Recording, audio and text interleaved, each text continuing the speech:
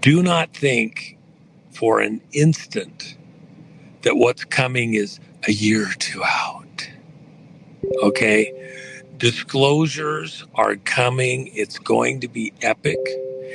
And it's going to, in other words, you want to talk about this? You got friends, they don't want to hear it?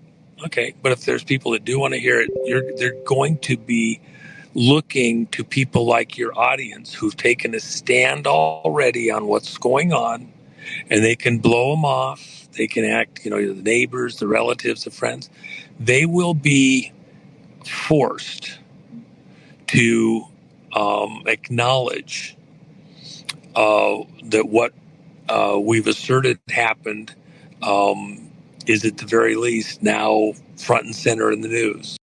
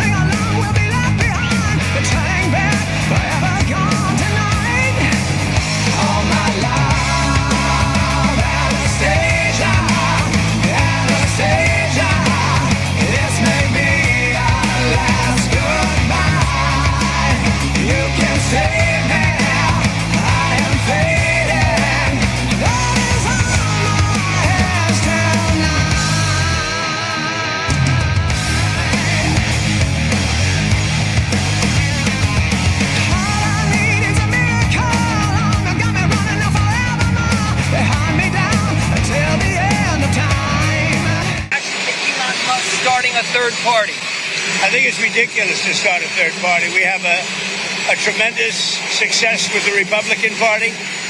The Democrats have lost their way, but it's always been a two-party system. And I think starting a third party just adds to confusion. It really seems to have been developed for two parties. Third parties have never worked. Are afraid of Iran. You say you're not afraid, but Americans are afraid of Iran. And they believe that Iran would like to strike the United States with a nuclear weapon. They see video of Iranians saying death to America, describing our country as the great Satan. What is your opinion of that? Should we be afraid of Iran? I believe that this is a very wrong impression that anybody might have of Iran or the Iranians. I would like to remind you that Iran has never invaded another country in the last 200 years. When they say death to the United States, it doesn't mean death to, they don't mean death to the people of the United States or even to the officials of the United States. They mean death to crimes, death to killing and carnage, death to supporting killing others, death to insecurity and instability. This is, have you ever heard that an Iranian killing an American? Have you ever heard that? Or a terrorist that was Iranian and he carried out a terrorist attack against the Americans? No, it was your president who confessed that the Americans created the ISIS in our region, and they were responsible for this wrong image that is portrayed of religion or the Muslims in the world. And once again, I would like to tell you and remind you that this is not death to the American people or to the officials, death to crimes and atrocities, to bullying, to the use of force, and anybody who would like to become an accomplice in the crimes perpetrated by others. 2 Iranian ayatollahs have issued fatwas. ISIS is honoring President Obama. He is the founder of ISIS. He's the founder of ISIS. Okay? He's the founder. He founded ISIS. And I would say the co-founder would be crooked Hillary Clinton. 2 major things happened over the weekend, and I have a new theory. Elon Musk announced an hour ago that he is starting a new political party that will go up against the GOP and the Democratic Party. Yesterday, a Bitcoin OG had a wallet that had been dormant for 14 years worth $4 billion.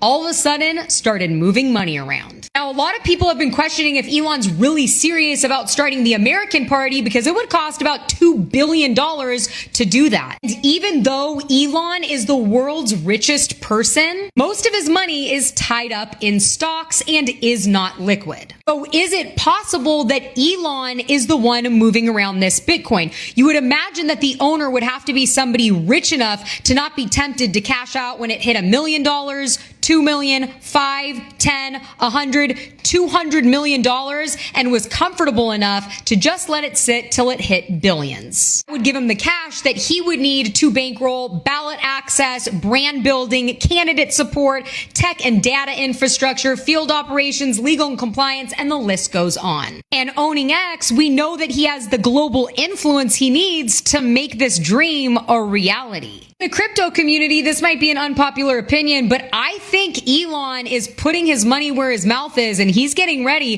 to seriously start a new political movement. He did say if the big beautiful bill passed, he was going to be doing it. As always, let me know what you think about all of this down below.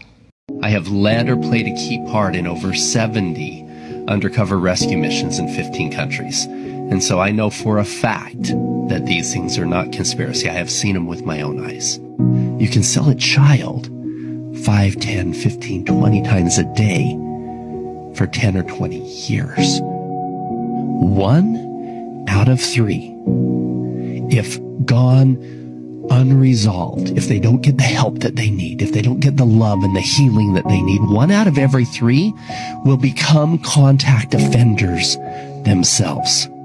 He hands me his phone, and there's a picture of an 11-year-old girl on his phone. He said, "This is Princess. She's still a virgin. We just took delivery of some. She's my gift for you for this party. How do you rent him out as a virgin more than once?" She said, "It only costs $200 to take him into a doctor and have him sew back their hymen." I thought, holy shit, this happens? This happens. He has 4 virgins scared to death. 1 little boy, 3 little girls. This little boy was 11 years old. They gave him cocaine because he was so scared it was going to hurt. It's treason. And I hope a lot of people are going to pay a big price because they're dishonest, crooked people. They're scum. And I say it a lot. They're scum. They're human scum. The evidence that has been made public has made clear that the Obama administration targeted his political opponents, targeted President Trump and his campaign.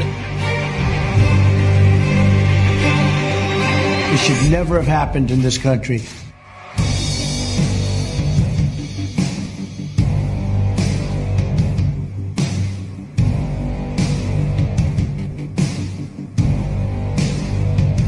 Did anyone take it upon themselves to pose any questions about Michael Flynn and unmasking the President Obama spokesperson? Oh, not a single journalist has posed that question. Okay. Now here's the good news. Here's the good news. The president was falsely accused of conspiracy. The FBI does a 10-month investigation. And James Comey, when we deposed him a year ago, told us at that point they had nothing. You do a 22-month investigation. At the end of that 22 months, you find no conspiracy. And what's the Democrats want to do? They want to keep investigating. They want to keep going. We know that on January 4th, 2017, the FBI concluded in the document that has just been released, General Michael Flynn was, quote, no longer a viable candidate to be part of this larger case. Their investigation did not yield any information on which to predicate further investigative efforts. You know what they call that? Spying. They took it to the FISA court, didn't tell the court that the Clintons paid for it, didn't tell the court that the guy who wrote the document, Christopher Steele, had already communicated to the Justice Department that he was, quote, desperate to stop Trump from getting elected. People don't realize the kind of control they had over us, okay? You don't get to go in the grocery store unless you have a vaccination, proof.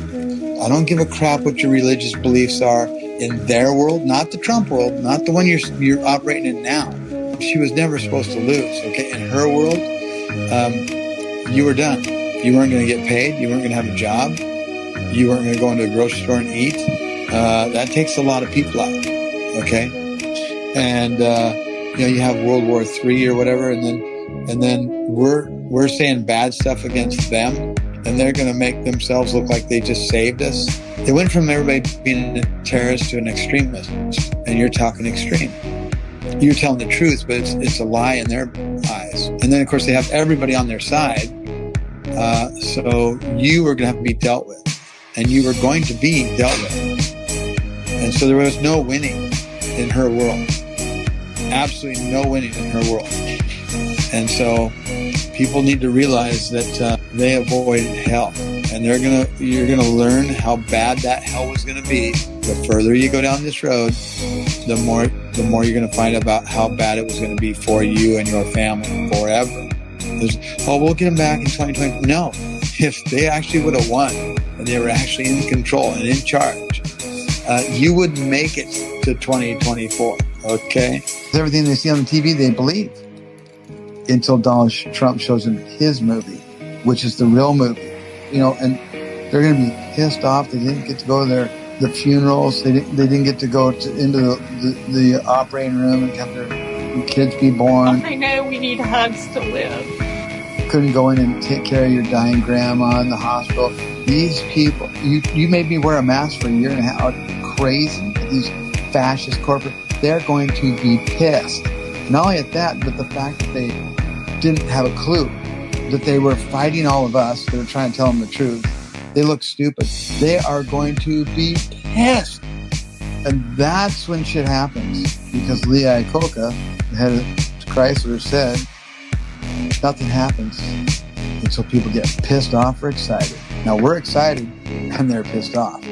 But we're crazy and they're perfect. Crazy 73, perfect 73. We're perfect. They're crazy. We're going to be pissed off that it's not happening yet. Okay? They're going to piss us off because we deserve to be pissed off. We deserve to, be ran into the ground. We let them steal our country. We let them steal everything from us. And so I know everybody's, upset that it took them so long to wake up. But we're here now. We're doing the job. We're getting it done. And there's not a chance in hell they beat us. It's already over. It just has to play out. It's going to play out on a certain date, and that date's already been picked. The plan was written out from start to finish. Everything has already been calculated to the nth degree. They know the date. We don't. Well, Lee Iacocca said, nothing happens until people get pissed off or excited. Now, we're excited. And the comatose vertical meat suits, well, they're going to be pissed off. Because 23 is going to bring the pain, and pain is 40. And 2020 is 40. 2020 vision, 302. Who wants 4 more years, 302? Trump 2020, 302. Destruction of government, 302. Drain the swamp, Jesus Christ, 302. Man, when they wake up and find out they wore submission muzzles for a year and a half for no reason, and they couldn't go see their family in the hospital, they couldn't see their kids to get born, they couldn't have funerals, weddings, they couldn't do jack crap, and they find out these people lied to them, these people they trusted, these false idols, stand the hell back, because these guys are going to be your best workers. They're going to go out there and fry these freaks. My fury has ended. Hear me, for I have found a man after my own heart. I have found a man after my own heart, and he is amongst you. The highest court in the land, the Supreme Court. 2 shall step down for the embarrassment of what shall take place. For I wish to place in the highest court in the land righteousness. And they shall attempt to put others in to endeavor, to reach their endeavors. But God says, hear me tonight. Hear me today. I have this whole thing planned out according to my will. For it is now time for me to restore the fortunes of Zion. I couldn't quite see his face because that was not allowed. Because there was a mist that covered all the people and he was amongst them. And the Spirit of God made me look at him, and he said, this man will throttle the enemies of Israel. This man will throttle the enemies of the West. And there are highly embarrassing moments that are about to occur for many, many politicians in this nation. There will be a shaking amongst the Democrats in the upcoming elections, but unsettling for the Republicans. Why is God doing this? For God said, I am dissatisfied with what emerges from both parties. And then there is a nation, he showed me, and took me, itching for a new kind of war with America. They will shout, impeach, impeach, they say. But nay.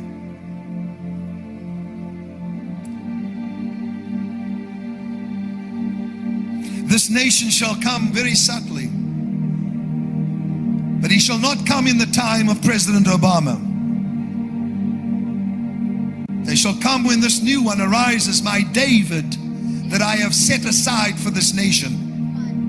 A man of prayer, a man of choice words, not a man who is verbose, who has verbosity, who speaks too much. They will even say, this man is not speaking enough. But God says, I have set him aside. They will shout, impeach, impeach. But this shall not happen. And then God says, highly embarrassing moments when another Snowden arises. And people will become very afraid. They'll say, we have no protection. And then God says, am I impressed with your weapons of war? Am I impressed with the strength of your men's legs? Ha! I have said I will bring this nation to its knees. The man that I have raised up, pray. For the enemy will do everything in his power to put a witch in the White House. Did anybody hear what he just said? For Jezebel has chased away the prophets and even Elijah. Come on. Now I have said, go back. For this shall be dismantled, so that there will be no more corruption in the White House, says the Spirit. This that shall take place shall be the most unusual thing. A transfiguration. A going into the marketplace, if you wish, into the news media, where Time magazine will have no choice but to say what I want them to say. Newsweek, what I want to say. The View, what I want to say. Trump shall become a trumpet, says the Lord. Trump shall become a trumpet. I will raise up the Trump to become a trumpet, and Bill Gates to open up the gate of a financial realm for the church, says the Lord. I will not forget 9/11. I will not forget what took place that day, and I will not forget the gatekeeper that watched over New York, who will once again stand and watch over this nation, says the Spirit of God. It shall come to pass that the man that I place in the highest office shall go in whispering my name. But God said when he enters into the office, he will be shouting out by the power of the Spirit, for I shall fill him with my Spirit when he goes into office, and there will be a praying man in the highest seat in your land. There will be a praying president, not a religious one, but I will fool the people, says the Lord. I will fool the people. Yes, I will. God says, the one that is chosen shall go in, and they shall say, he has hot blood. For the Spirit of God says, yes, he may have hot blood, but he will bring the walls of protection on this country in a greater way, and the economy of this country shall change rapidly, says the Lord of hosts. Listen to the word of the Lord. God says, I will put at your helm for 2 terms a president that will pray, but he will not be a praying president when he starts. I will put him in office, and then I will baptize him with the Holy Spirit and my power, says the Lord of hosts. Come on! Why is everyone in Trump land celebrating, including Melania Trump, who did the Trump dance for the 4th of July? It's because the big, beautiful bill was passed and signed into law by Donald Trump. Now, why is this so big and so important? Because the bill funds all the Trump agenda, including giving money to ICE to do the deportations, but also money to fix and finish the border wall that's been neglected. But the thing is with this, it also, who knew, lowers taxes for the working and middle class. So what you're seeing in full steam ahead is all these things that Trump put into play for the last 6 months, not even 6 months. All of it is now set in play. So what you're going to see is America coming back to greatness. All right, you got to stick around for this one because I'm talking about news with Donald Trump on Mount Rushmore, his image on there. But it's going to get spooky dooky for you because I am talking about the George magazine calendar, and I'm not selling it because it's already sold out. All right. But it's interesting because you remember in January we had this picture, and very interesting, the calendar was already out, but on December 31st, last day of the year before this one, lightning hit the Washington Monument. Here's another one. Remember this picture. This is really interesting and spooky. See that image? What the heck is that? Well, anyway, from ABC News, check it out later on. Looks like the same picture. How is this politic done, Gene Ho? From ABC News. Now, one more, and you're going to love it, because Donald Trump. There is a congressman already today wanting to get Donald Trump legislation to get his image, his carving, his face on Mount Rushmore. Now, it's interesting because when did that happen? Talk to Bergen here. This is July, Mount Rushmore. Check out the Newsweek article. The Newsweek article talks all about that, and the Secretary of Interior already said, we take it very seriously, but no comment. So, what do you think? Donald Trump, his face on Mount Rushmore. I think it could happen. Of the war. And I do believe there's some stuff that's getting ready to happen. You know, with current events. Well, let me just help you here. Let's move forward with some important stuff. I was asked not to give too many specifics on some of this, but I've spoken to your audience before about the fact that we have the people here on U.S. soil in protective custody who actually engineered the theft of 2020, the election. And I've mentioned, for example, that the Cuban component in this as the minders of these technicians who stole the election, the people out of Venezuela. So I put that out in the public already many, many times over not just the last few months, but the last several years, by the way.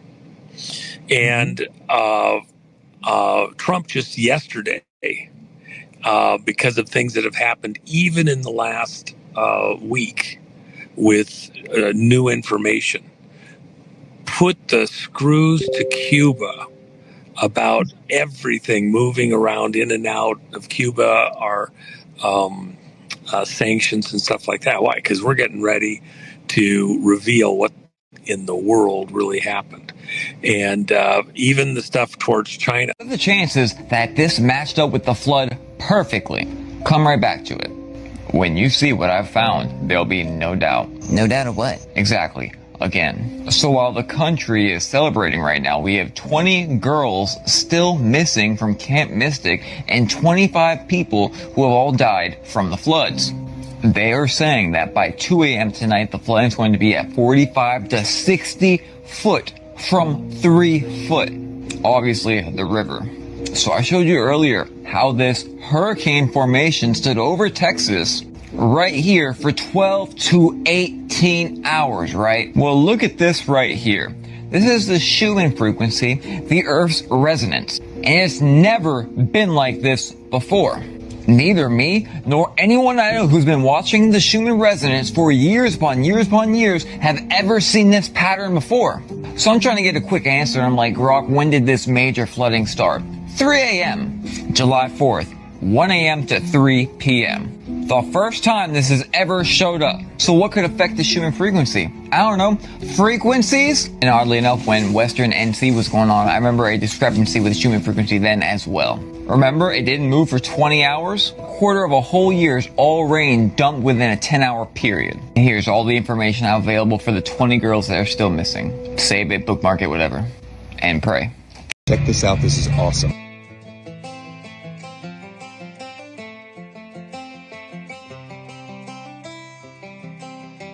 Hey, I'm Matt Stetter. I'm down here at the VFW in Rochelle, Illinois. I was commissioned to do a patriotic mural. I added in some service members with no features so that the ones that didn't come home, the family members could come down here and take a picture and feel closer to their loved ones.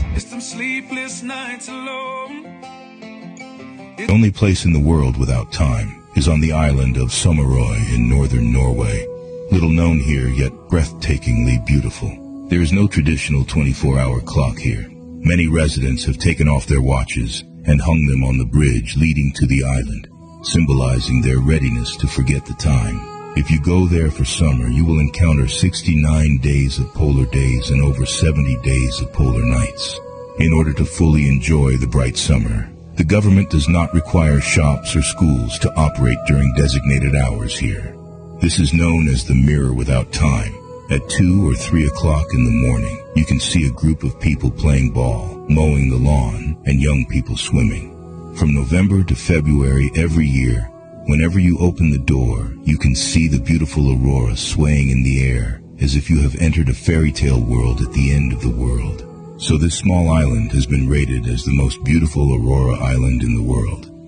No one is urging you to do what at what time. After all, there is no clock in the morning and you don't have to follow a tight schedule. Here, you are so free that eating and sleeping depend entirely on your feelings. It's hard not to be tempted in such a place. Would you like to live here? If you're not following, you might miss out on seeing us again. But if you are, congrats. You're on a journey.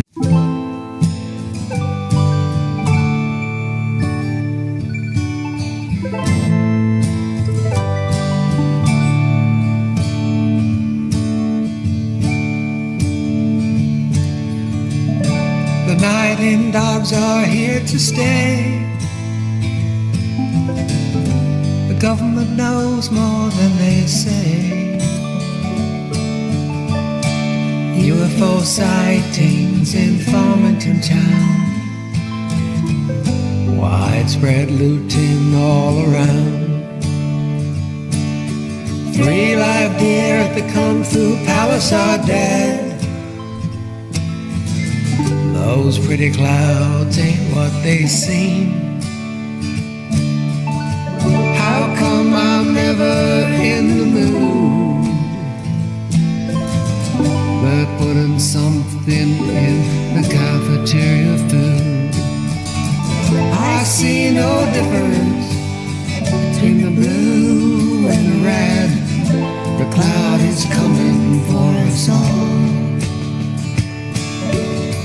Korean airliner in the Japanese sea. Can't you see those blinking lights? West of Sakhalin, a Su-15 had them in his sights. German shepherds from New Mexico coming down by parachute. See the men in the lilac suits coming here to burn and loot. There's no difference between the blue and the red. The cloud is coming for us all. There's no difference between the blue and the red. The cloud is coming.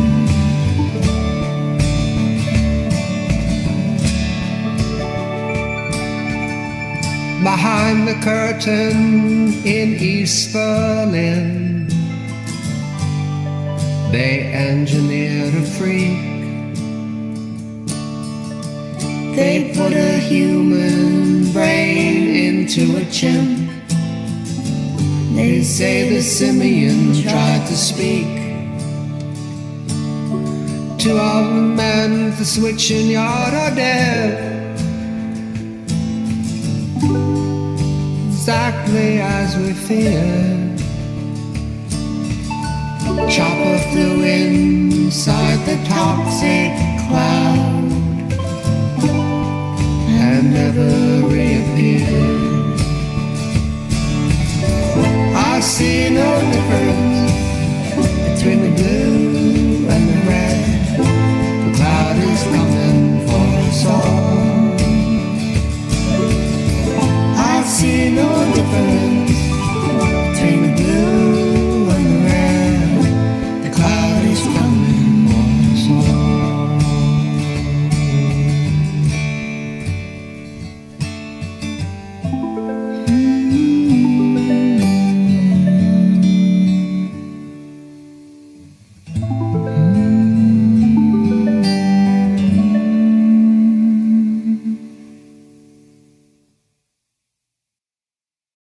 It's not a big secret that you had your differences with Elon Musk when he was working in the administration. He announced this weekend that he is starting a new political party.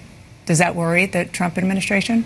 Look, the principles of Doge were very popular. I think if you looked at the polling, Elon was not. So I believe that the boards of directors at his various companies wanted him to come back and run those companies, which he is better at than anyone. So I imagine that those board of directors did not like this announcement yesterday and will be encouraging him to focus on his business activities, not his political activities. So RFK's come out, made some statements about the chemtrails. It's kind of a good news, bad news kind of deal, and then it actually gets kind of worse. But let's just fucking get into it. RFK says that the chemtrails do not fall under his authority at HHS. He says the chemtrails are being run out of DARPA, which would fall under the DOD, which would be under Pete Hegseth's authority as the Secretary of Defense. Now, does the Secretary of Defense even have a say over what DARPA does? Because DARPA does some dirty shit. just like chemtrails. RFK also says he knows how they're doing it. He says they're mixing it directly into the jet fuel. Aluminum, barium, borium, therium, all kinds of fucking, basically all the worst shit. Yeah, they just mix it right into the jet fuel, and somebody's going to say, oh, you can't mix it in the jet fuel to ruin a jet engine. Jet engine does not work like an internal combustion engine. There's not a fucking piston to build up aluminum on. And the aluminum's nanoparticles. In the jet engine, the fire is actually behind all the moving parts, behind the turbines, yeah. So that's how that works. So that's how they're doing it. It's not going into all the planes, just going into wherever they move this fuel about to. So, and here's where it gets worse. All the state laws that are being passed against geoengineering and spraying chemtrails, they don't fucking matter. Because the state's authority to do anything only goes up to 2,000 feet. Above 2,000 feet, that's federal airspace. Those are federal problems. So the states can pass whatever fucking laws they want about spraying shit, and as long as the motherfuckers are doing it above 2,000 feet, there's the fine print that'll fuck you in the ass. So, what do we got in all that? Well, at least we know who's doing it, and at least we know how they're doing it. Now we just need Trump and Pete to make them stop fucking doing it. Theories. Watermark ballots in over 12 states have been part of a huge Trump and military white hat sting operation. And Biden crime family and ballot fraud co-conspirators, elected officials, bureaucrats, social media censorship mongers, fake streaming media reporters, etc., are being arrested and detained for ballot fraud right now and over coming days, and will be living in barges off Gitmo to face military tribunals for sedition. Holly, potentially hundreds of military employees and contractors who may have bought child pornography online but haven't been prosecuted or even in some cases investigated. That's right, you heard me, child pornography. As many as 1,700 names, according to a U.S. Senator, on a list of 5,200 from an internet sting operation overlooked the first time around 4 years ago. Pentagon porn story began in 2006. An Immigration and Customs Enforcement child pornography sting operation called Project Flicker produced payment records of about 5,200 people, many of whom provided Army or fleet zip codes or military email addresses. Subsequently, the Pentagon's investigative branch, DCIS, began going through the ICE list to identify who actually was a DoD employee or a contractor. The investigation, however, only ran for 8 months and only cross-checked some 3,500 names for Pentagon ties, according to a senator. Out of that 3,500, investigators uncovered 264 employees or contractors. What we see in Texas, there's no question these events are absolutely inseparable, David, from climate engineering operations. Inseparable. So the left would like to spin it as this is climate change. Not the case. This is geoengineering by who? The government? Again, this is where the narrative needs to be considered as being complex, and that at geoengineering.org, we are definitely not saying that we haven't damaged the planet in many ways. We have. We've been very horrible stewards of the planet. But when we see these extraordinarily extreme events, this is most completely connected to climate engineering, and that's where the academic left is absolutely incapable of facing reality. Think about this, David. We have the Chinese scientists stating for the Olympics, you probably remember this, don't worry about rain, we'll make sure it doesn't. We have all the way in 1960, sorry about that noise, it's a huge helicopter about to fly over. All the way back in the 60s, Project Popeye, U.S. military, so successful at controlling precipitation that by the 70s, they passed international treaties forbidding weather manipulation in wartime. But what didn't they forbid? They did not forbid governments from using these operations over their own populations in their own countries. And not that anybody pays attention to the treaties anyway. So if they were that successful at controlling precipitation in the 60s, we don't think that at minimum they could ensure that events like what happened in Texas wouldn't happen. And if they're so successful at cutting off rain, then that's exactly what they're doing to us in California. They're cutting off all our rain, making sure these forests will burn as hot as possible. I'll answer that question why in a moment. There is zero question that climate engineering, aka weather warfare, is absolutely inseparable from what's happening in Texas, what happened in the Palisades with the fires burning, what happened in Lahaina, or other floods, the Hurricane Helene in Carolina. What's it take to wake the American public up to the fact that we're under an all-out assault by the powers that be, and people are pretending it isn't happening? Mr. Ambassador, hi. Anything ahead of the visit? Looking forward to it. Ought to be a great trip. Do you expect an announcement during the visit? What's that? Do you expect announcements during the visit? I don't want to make a prediction. Кстати говоря, что касается американцев, у нас же всегда были на протяжении очень длительного времени были очень добрые и своеобразные отношения с Соединенными Штатами. Мы же поддерживали их стремление к независимости от Великобритании. Мы реально поставляли оружие, даже поставляли, деньгами помогали и так далее. Потом Север поддерживали в ходе войны Север-Юг и так далее. Так что и вот в этом смысле все-таки мы находили нечто такое, что нас объединяло. Especially now as the Trump administration ramps up its monitoring of Iran-backed sleeper cells.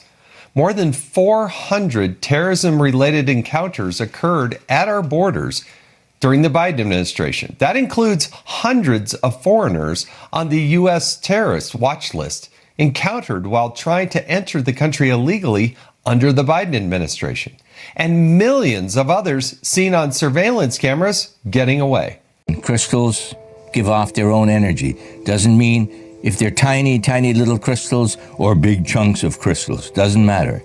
The frequency comes off those crystals, whatever size they are. You can take a river rock stone. It will give off good energy because it's made of crystals. Here's a chunk that was found. Look at all the crystals inside it. It's mostly crystal. It's covered by some rock or stuff. When I am out, I'm always looking on the ground. I'm always looking at rocks. And crystal is everywhere. It's one of the common elements on terra firma, on Earth. It's a Latin word for the Earth, terra firma. The firm Earth that we stand on, as opposed to floating in the air. Good morning, Lord. Today is Sunday, Father, July 6th, and before any words are spoken, my heart bows in your presence. Thank you for another day, for another chance to live with purpose, for this heartbeat of life that keeps pushing me forward, even on the hardest days. This Sunday, I don't come to you just with requests. I come with gratitude, because even when I thought I couldn't go on, you sustained me. Even when tears fell in silence, your hand was holding me. Father, today I ask, renew my strength. Take away the burdens that don't belong to you. Break the invisible chains tying me to the past. Heal the wounds no one sees, but that still ache every time I remember. Speak to me today, Holy Spirit. Visit my thoughts, my emotions, my decisions. Align my heart with your purpose. Show me the path of peace. Even if it leads through valleys, may I walk with the certainty that you are with me. Today, I choose to begin again. I choose to forgive, to trust, to try one more time, because I know that your grace is enough and your love lifts me up. Cover me with your care this Sunday. Bless my home, my family, and every detail of my day. And may everything I live today, Father, bring glory to your name. In Jesus' name, amen.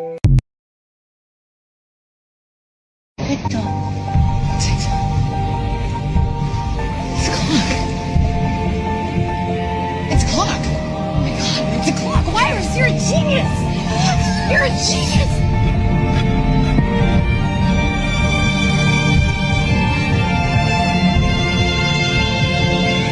This entire arena seems to be laid out like a clock.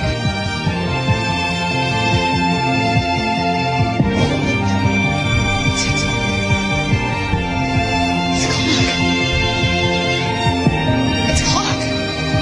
It's a clock! Virus, you're a genius! You're a genius!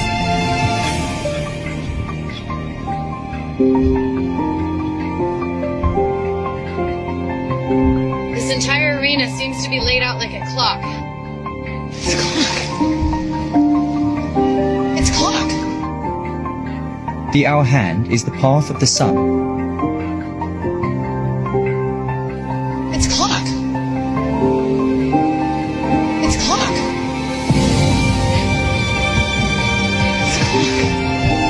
Path of the sun in 24 hours of June solstice.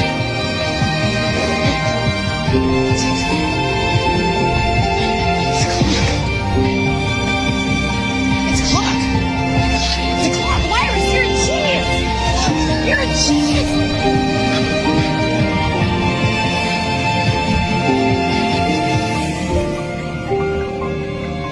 This entire arena seems to be laid out like a clock. The path of the sun spirals in and out towards the center of the circle as the seasons change. On a 24-hour clock, the hour hand goes around once per day, just like we observe in real life. Depending on the position of the map, the sun is always aligned with the hour hand on a 24-hour clock.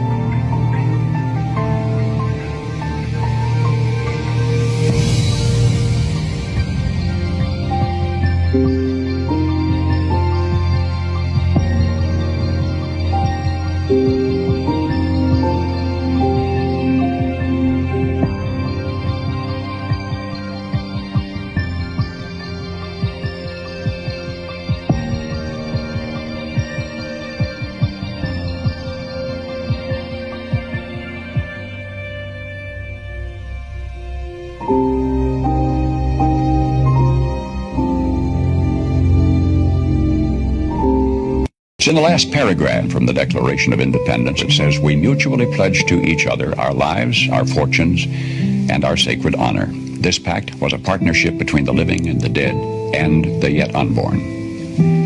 There was no bigotry, there was no demagoguery in this group. All had shared hardships.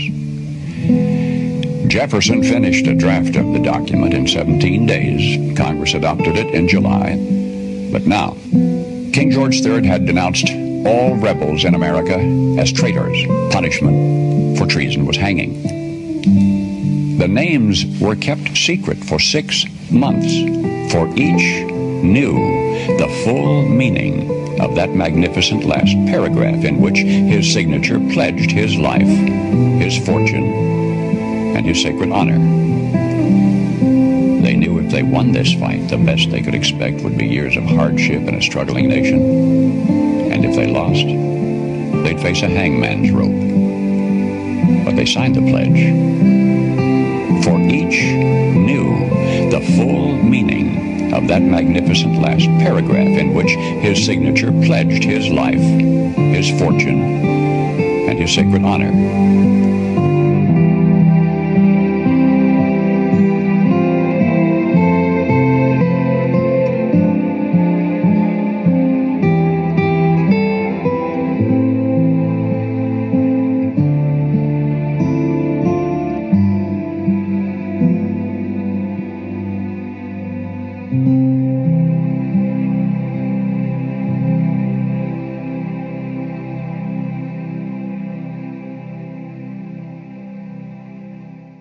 The DOJ and FBI have now concluded there was no Jeffrey Epstein client list. What do you tell MAGA supporters who say they want anyone involved in Jeffrey Epstein's alleged crimes to be held accountable? This administration wants anyone who has ever committed a crime to be held accountable, and I would argue this administration has done more to lock up bad guys than certainly the previous administration. And the Trump administration is committed to truth and to transparency. That's why the Attorney General and the FBI Director pledged at the President's direction to do an exhaustive review of all of the files related to Jeffrey Epstein's crimes and his death. And they put out a memo in conclusion of that review. There was material they did not release because, frankly, it was incredibly graphic and it contained child pornography, which is not something that's appropriate for public consumption. But they committed to an exhaustive investigation. That's what they did, and they provided the results of that. That's transparency. Follow up on that, Sure. Caroline. Okay, so the FBI looks at the circumstances surrounding the death of Jeffrey Epstein. According to the report, this systematic review revealed no incriminating client list. So what happened to the Epstein client list that the Attorney General said she had on her desk? Well, I think if you go back and look at what the Attorney General said in that interview, which was on your network on Fox News. Got the quote. Go ahead. John Roberts said, DOJ may be releasing the list of Jeffrey Epstein's clients. Will that really happen? And she said, it's sitting on my desk right now to review. Yes, she was saying the entirety of all of the paperwork, all of the paper in relation to Jeffrey Epstein's crimes. That's what the Attorney General was referring to, and I'll let her speak for that. But again, when it comes to the FBI and the Department of Justice, they are more than committed to ensuring that bad people are put behind bars. They have an operation going on right now called Summer Heat, which has our murder rate trending in the lowest direction in United States history. Their emphasis on violent crime and locking up violent criminals has led led to the arrest of 14,000 violent criminals. That's a 62% increase from the same time period last year. So this Attorney General and the FBI Director are committed to putting bad people behind bars where they belong. That they promised an exhaustive review. That's what they did.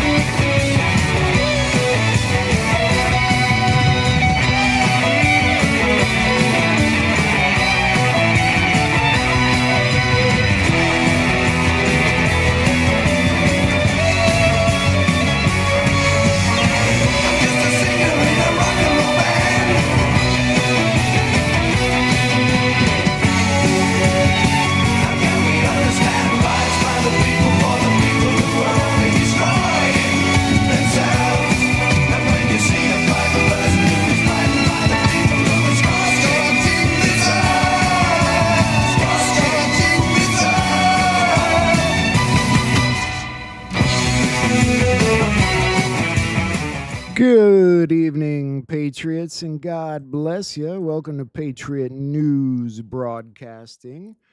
I've got a really good show tonight. I think I'm going to blow your mind. And I know all you guys are kind of down today with all the negative news coming out. And I was in a couple chats earlier seeing how down people are. So I think this show's really going to lift you up.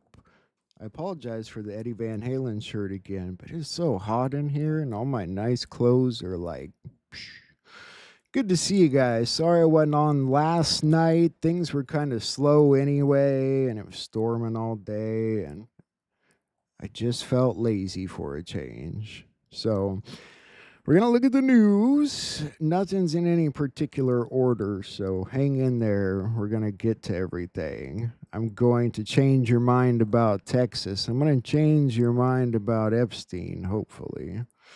First, though, we're going to look at the vehicles that crashed into a strip mall in Harriman, Utah, triggering a massive explosion. Take a look at that story. Live from Utah's first TV station, ABC4 News at 5 starts now. Oh! Whoa! Oh! An eruption rocks Harriman and Riverton as a ball of fire lights up the sky. Thanks for joining us on ABC4 News at 5 o'clock. I'm Jordan Tracy. That is our top story tonight. This is what is left after 3 cars crashed and went into this area here, turning into an explosion on the Riverton-Harriman border last night. This was on 134th South and 52nd West. In a miracle, only 3 people were injured and taken to the hospital in various conditions. Witnesses watched in awe as it raged on all night long to the early morning hours this morning.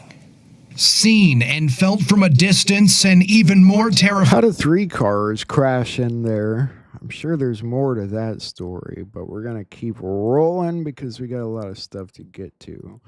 I'm keeping an eye on this vote over here, see what you guys think.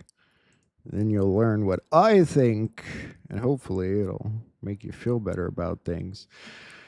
Elon Musk and his America Party. You know, first of all, Elon Musk can't run for president, so don't worry about that. Second of all, he's just doing defense. He's going to go, you know, after specific targets. Third of all, it's all just a ruse to begin with, and they've told you guys that, and you know that. Don't forget what you know. But we'll play into it. I'm saddened to watch Elon Musk go completely off the rails, essentially becoming a train wreck over the past 5 weeks.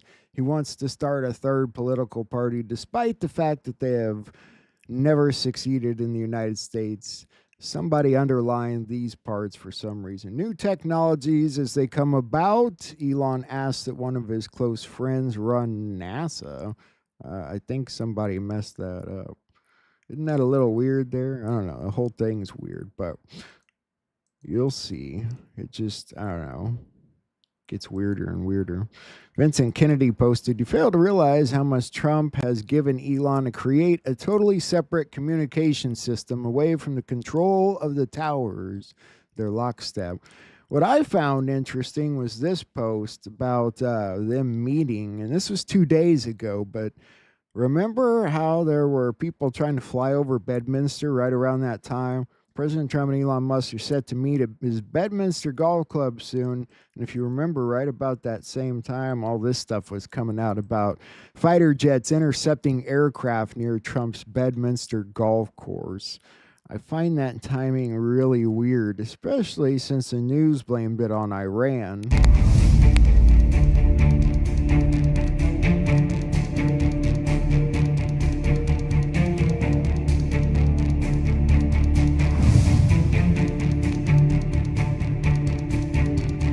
You're going to find out, though, looking at pieces of Tucker Carlson's interview with the Iranian president, that the situation in Iran's not exactly what it's made out to be, which is something we should all already know realize too. Another thing I found interesting that made you guys kind of sad the night before was Juan saying something like, there's still a lot to be done or yada yada. And I was talking about next year. But if you caught in the intro at the beginning, he said, if you think it's going to take a year or two to expose things, you're wrong. And it won't. This was an interesting video somebody pointed out from before, that maybe what this could be about is sort of like a loyalty test. Testing who will turn on Trump, maybe in favor of Elon. And I'll play what he said in that video. So I think that happened yesterday or something. It was pretty funny to watch. But she'll just say whatever words are on the teleprompter. So, it's really whoever controls the teleprompter is the actual sort of, that's who's actually in charge. And who is that, do you think? Well, I've tried to pin it down. It's not like any one kind of mastermind. It's not like, it seems to be, it's like Kamala's sort of a marionette with, 1,000 puppet masters type of thing. Like not, it's or maybe it's somewhere north of 100 is what it seems like. Yes. I bet 80 of them. Yeah, it's too long. But my point, well, we'll come back to Elon. I got more on Elon here. Let's talk about this interview with the Iranian president, because this is extremely important. I don't know if people paid much attention to this. And of course, you can find the entire interview, the Tucker Carlson network, and most likely online. A few things he asked. Number one, the president of Iran denied backing any assassination attempts whatsoever against Donald Trump. This is very important because they've sort of pointed it all that way. He says that this is what Prime Minister Netanyahu is insinuating. I don't think people realize how much this is about Israel and how this is all coming around to one thing. Whether you're talking about Epstein or the assassination attempts, it's all going to come back to Israel in the end. He asked them if there's sleeper cells in the United States that are going to commit acts of terrorism. And again, he says that that's the first he's hearing of it, and that Benjamin Netanyahu wants the American people to believe that. And I'm going to play a couple pieces of this interview to look at. Has Iran ever backed an assassination attempt against Donald Trump? This is actually what Netanyahu is trying to insinuate and to make your people or the president of your country to believe. But this is wrong because Netanyahu, as I said, has its own agenda. It wants to drag the U.S. into forever wars, as I said, and to bring more insecurity, instability, and unrest to the whole region. I just want to point some out before I play the next piece. 2 weeks ago, I did a live stream called X Marks the Spot. And I did that because people were pointing out this thing and X marking the spot. And I said it could mean something to do with the X-File drops that are coming, the Twitter drops that will release this Epstein stuff eventually. Or it could relate to the eclipse and X marking the spot, and that something could happen in either southern Illinois or in Texas where the spot was marked. And sure enough, 2 weeks later, it's Texas. And we're going to get to what that means, because I'm telling you, there's more to that flood than you have any clue about. There are some large number of Iranian nationals living in the United States. Some have said they are, quote, sleeper cells. They are terrorists who are acting at the command of your government. Would you right now make a statement to Iranian citizens living in the United States not to commit acts of violence in the United States? You see, these things you're telling me, this is the first time I'm hearing them from you or from anybody. The Iranians are known for their knowledge, for their science, for their courtesy, for being civilized. Have you seen otherwise from them? Any other kind of behavior from them, or any violent behavior? Has anybody ever seen anything from them? Yeah, as I said, this is what Israel is trying to. Sadly, Iran's always been run by the deep state for a very long time, and I don't think people quite understand that entirely either. And yes, he asked them if they were willing to give up their nuclear program in exchange for peace, and he says Iranian President Benjamin Netanyahu has been creating a false reality since 1984 for every U.S. president that Iran somehow seeks to create a nuclear bomb. But in reality, they've never sought to create a nuclear weapon. Last clip. American President Donald Trump has said that the United States bombed your enrichment facilities because the government of Iran refused to give up its nuclear program. And that there can be no peace until Iran does give up that nuclear program. Would you be willing to give up the nuclear program in exchange for peace? I would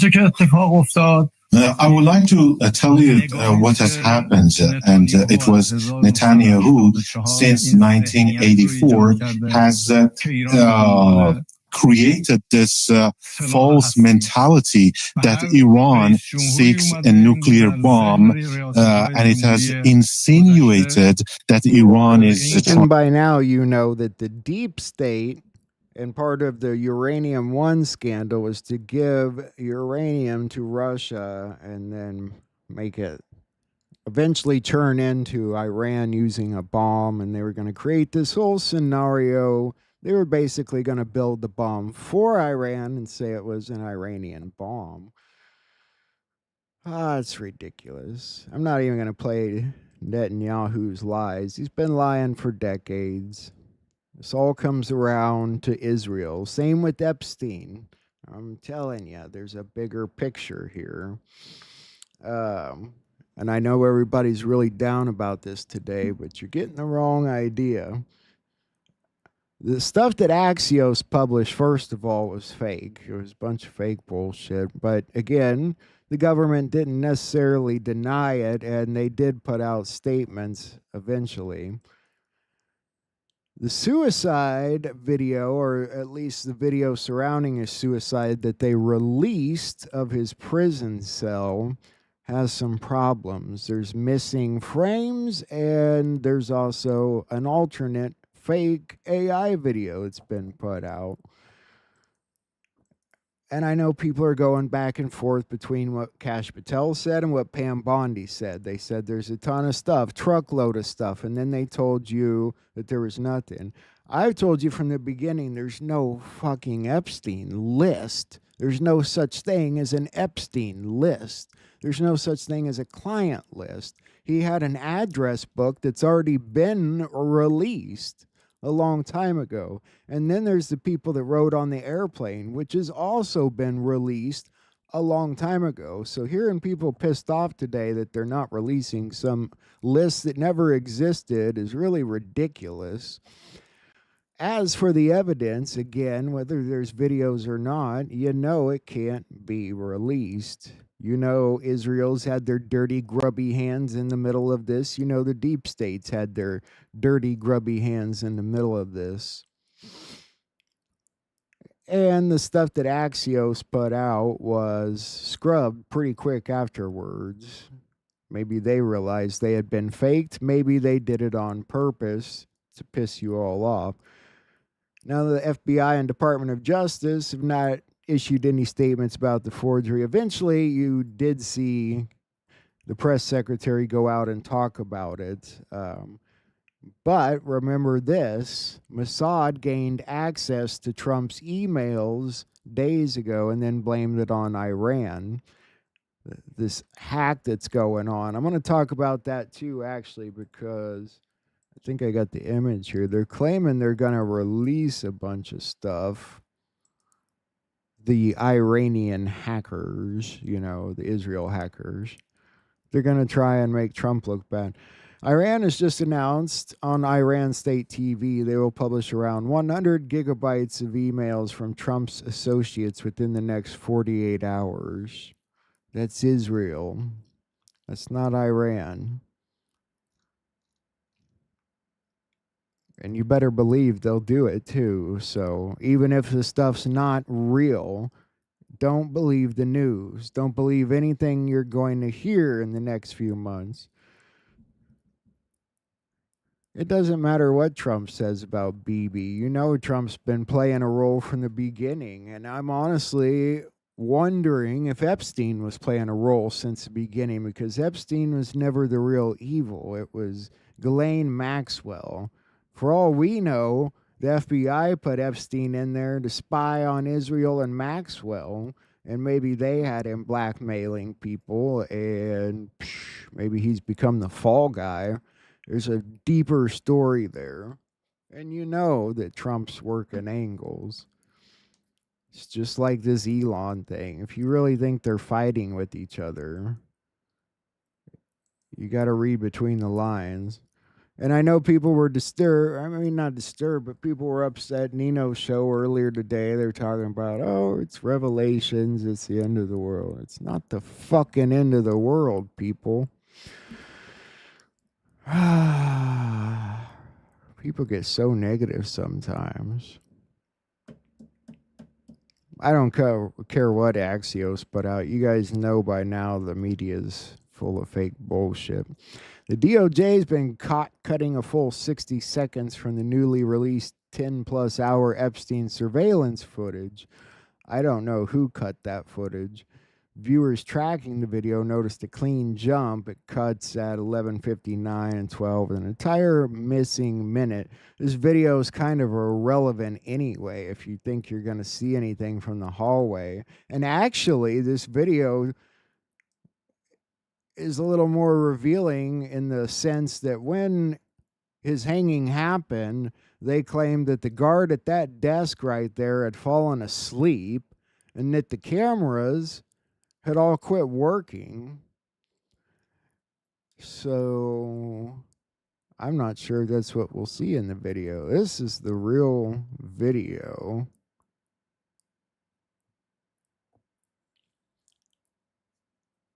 I'm going to pull up the AI one too.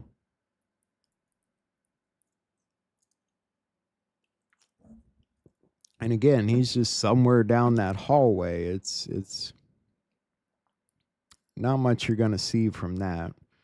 Let me see if I have this AI one people are putting out.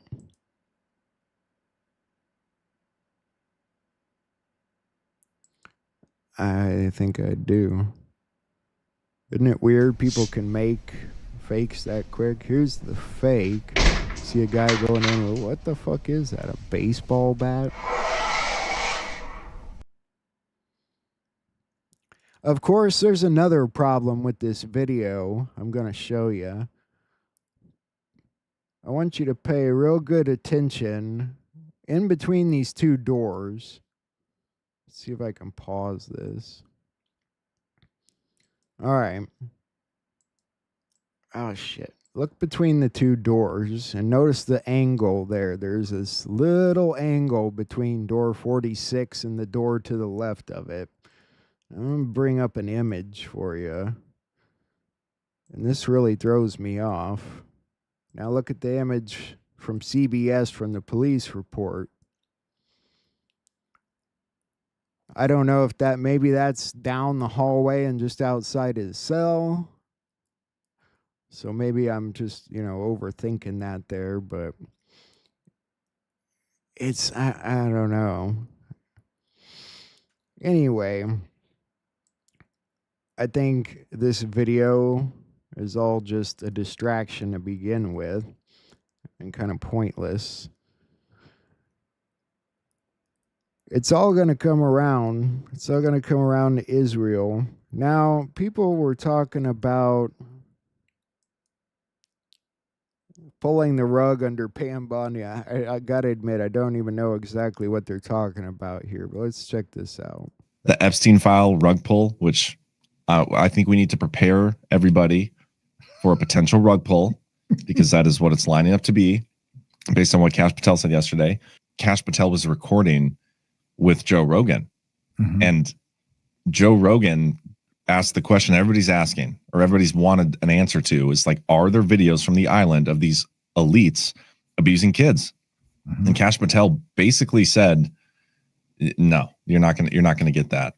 It's hard not to listen to what Kash Patel says in this clip and be like, okay, yeah, that we're probably getting another rug here. The fact that the Epstein stuff started getting hyped by Tucker Carlson and other major elements of the normie sphere a year or two ago makes me think that we are going to get rugged in a minute. I also want to point out that Tucker Carlson's working with Trump too. If you think those two are really fighting, you're missing the whole deal. They've all got a task to do, and I'll point that out here in a minute because I'm not the only one pointing that out. DOJ may be releasing the list of Jeffrey Epstein's clients. Will that really happen? It's sitting on my desk right now to review. That's been a direct... People are pointing that out. Again, I find it all pointless. You knew nothing was coming this way, and that's where that Elon-Trump fight argument ties in. It will lead to the Twitter file dump that Ivan Raiklin talked about. Speaking of Ivan Raiklin, there's a new video from him we're going to look at today after this. So let's get through some of this other crap. Elon put this out today. What's the time? Oh, look, it's no one has been arrested o'clock again. Vincent Kennedy says it right. Good news takes its time. Bad news moves quick. Fake news spreads like wildfire. Absolutely fucking right. He also said this: we're entering a new financial era. All the signs are there. The pieces are in place and the laws are passed. A system is emerging that can transact in any currency from anywhere in the world using nothing but a phone. No towers, no borders, no middleman. This isn't just a shift in tech, it's a shift in power. A new way of doing things, a fairer, more open, and accessible system for everyone. Other people seem to think a lot of arrests are coming soon, and they are, and I'm going to put out this guy's video of why. The man is gearing up for something big, and here's what I'll just say. This weekend, he posted this, and I'll tell you what, as a president of the United States, if you're posting this, it holds a lot more water than a campaign for presidency posting this. Let's roll it. Remember John F. Kennedy Jr.? He was declared the front runner for the New York Senate seat back in 1999. Days later, his plane crashed into the Atlantic Ocean, and his rival, Hillary Clinton, was elected senator. I see where he's going with that. We watched that like a week or so ago. There are arrests coming. You're gonna see the Russiagate stuff coming up pretty quick, followed right by the election stuff. I want to cover a couple news stories real quick. We talked about how New York over 4th of July weekend had no murders, no shootings, and we were proud about that. Chicago, on the other hand, had 50. 6 died. The gun violence was insane, and we have the toughest gun laws in the country here in Illinois. Unfortunately, more violence in the city. So far, at least 40 people have been shot and 6 killed across Chicago this 4th of July weekend.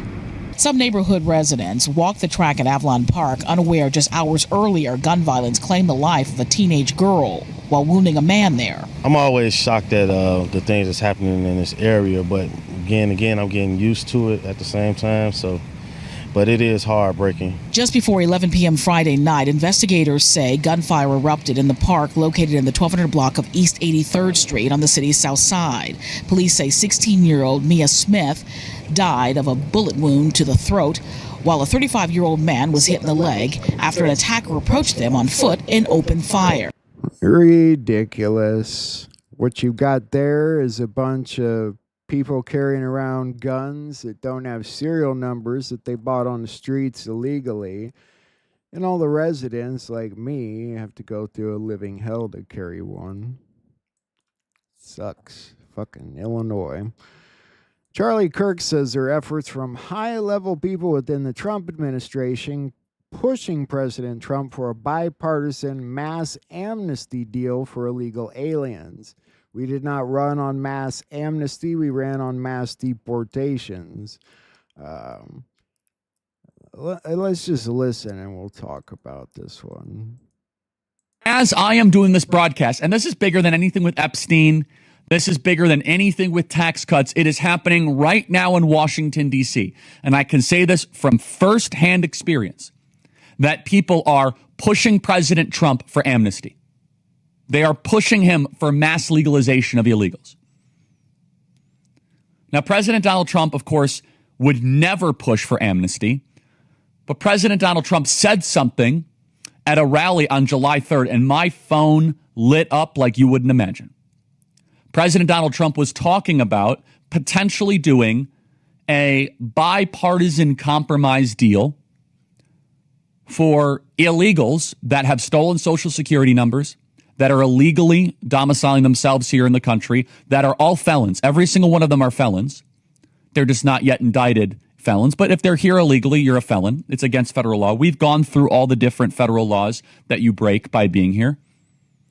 And this is President Donald Trump speaking at the Iowa rally saying that we might need to do some form, he didn't use the word amnesty, but some form of soft amnesty. And I could tell you now through other reporting that I've been able to do and phone calls, there is a major push right now to do a bipartisan amnesty deal, a major push. Of course there is. That's what Trump's advisors do. They push, push, push. And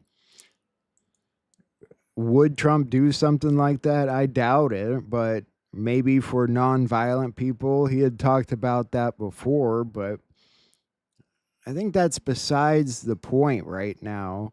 And there could be more to that situation than we know, and I'm going to talk about that in a minute. This is an interesting post. Would be a damn shame if everyone learned what this means. Odious debt, and told the Fed to take a hike. Odious debt refers to debt incurred by a government or regime that is considered illegitimate or not in the best interest of the nation's people, often because it was contracted under oppressive, corrupt, or non-democratic conditions. The concept suggests that such debt should not be enforceable against the population, especially after a regime change, as they were not used for the public's benefit. Key characteristics of odious debt include lack of consent, debt incurred without the consent of the people, typically under a dictatorship or authoritarian regime, and no benefit to the public. The borrowed funds were used for purposes that did not serve the population, such as personal enrichment of leaders or suppression of citizens. Odious debt, something to remember. I very much agree with that, and I've been saying that all along. Some of these things, why the hell should we be, paying them? And not even just that. There's 1,000,000,001 reasons you would think of that people could try and sue the government for right now. Not that it would actually work. Elon Musk is losing some of his major investors because of what he's doing against Trump. A massive investment firm just withdrew support for Tesla, citing his political move, and it postponed public listing of Zoria Tesla Convexity ETF following his announcement. They're saying he's gone too far. This letter here. I'm writing to inform you that Azoria is postponing next week public listing of the Azoria Tesla Convexity ETF. Our decision comes in direct response to Mr. Musk's announcement that he is launching a new national political party. This creates a conflict with his full-time responsibilities as CEO of Tesla. it diverts his focus and energy away from Tesla's employees and shareholders. So you can see why people are not so happy. But maybe that's the point. I don't know. We'll find out. We looked at that. And his shares have dropped 7% pre-market since he said he was launching a new party. So it is affecting Tesla. This kind of crap right here, these are the type of people you got to watch out for. It's pretty crazy how 2 to 3 years of our lives were stolen from us and nobody's gone to jail for it. You don't know that, first of all. I think a lot of people have gone to jail. These are people who at one point spoke to you like they understood the movie, understood the plan, understood what was going on, and now I see a lot of them faltering, and it's crazy. I don't know. People keep trying to point out deep state assets, and they may be right. However, these assets may have new marching orders under the new DNI. They are bringing attention to issues that Trump once addressed. Vincent Kennedy's exactly right there, and that's what I meant by Tucker Carlson. You think he's acting against Trump's interest. Bullshit. He's doing exactly what Trump wants him to do. This was kind of funny. Somebody asked Grok, since Trump has MAGA as a slogan, what label should Elon have for the American Party? And it said, Mama, make America moderate again. Thought that was kind of funny. An ICE facility was attacked over the past few days, and an officer shot a man with a rifle and tactical gear. Was killed after exchanging gunfire with authorities at a border patrol facility in Texas. We'll take a look at this. We have new information after a shooting outside of an immigration detention center here in North Texas. It left one police officer shot in the neck. It happened overnight near the Prairie Land Detention Center in Alvarado. Authorities say that they were responding to reports of a suspicious group of people when they were suddenly shot at. One officer... Welcome back. We want to take you to breaking news now, because as people in Texas are still reeling from the horrible flooding, a separate incident is unfolding just along the border. The U.S. Customs and Border Patrol announced earlier today that there was an active shooter incident in the Rio Grande Valley. CBS News correspondent Chanel Call has been following the story since it first broke. Chanel, what do we know so far about this? Well, this is a developing story taking place in McAllen, Texas this hour. We can tell you CBP officers there were targeted in what's being called an ambush-style attack. Just getting some new information into our newsroom just a couple of moments ago, so I'll read you what we have. This coming to us from a press conference with McAllen Police Chief Victor Rodriguez. So this police chief now saying that this happened a little after 6 a.m. this morning. The suspect attacked CBP building shortly after 6 o'clock this morning. Agents then Mugo returned fire and the suspect was killed. At this point, we know no federal officers were shot. Not sure how many rounds that were fired by the suspect. Interesting. I'm sure we will find out more about that story as it all comes out and they figure out who the shooter was. The NYPD contract is coming to an end at the end of the month, and it's not that easy to renew. New York police officers are panicking, especially if a change in power takes place during this mayoral race. They tell them that if Kwame Mamdani wins, they will never get a new contract and are calling on the mayor to act fast and work out a deal before the election. Yeah, I'd be afraid too. That guy's not going to help the cops so much. Not that I'm exactly in favor of the cops all the time. Trump's vowed an extra 10% tariff against countries aligning with BRICS. That includes Brazil, Russia, India, and China. We'll find out more about that story eventually. The Russian transport minister, Roman Starovolt, died by suicide just hours after President Putin fired him from the job. That's a sad situation. Gaza truce talks have ended with no breakthrough. They're to resume again. Mike Huckabee, the U.S. ambassador to Israel, has been over there trying to bring about an effective end to the hostage situations and the fighting, but it's not going so well. If we have time later tonight, we might watch a movie talking about the doctors that are being targeted in Gaza. Yes, this is what was said at one point. I don't know if this is true or not, that Jeffrey Epstein, that they said this, and I think they probably did, the Justice Department, that he didn't die, that he died by suicide, and that there is no client list. Again, we know there's no client list. There was an address book that was already released, just like the airplane list that was already released. There's no new list to come. This I thought was interesting that Captain Kyle put out. If there's people here that are trying to understand the Q posts and the Q clock better, not only can you use this method to learn, but I'm going to show you how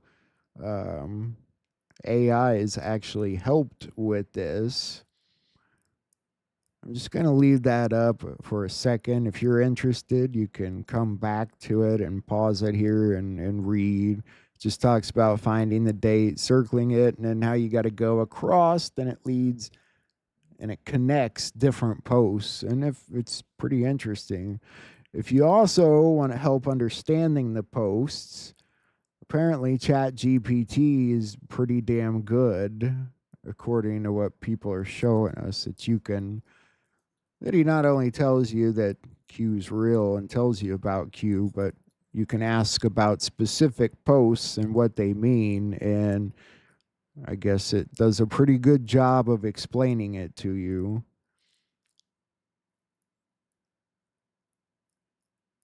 Like here, he's asking it to decode a specific post, 4881, and then it goes into detail. It'll show you the post, what it is, and it'll go into detail about what it thinks the post is. I think that'd be a good thing for some of you, actually. I don't know. Just wanted to point it out. There's a situation that had been taking place in the water. This story came up yesterday. It was a vessel attacked near Yemen. I think this is a British vessel.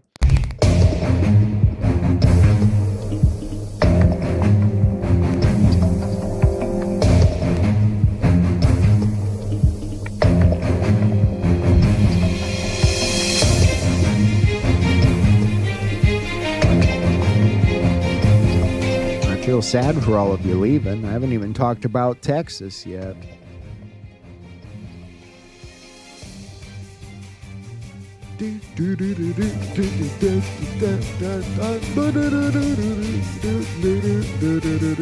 Oh, go figure. They're going to do false flags. You know it's going to happen. Is that what that is? I don't know, but we'll get to Texas. Former Texas Democratic County Party Chair Juan Manuel Medina and 9 others have been arrested for alleged ballot harvesting. Pretty good news, really. And I want to show you this story that MJ was talking about yesterday before we get to the Texas flood. And it's about something going on in rural Maine. This is pretty crazy. The Chinese Mafia has taken over rural Maine with hundreds of illegal drug houses. This is literally crazy, but let's check it out. I'm going to tell you a story, and it's going to sound crazy, but the longer I talk, the more it's going to make sense. And the more you'll come to understand that what I'm saying is true. The Chinese Mafia have taken over rural Maine. In September of 2022, a reporter named Jenny Tare from the Daily Caller News Foundation posted a leaked memo that said that there were 270 of these illegal Chinese marijuana facilities in the state of Maine. It caught my eye. I thought it was remarkable. Growing up in rural Maine, I said, well, I mean, if there's 270 of these places and they're growing thousands and thousands of pot plants, I should be able to find them. And I did. Here at one of these grow houses in Rumford, Maine, reeks of marijuana. All right, we're at Smith Road in New Sharon. House reeks of pot. Neighbors say it reeks of pot. Chinese couple coming going. Windows all boarded up. There we go. Jackpot. Four. Count them, 4 heat pumps. This is 442 Estes Avenue, Palmyra. Strong odor of pot here. Did this used to be a nursing home? Before, yeah. Before? Yeah. Is it a commercial marijuana grow or just a recreational? They just regular. Just regular grow? Okay. And I'm here at 56 Pine Street in Mexico, Maine. What makes this site especially illegal is the fact that immediately to my left, there is a daycare. Over the last 2 months, we have personally visited 200 illegal Chinese-owned marijuana growing locations in rural Maine. Some of them have been disrupted by law enforcement. Some of them are active. And it's not just marijuana that they're into. There are seemingly legitimate businesses that they control, restaurants. There are boarding houses throughout the state where the workers sleep, eat, and shit. And then there are some sites that are distinctly... If they weren't Chinese nationals, wouldn't be so bad. You're not supposed to ask your mail lady, Tim. Jeez. All right, we looked at Maine. So this is part of what I was looking at 2 weeks ago when I did the video X marks the spot. One of these, or two of these eclipses eclipsed in southern Illinois. These cross path in Texas.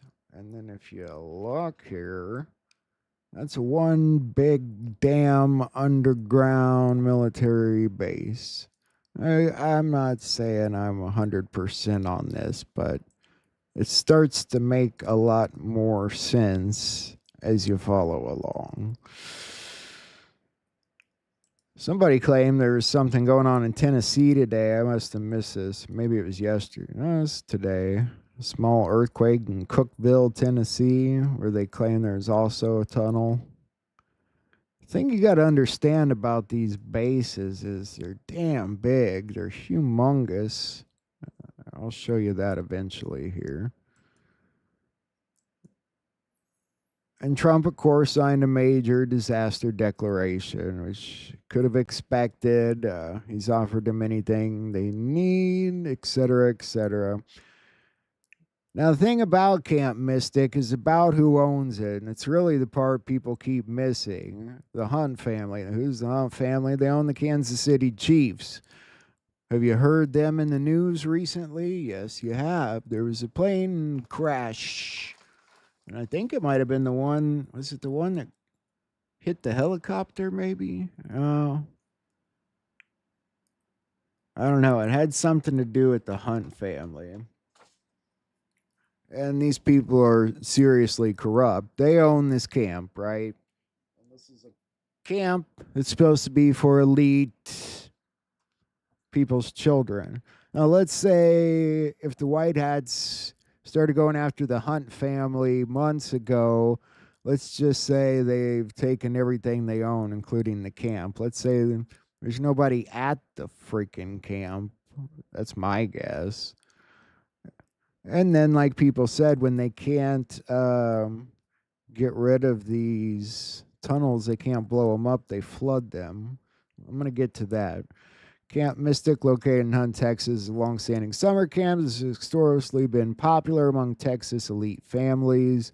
It's known for being a place where daughters of influential Texans, including political figures, have spent their summers for generations. And I'll mention some of those people that have gone there momentarily. This is a boy that did an interview about surviving. This is something wild. His name is Ruffin Boyette. And somebody pointed out that it looks more like "Are you effing the boys in E.T.?" Boy E.T. I don't know. I'm going to get on the wild side of things here. Was this kid ever actually there? Is he an alien? I don't know about the alien part. His name's weird. I'm going to show you what he says in just a second here. I want to show you what Captain Kyle put up the other day that made me come back and think about this differently. Independence from the largest alien invasion that I think any country's ever seen. And he suggests, what if it's not migrants and not illegal aliens?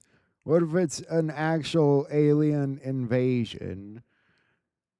NBC News, December 8, 2020. President Trump was aware of extraterrestrial life and was on the verge of revealing what he knew, but was asked not to do so. This is some SG put up, I think. Maybe it wasn't Captain Kyle. Maybe it was SG. It doesn't matter. But it's a different way of looking at things. And SG also says, if you find yourself having trouble getting started on the whole non-terrestrial life rabbit hole, here's a few good places to start. The Richard Byrd interviews, Nazi Base 211, the Antarctica Dark Fleet, the Ice Cube neutrino detector, the Navajo Skinwalker. And, he just lists a bunch of books and stuff there. And then Patriot Princess says, where's Red Cross? Where's FEMA at this whole flood? Doesn't that seem a little odd that they're not around? MJ says, this paints a new picture. The daughters of former Texas governors such as Dan Moody, Price Daniel, and John Connally, who was shot sitting next to President Kennedy, all attended the camp. The daughters, granddaughters, and great-granddaughters, President Lyndon B. Johnson, James Baker, who served as chief of staff to Ronald Reagan and George Bush. First Lady Laura Bush was a Camp Mystic counselor a year before she married George W. Campers would go on to become executives for Neiman Marcus, dance with London's Royal Ballet, own a Gymboree franchise in the former Soviet Union, or marry well and become the kind of intensely focused volunteers who would probably be happier as CEOs. Aside from when the federal government leased Camp Mystic as a convalescent camp for Army Air Corps veterans in World War II between 43 and 45, it has operated continuously since its founding, according to the Historical Association. I don't think there were any kids there. I'm going to say it again. I wouldn't grass too hard over the flooding in Texas the other day. It was a military operation. They had to flood or burn out all the tunnels so we can begin anew. All the good lives were saved. How many hours were the brothers stuck in a cabin? 17, you say? And again, I'm going to play their interview in 1 second. Nice movie name, Ruffin Boyette equals 161. Edward X. Young, 161. Dun and 30, 161. Human trafficking, 161. Shock the world, 161. You're watching an operation. Make it rain. Watch the water. Watch the water. Are you watching the water yet? They announced yesterday that there was another wall of water. Concern right now that's top of mind. It's this wall of water. We were just by a tributary of the Guadalupe River over here at Center Point in front of the fire department where we've been all day with hundreds of volunteers from all over Central Texas just combing through all of that rugged terrain looking for either any signs of life or any victims of this flooding event, when suddenly we saw one of these cruisers from Kerr County, a sheriff's deputy, get on the radio telling everyone to leave, get out.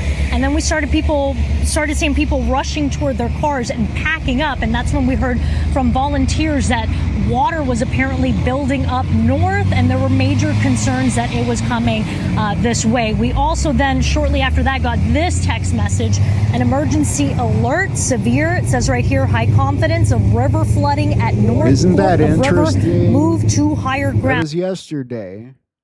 People were looking and they ran them all off. Isn't that odd? And they said a second wall of water was coming. Well, that doesn't make sense at all. All right, let's look at the boys' interview and see what you think of it. the alien boy, now I'm calling him. I'm one of the campers from Camp Lahana, one of the camps that flooded. And I had a firsthand view of the flood. And so the cabins were flooding and the walls were like, they broke down. And all of the campers in those cabins had to go up on the rafters and they had to wait there until they could swim out.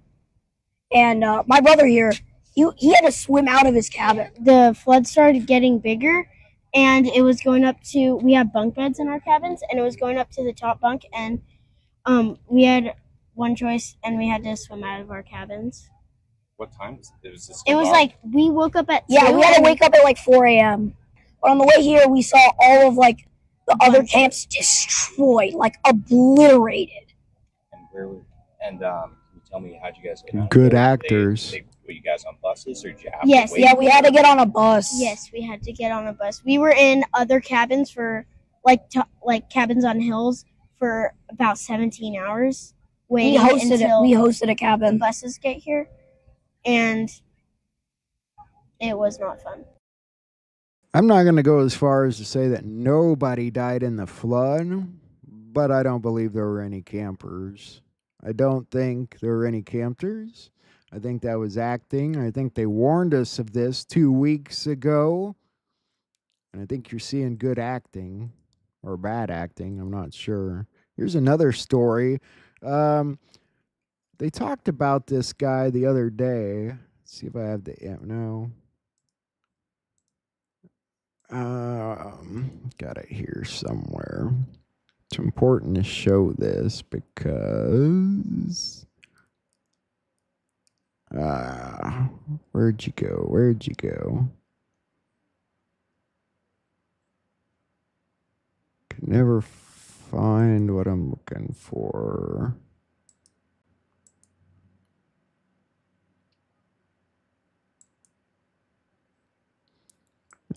This is another thing I don't know. Trump must need coal for some other reason. This is a story from earlier. Federal officials took the first step toward reopening vast areas of public land in 2 western states, Montana and Wyoming. The new coal sales is part of Trump's push to expand fossil fuel production.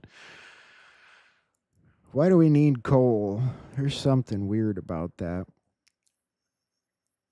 I can't find the image I'm looking for, so let me continue on here.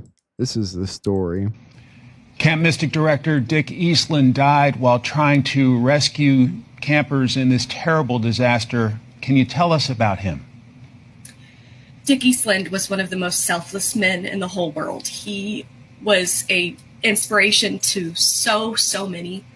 He was a father figure, a comforting force in the uncertainty of everything. He guided us in our faith and our activities. He always told us to make new friends and make sure and share our love to everyone. This is the guy that was alleged to have liked some of the girls a little too much. They said he died in the flood. Kind of interesting, huh? I also want to point out that even today, they're still talking about threats of flooding in the area, and they're trying to keep people out. Isn't that interesting? SG put this up. I don't know that I agree with it. They want the land, so now Kerrville's underwater.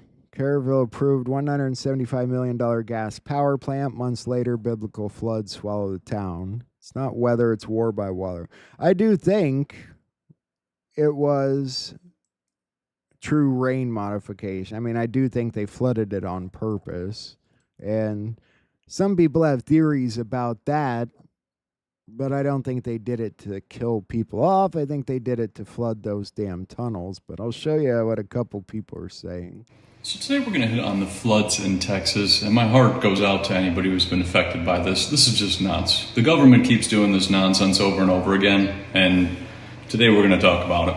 So why did I say the government? Well, let's go to Texas government weather modification tab. Check this. Weather modification and control means changing and controlling or attempting to control and change the natural development of atmospheric clouds. This is right on the Texas government website.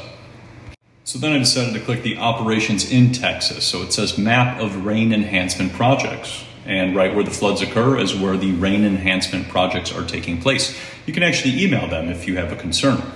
So then I find the weather modification document by Rainmaker Technology, and it talks about how there's no environmental impact of doing any of this. Same dates as when it happened, and approved by the Department of Commerce.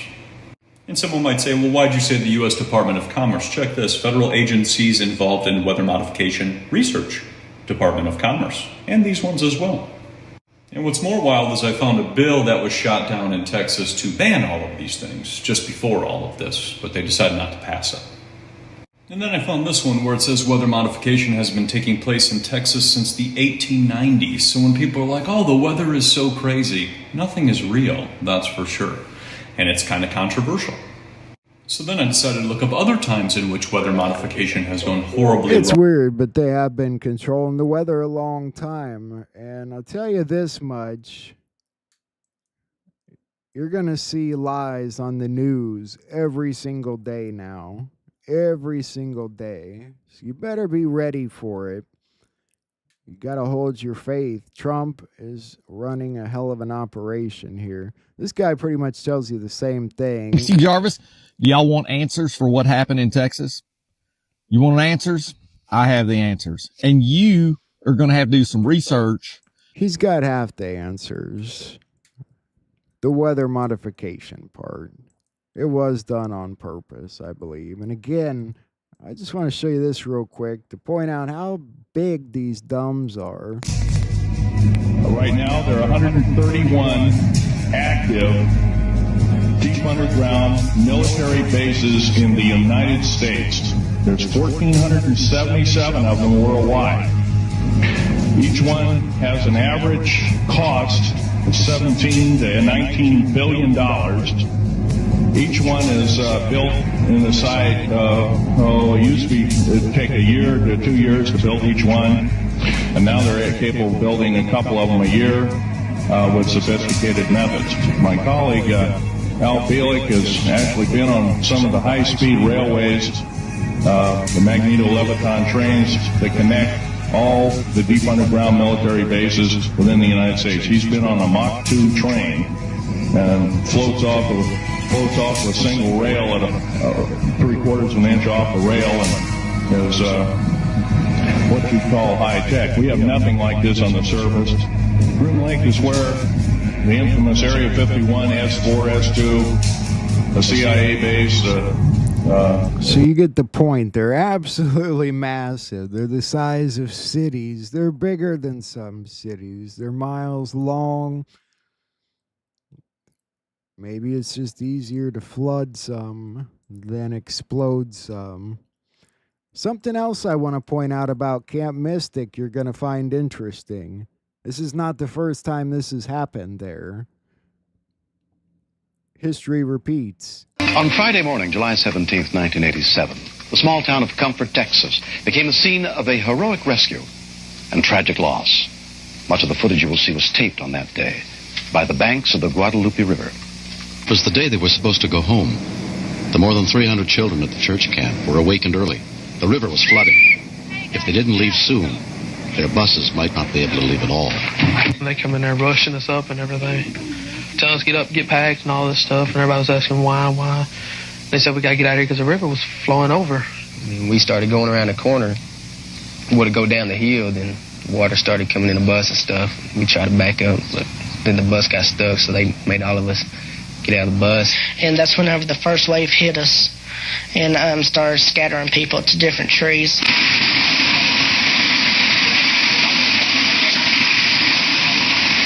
Kids clinging onto the trees like ants, surrounded by rushing water.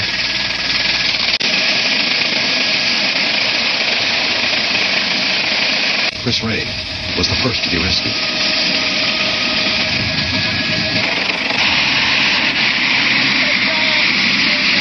How many are there of you? There's a bus over there, 40. How many? 40. In the bus? Well, the bus, we all got the bus. Wherever the bus started going down. As news bulletins spread the word of the flood and accident, more help arrived. But many parents feared the worst. I know for me that it was like you've got two daughters down there. Now, obviously, they both are not going to make it. You know, which one would you choose? Which one would you have come back? I mean, it seemed like every tree had a facial to it.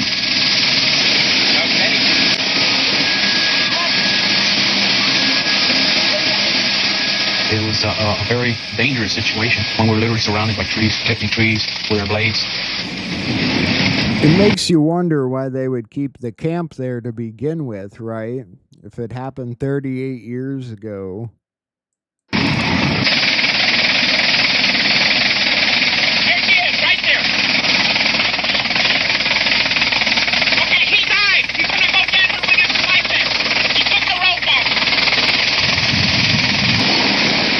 Masterman tried repeatedly to rescue 14-year-old Melanie Finley, but she was ripped away by the river.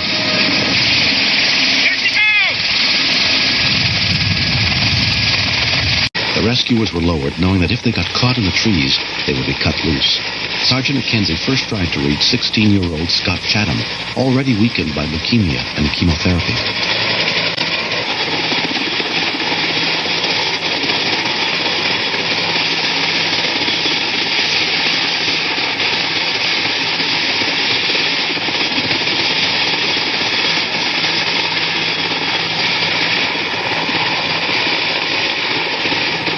So again, not the first time that's happened at all. You think they would have moved that camp a long time ago. All right. Moving on to a different topic. I don't know much about this next topic, but this guy seems very excited about it and seems to know exactly what he's talking about. This is called Operation Sandman. Let's check this out. Okay, my beautiful patriots, starseeds, light workers, and of course our very brave galactic brothers and sisters in uniform, and also our brave military and hoorah Marines, man. I want to see you guys on the street kicking some ass. Welcome to 1776 United, and we are in a worldwide revolution. Now, this drop, I have been waiting for years. I've been waiting for this to finally come out. Edward Snowden finally dropped it. And if you go back and remember, Edward Snowden was a CIA operative. I believe it was in the 90s. I guess it was that, he was working for the CIA. He was posted, or he asked to go to Hawaii, to continue his work from over there. And then, of course, disappeared with a bunch of evidence because he didn't want to go along with the CIA agenda, and disappeared. And I think he made his way through Korea and then off to Russia from there. And he's been being protected by Putin and the government there. And he's been working from undisclosed locations from there. Okay. So now Snowden pops off, and he did through this, finally this great post has come out. Snowden, the Sandman project. Okay. This is the one I've been trying to get my hands on. The dollar is about to be canceled. Okay. That's all dollars on the planet. That's Canadian dollar, American dollar, a Hong Kong dollar, any Australian, New Zealand, all those dollars are going to crash, right? But mainly the American petrodollar, okay? If the American dollar goes down, all the other dollars go down. That's just an automatic thing, okay? Just so you understand that. Excuse me. Edward Snowden recently unveiled a secret financial war action plan and is, excuse me for my voice, and is now happening. Operation Sandman is the last attack on the U.S. dollar. Over 100 countries, which have been working quietly for years, have simultaneously sparked protests against the dollar supremacy around the world. The collapse has begun, and the White House is pretending nothing is happening. The plan is very simple. Give up the dollar, break the demand, let the empire collapse. No missiles, no armies, just coordinated silence and rejection. All the BRICS nations, OPECs and the Asian and also the global southern countries have signed on to this, okay? And they're going to do this simultaneously.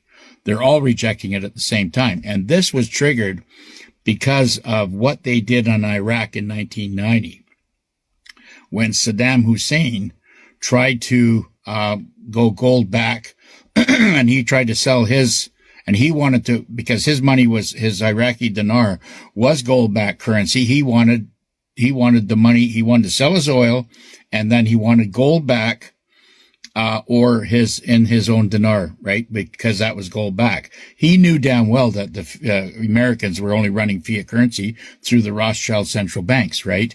Also, with Muammar Gaddafi tried to do the same thing. And it's funny why he didn't, take notice after what happened to Saddam, why he didn't do why he did what he did. He should have, got himself better prepared and got on the side of Russia at the time. Anyways, these were the mistakes that, that these two countries had made, and, their leaders had paid for it. Okay, so phase one was eliminate the petrodollar, no more dollars exchanged for oil. Currently, countries are trading gold, national currencies, and their state digital assets. That's their money, okay? They are trading their own money or trading their oil and receiving their own money back now based on their gold-backed currency. So that's telling me what they're doing now is they're trading in gold-backed currencies or gold or silver or any other precious metals. The U.S. dollar, which used to be the bloodline of the global trade, is beginning to pump out in real time. It's basically bleeding out, which is irrelevant, okay, at this point. Phase two, collapse the dollar assets. The moment that the Sandman explosion happens at full strength, the bond market is at a standstill, okay? The sale of foreign reserves begins. The liquidity of dry dollar is active. The U.S. credit rating collapses. The retirement accounts is gone. The stock market is vaporized, okay? Real estate also vaporized. Snowden warned, excuse me, Snowden warned, it's not a collapse. It's a calculated mass shooting. No recovery, no assistance. Dollars are being deliberately assassinated. This is the world's revenge against decades and decades of the dollar slavery. For 50 years plus, Americans printed fake wealth, and everybody knew it. Everybody knew what was going on here, right? All the countries were trying to get out of it. And unfortunately, there was many, and I'm going to say hundreds of heads of state were murdered and assassinated, including Abraham Lincoln, including John F. Kennedy, Robert F. Kennedy, Malcolm X, Martin Luther King. You know, anybody that had anything to do that was going against the system was systematically assassinated to keep the rest of us shut up. Now, currently, the world is walking away and let the beast bite himself, okay? Trump's move, economic nukes. As the government declares that everything is fine, Trump is preparing to retaliate. Backed by gold-backed money, which is the U.S. Treasury note. Okay? He's got it all printed out, and he's got the gold to back it all. Okay? He's going to just tear down the fiat currency, and he's going to replace it. The banks that are Basel III compliant, they have already got that money or the fiat currency in play in the banks ready to go, and that will be mirrored onto your account. So when you go to the ATM, the next time you do go to the ATM, you will you'll get a U.S. Treasury note backed by gold instead of the old worthless toilet paper that you've been getting put in your pocket. And he is launching, backed by gold money, he is launching the U.S. digital currency, okay, which is QFS, right? Leaving the control of the IMF, the BIS, and the WEF immediately, declaring economic martial law and the state of emergency, which he's doing right now. He needed these clowns to expose themselves and come out, okay, out of the shadows, into the streets, and try to declare anarchy, which they're doing right now in LA and other, there's going to be 14 other cities burning or whatever, and that will declare martial law that Trump has the legal right to do, and that'll send in the army and clean up these scumbags. Declare economic martial law in the state of, declare martial law in the state of emergency. This is not a recession, but it is a little bit of time, but this is not a recession, but controlled dismantling of the illegal financial system. And it's been illegal right from the beginning, since 1913. And you've been, we've all been screwed over since then. The Snowden intelligence has confirmed that the GCR, which is the global currency reset, is no longer a theory, but it works. The fuse has been lit.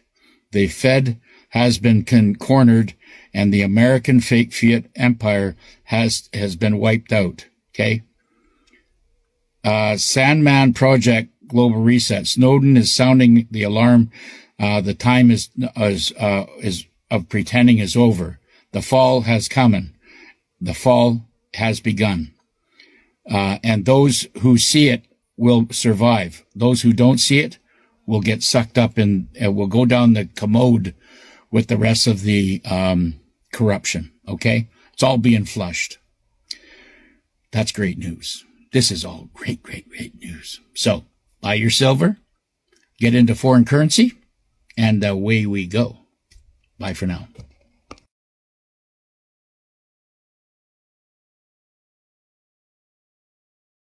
Okay, so that seemed to make sense to you guys for sure.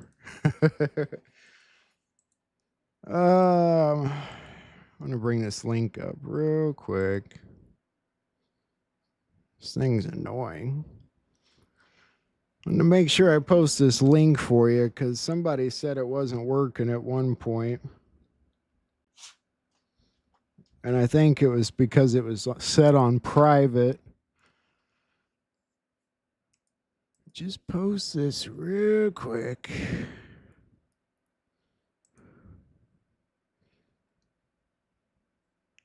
All right. It's moving along. All right. Post this here. I really want to go on the trip because I want to get baptized. I want to let me post this link. I'm sorry, guys.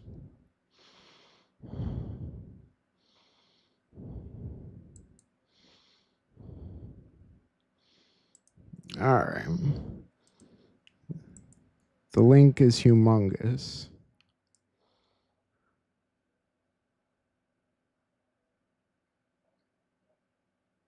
I don't know why it's giving me a hard time.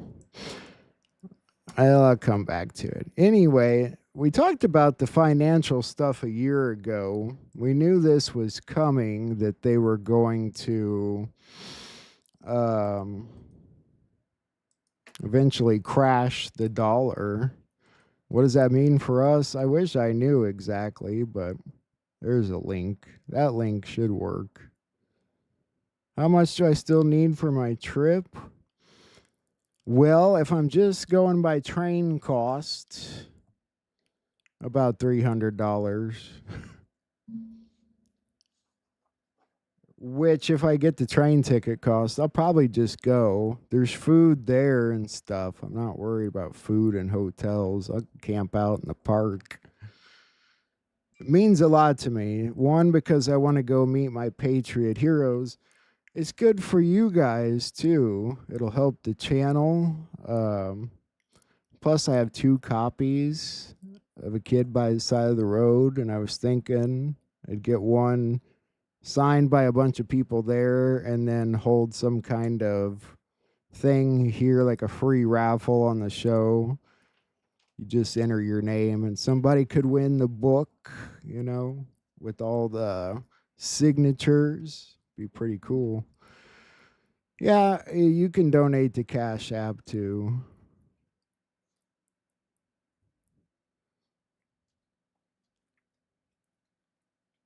It's, you know, it's getting there.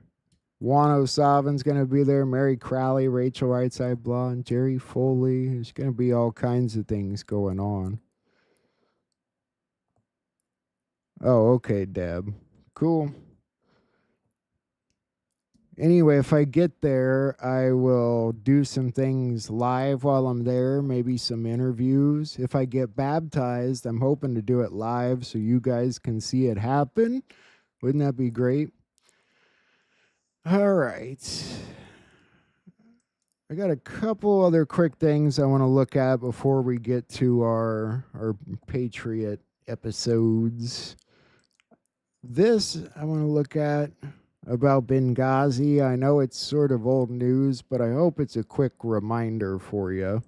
A CIA whistleblower dropping hard evidence that implicates Biden, Obama, Hillary, Brennan, that they actually executed SEAL Team 6 and covered it up, and there is audio, video, and documentary proof.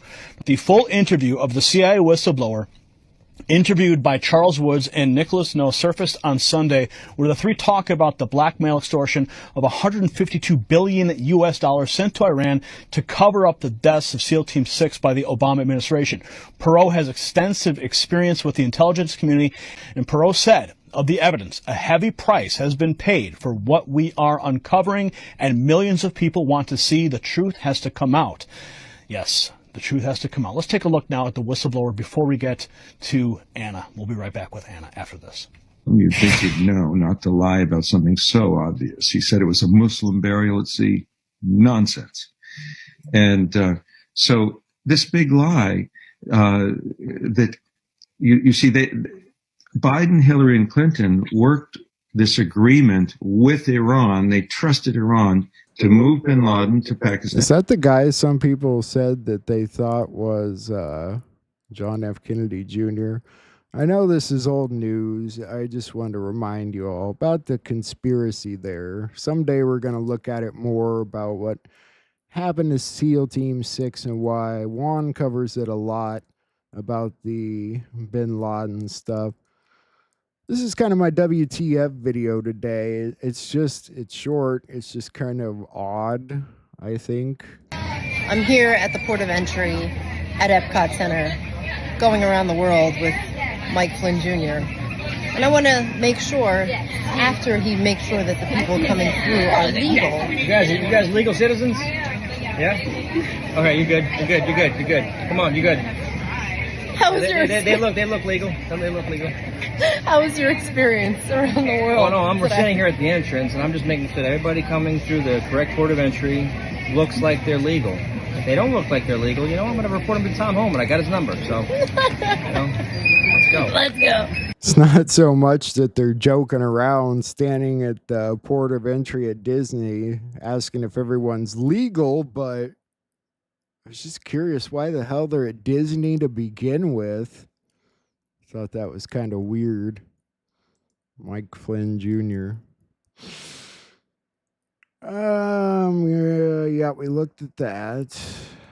All right, we looked at all that. So we're through our news now. I'm pretty sure. We make sure real quick, and then we'll get to our stuff. We got some pretty good stuff to watch tonight. Just want to make sure I got to everything important. Elon finally responded about his Halloween costume. People were poking at it, calling him evil, and he finally said, "That's a Halloween costume, you moron. Do you think people who dress as vampires on Halloween are actually vampires?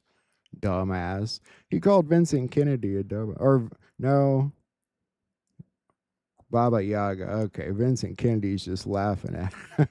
It's interesting to see him finally respond about that Halloween costume, but you gotta admit, you don't just wear Halloween costumes like that.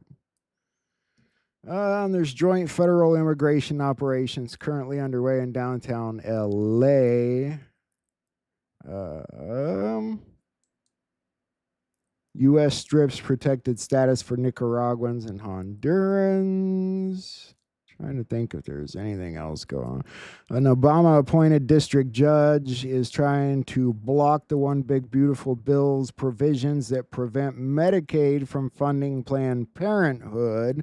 So there's kind of a little battle going there. I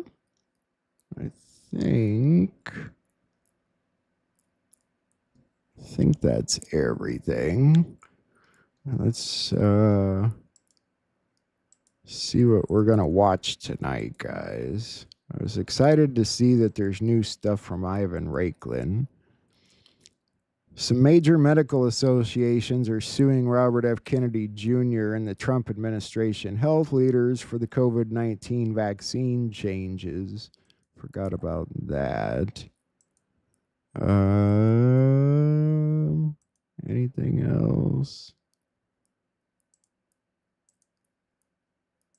Let's see if I can read this. I like to make sure I get everything. What exactly? Oh, yeah, this girl's kind of telling you what I was telling you. What exactly is the Epstein files? Like, what are they? People talk about them as if they're a real tangible thing. Yeah, there is no such thing as a client list. I don't know how the news went so haywire with that. You know, he had an address book. It's already out there. Anyway, let's take a look at what we got to watch tonight, guys. Let's get on with it.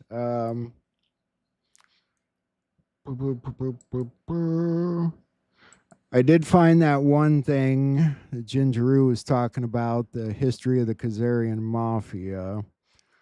There's an interesting interview with Bo Polney. I really want to take a look at Ivan Raiklin first.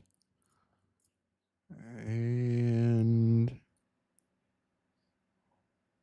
we'll go from there. Oh, let me show you something real quick before we start from Rachel. I just got done reading Danger Close by Patrick Byrne, and there's something I wanted to bring up here, and that is the Bezmenov psyop. Patrick Byrne talks about this in his book, and it says, the questioner said, "Are we living through a revolution?" Patrick Byrne replied, "At one level, yes, Maoism with American characteristics, as I said, but more specifically, you are living through a Bezmenov model psyop." And it says, a Bezmenov psyop, explain that. A Bezmenov psyop is a way of taking over a country without firing a shot. It comes in 4 stages: demoralization, disorientation, crisis, and normalization. The idea is to demoralize the target nation's population to weaken them, then get them so disoriented the world seems psychotic to them, then force a crisis down their throat and say, the only way back to sane reality and normalcy is to accept what just happened. What does that sound like? Interesting, huh? Bezmenov psyop. Look into it. Sounds very much like what we're going through. All right, so now we're going to watch Ivan Raiklin. Why is Ivan Raiklin important? Because he told you a year ago that Elon Musk and Mike Johnson would be the ones who released the actual evidence on Epstein and a bunch of other people via Twitter files, that they would have a press conference where they would release Twitter files, and it would include conversations, posts, all kinds of things, and geotags, so they would know the location of everybody as they made those posts. So let's take a look. I'm hoping that's what he talks about in his latest interview. Haven't seen much of him since that stuff a year ago, but I'm hopeful. Nicknamed the Secretary of Retribution, with his deep state target list, going after these criminals one by one. Mr. Ivan Raiklin.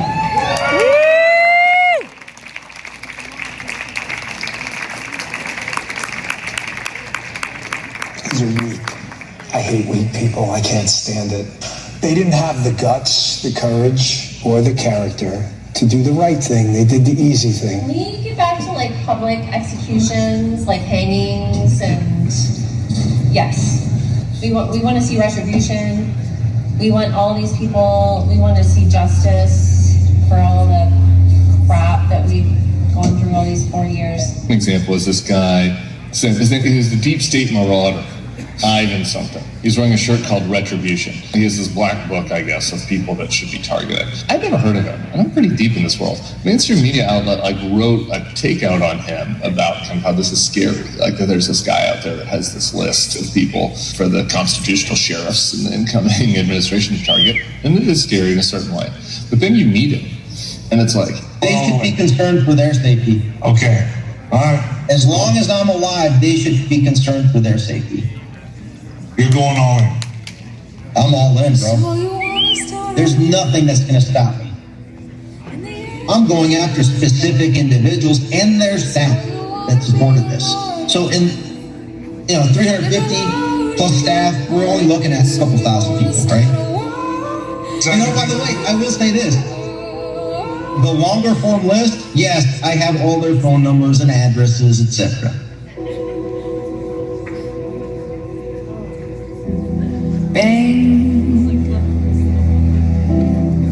You guys want me to fast forward this? And fast forward to him coming out. There we go.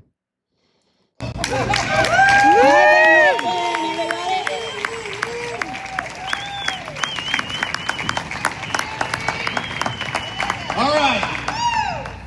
I'm going to start off with this. Cece, get up here.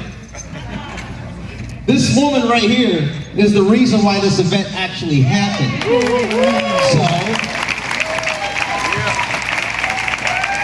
thank you, Cece, for making this happen. A lot of people, a lot of folks were reaching out to you and everything. A lot of work. This is leadership. Yeah. Leadership is not a title. It is action. Action and action. Do I have a title? Am I in a position of governmental authority? No. No. Is Cece in a governmental position? No. Other than the feds that are in here, are any of you members of a governmental authority? No. No, but we have way more power than they do. The first 3 words of the Constitution, right? We the people. Well, guess what? We're here. And you better start listening to us. And I could care less of what your political party affiliation is. Woo! You look at the list, it's both political parties.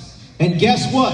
An increasing number of we the people are no longer being censored, are not buying into the lies by, you name the mainstream bullshit, faux news, criminal news network, MSLSD and beyond.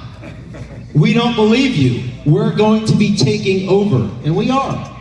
Thanks to folks like Elon Musk opening up somewhat the free speech. Somewhat, as I said.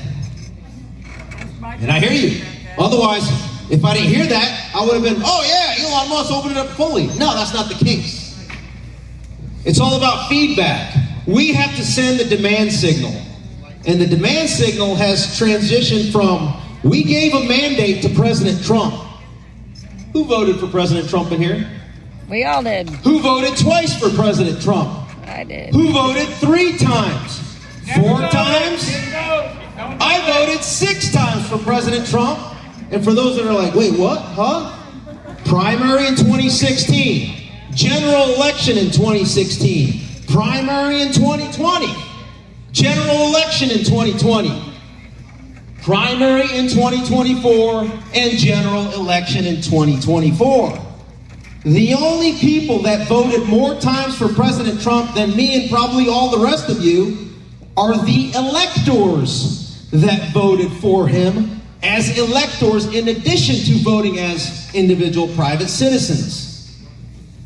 With that in mind, the mandate was as follows. I'm not going to share my mandate. I want to hear from you.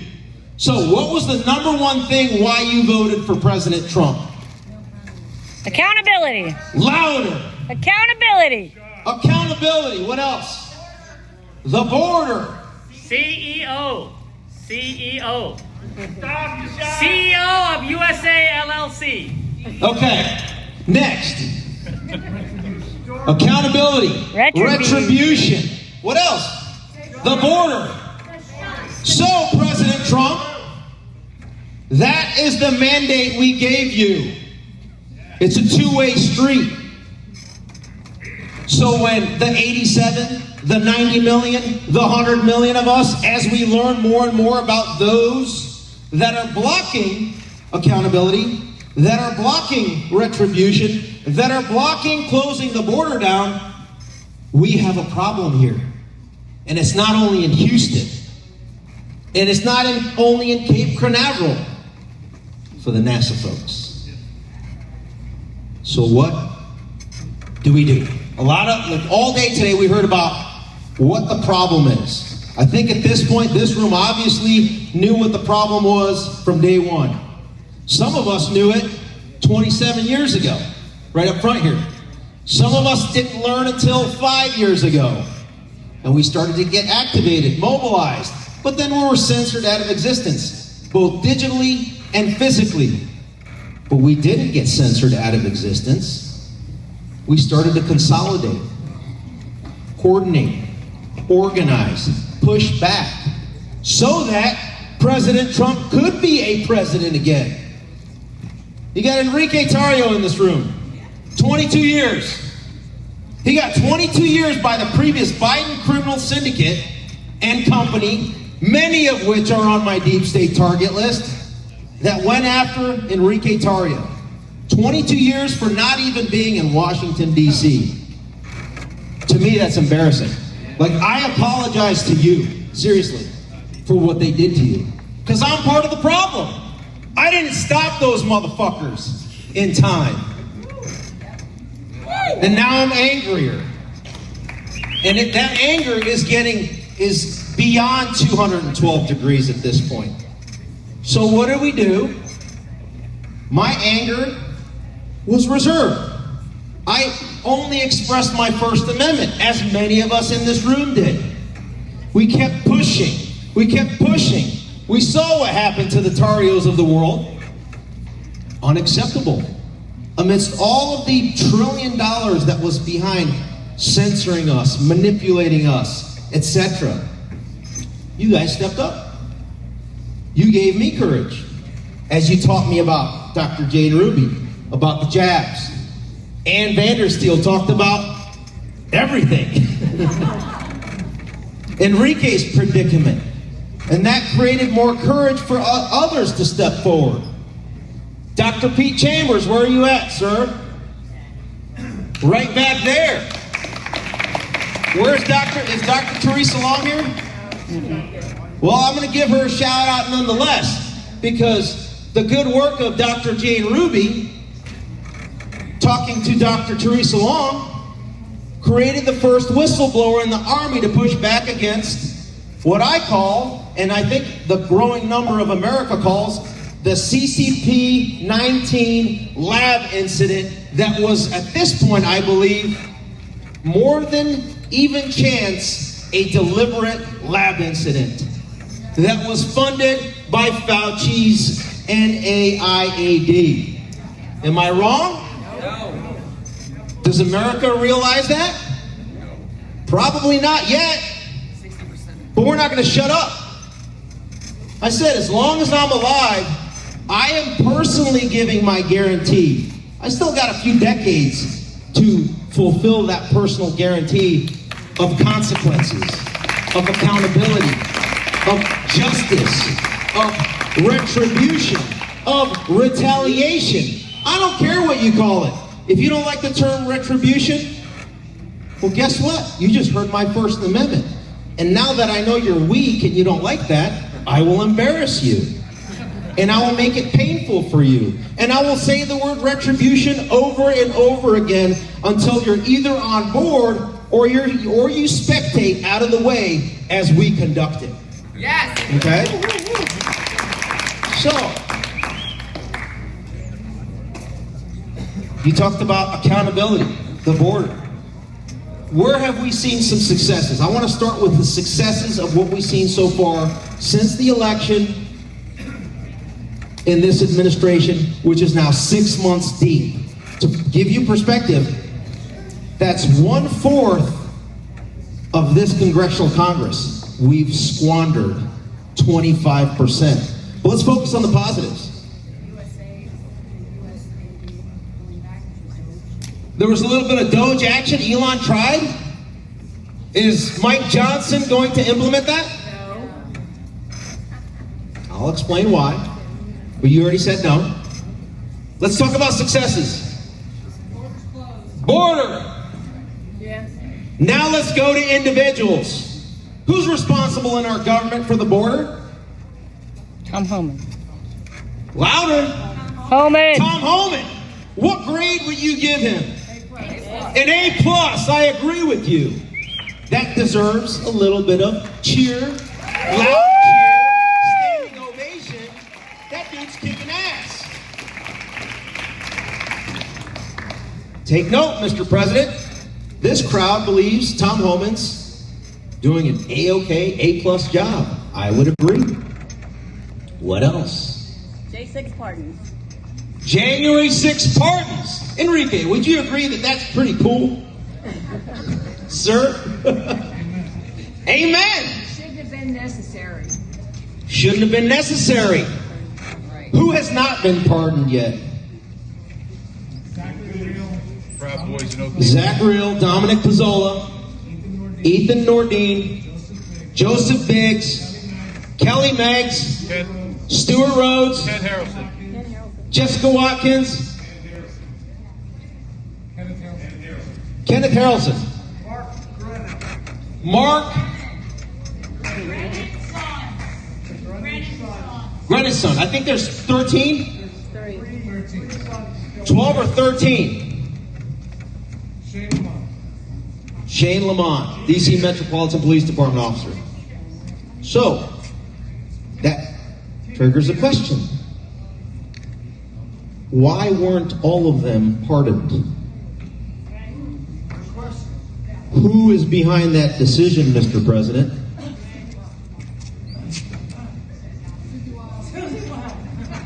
Oh, say it louder.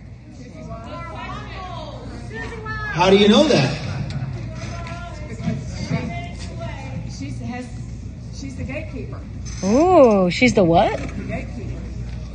Gatekeeper. Who is the one in the administration that is behind not pardoning 13 January 6th defendants, at least one of which wasn't even in the Capitol?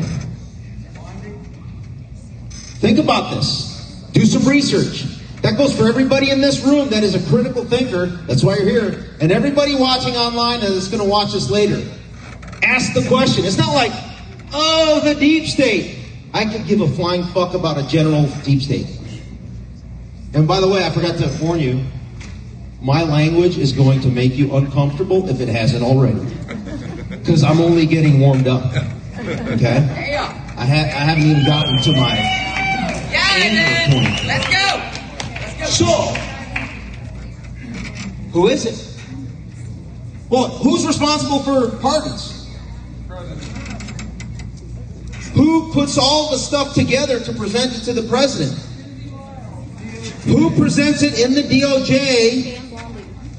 In the DOJ to say, hey, sir, you should pardon this person. There's something called a pardon attorney in the Department of Justice. As of 2 weeks ago, because the deep state totally bitch slapped Trump when they stopped and blocked Ed Martin from being the U.S. Attorney for the District of Columbia, President Trump, for his defense, made a good play. Appointed Ed Martin as the pardon attorney at the DOJ. But what if Ed Martin is a patriot, which I believe he is, and he's trying to get these folks pardons? Who does he have to answer to on the way up to the president? Who does Ed Martin work for? Pam Bondi. I can't hear you. Pam Bondi, DOJ. Who does Pam Bondi work for? Donald Trump. We the people. We the people. You... That's who he works for. How does it get to President Trump from Pam Bondi?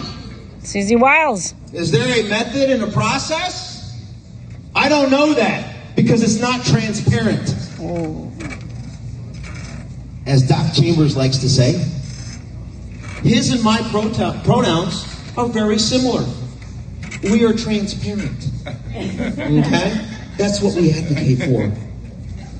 And so in the interest of transparency, how many in here would like to know what that process is for Ed Martin to go ahead and push for a pardon? I see one hand, and I see dead silence everywhere else.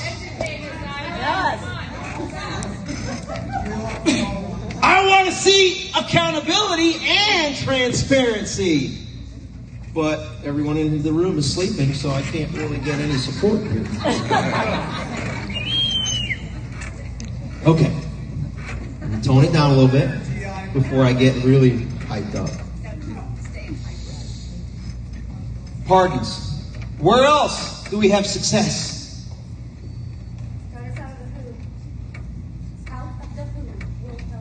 Louder? No, out of the who. Out of the WHO, WHO. Are there any other major successes? Tariffs? I'm happy Cash had some arrests finally. How about I ask it this way? Of your laundry list of reasons why you voted for Trump, in the top 10, did you have bomb Iran on behalf of Israel? No. Do you hear that, sir? No. Mr. President, everyone in the room said no.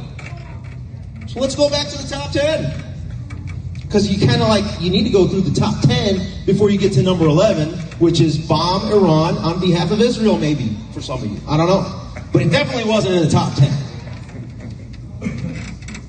So let's go to the top 10.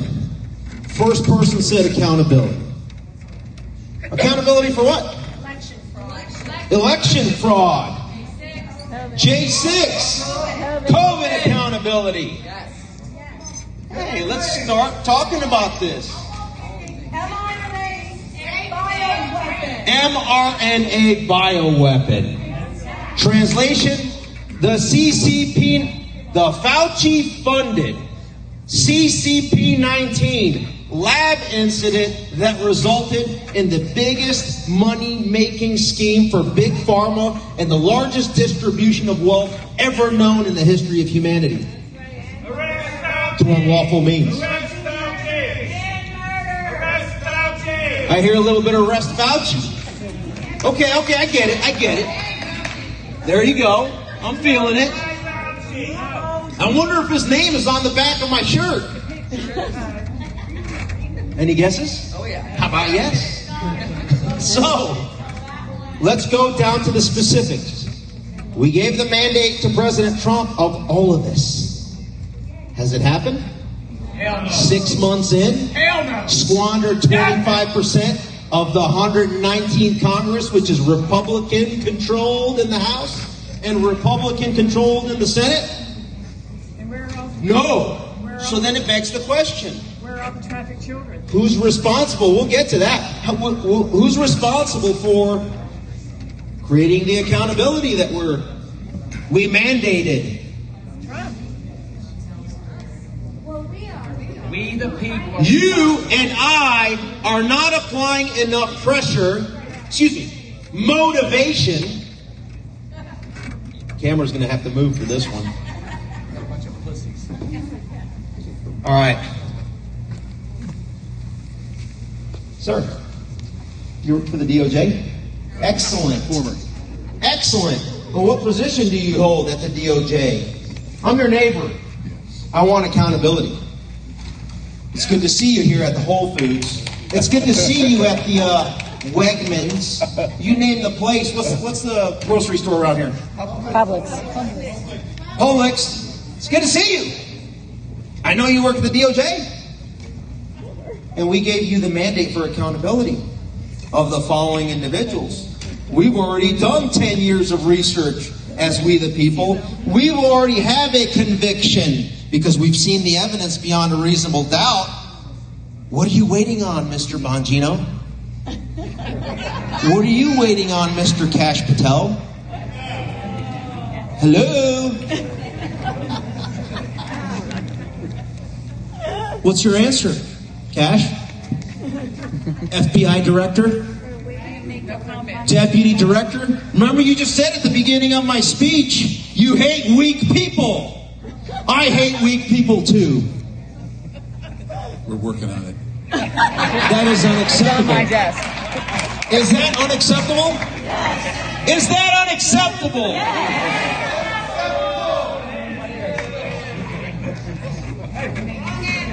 I think the answer is, well, if you would have seen my interviews that I've done, Ivan, on Faux News, we made it very clear that we can only make recommendations.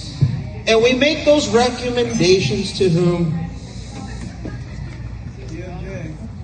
Whose first name is Pam over here? Raise your hand. Anybody with the first name Pam? Oh, hey, how you doing, Scam Blondie? I'm sorry, Pam. Yes. Yeah, I just didn't recognize you from this distance here. And where is Miss Bondi? Where is she from? Florida. What part of Florida? Wait, we're in Florida. Tampa? Who knows her?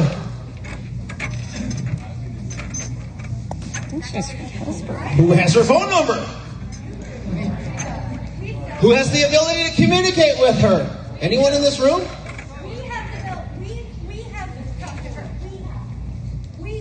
Why is not everybody's hand up?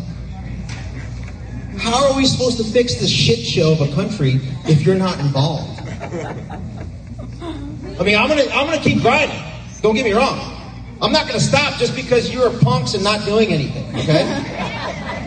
But it would be very helpful if I got a little assist. Just a little.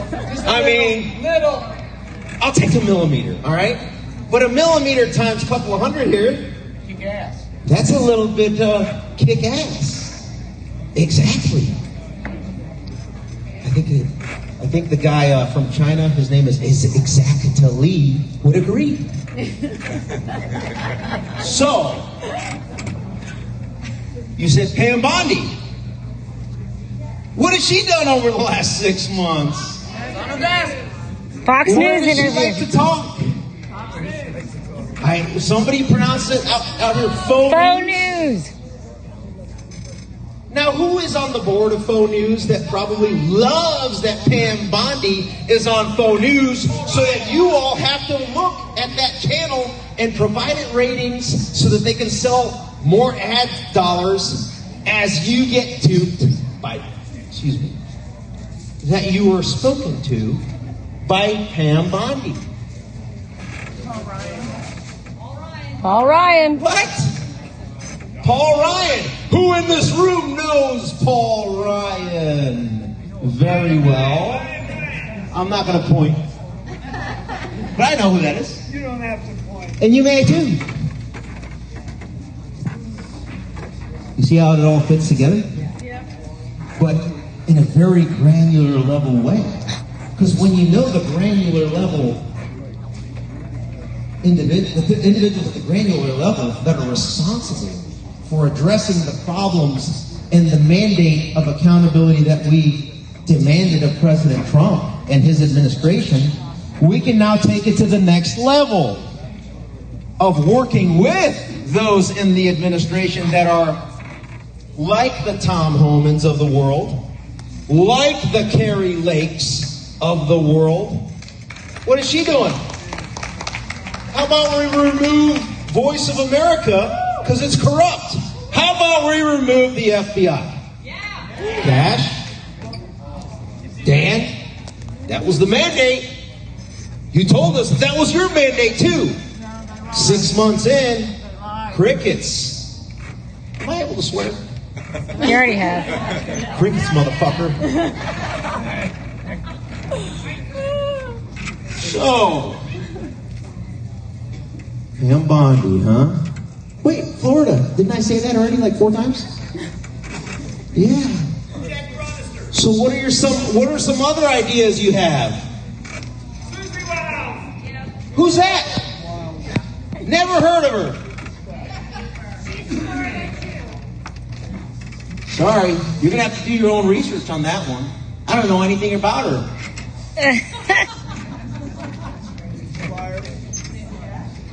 So, what else? COVID accountability? Who's responsible for that? Kennedy. Epstein. No, who's responsible to create accountability to address the COVID problem? Secretary Kennedy. Bobby Kennedy. Have you seen movement on that? No. Why? Why?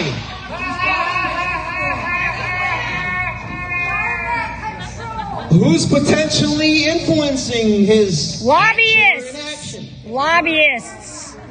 Potentially. Think about these things. What's going on over at the Department of Defense? Didn't Pete Hegseth a couple weeks ago, or about a month ago, said the implementation of the DoD vaccine mandate was unlawful? Ooh, finally catching up. 5 years later. Whistleblower, Dr. Pete Chambers, running for governor in Texas. He called it out early when he was a senior doctor on the biggest mission of a DoD or affiliated to the DoD with the Texas National Guard when he was there in 2021. Called it out. So, but what about Pete Hegseth? Has there been any accountability? No. Why do you think that is? He's a coward. Lobbyists. Because why? Priority number 11 all of a sudden became priority number 1. Iran. Barbara Ryan on behalf of Israel. Was that a priority? Like what? No. Was that in your top 100? Anyway, just be honest. Top 100. Top 1,000. No. Top trillion. Okay. There you get my point. You're smart if you can go to a trillion list. It's like AI. So, if it's not in your top trillion, we want accountability. Dan's not providing it. Cash is just doing the old, here, Chuck Grassley in the Senate, you're the Judiciary Chairman. We're going to provide you an intel report that says the 2020 election was what? China was scooping up all those fake IDs to have over 20,000 votes done on behalf of their interests. But we're not going to disclose that publicly because we don't know what the word transparency means. Well, that's unacceptable. For me. How about for you? Is that unacceptable? Who is here at a point like where people tell me, I'm just waiting, give them time. Well, guess what? I gave him 6 months, and that is 5 months, 29 days, more than I actually gave him. Because day one, this is what could have been done, and this is what we need to motivate them to do. Imagine a time on January 20th. Every single cabinet level official, or will likely going in, was going to do the following. All right, imagine I'm up here, or imagine yourself up here as the director of whatever agency, or a cabinet secretary official. And you convene your workforce, and you say, all right, guess what? I just went through the database that the previous regime did, and I noticed that those that are unvaccinated, you can come into work tomorrow. Those on my list that are injected with the CCP-19 bioweapon,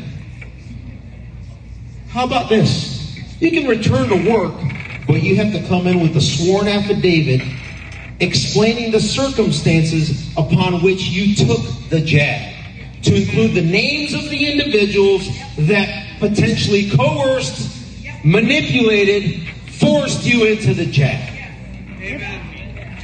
Great. What happens then, you think? You think a lot of people quit? Yep. On their own? Yep. And what do we do with those sworn affidavits? I'm a lawyer. Also, those sworn affidavits can be used where, Mr. Dr. Jane Ruby? Where can we use those sworn affidavits? In court. In court! And guess what? Many of the courts and judges in Texas now, as well as in Florida, and in Missouri, and in Kansas now, and more states growing, have now been educated.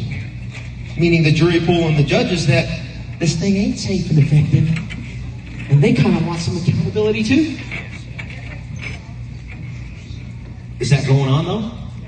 No. Why not?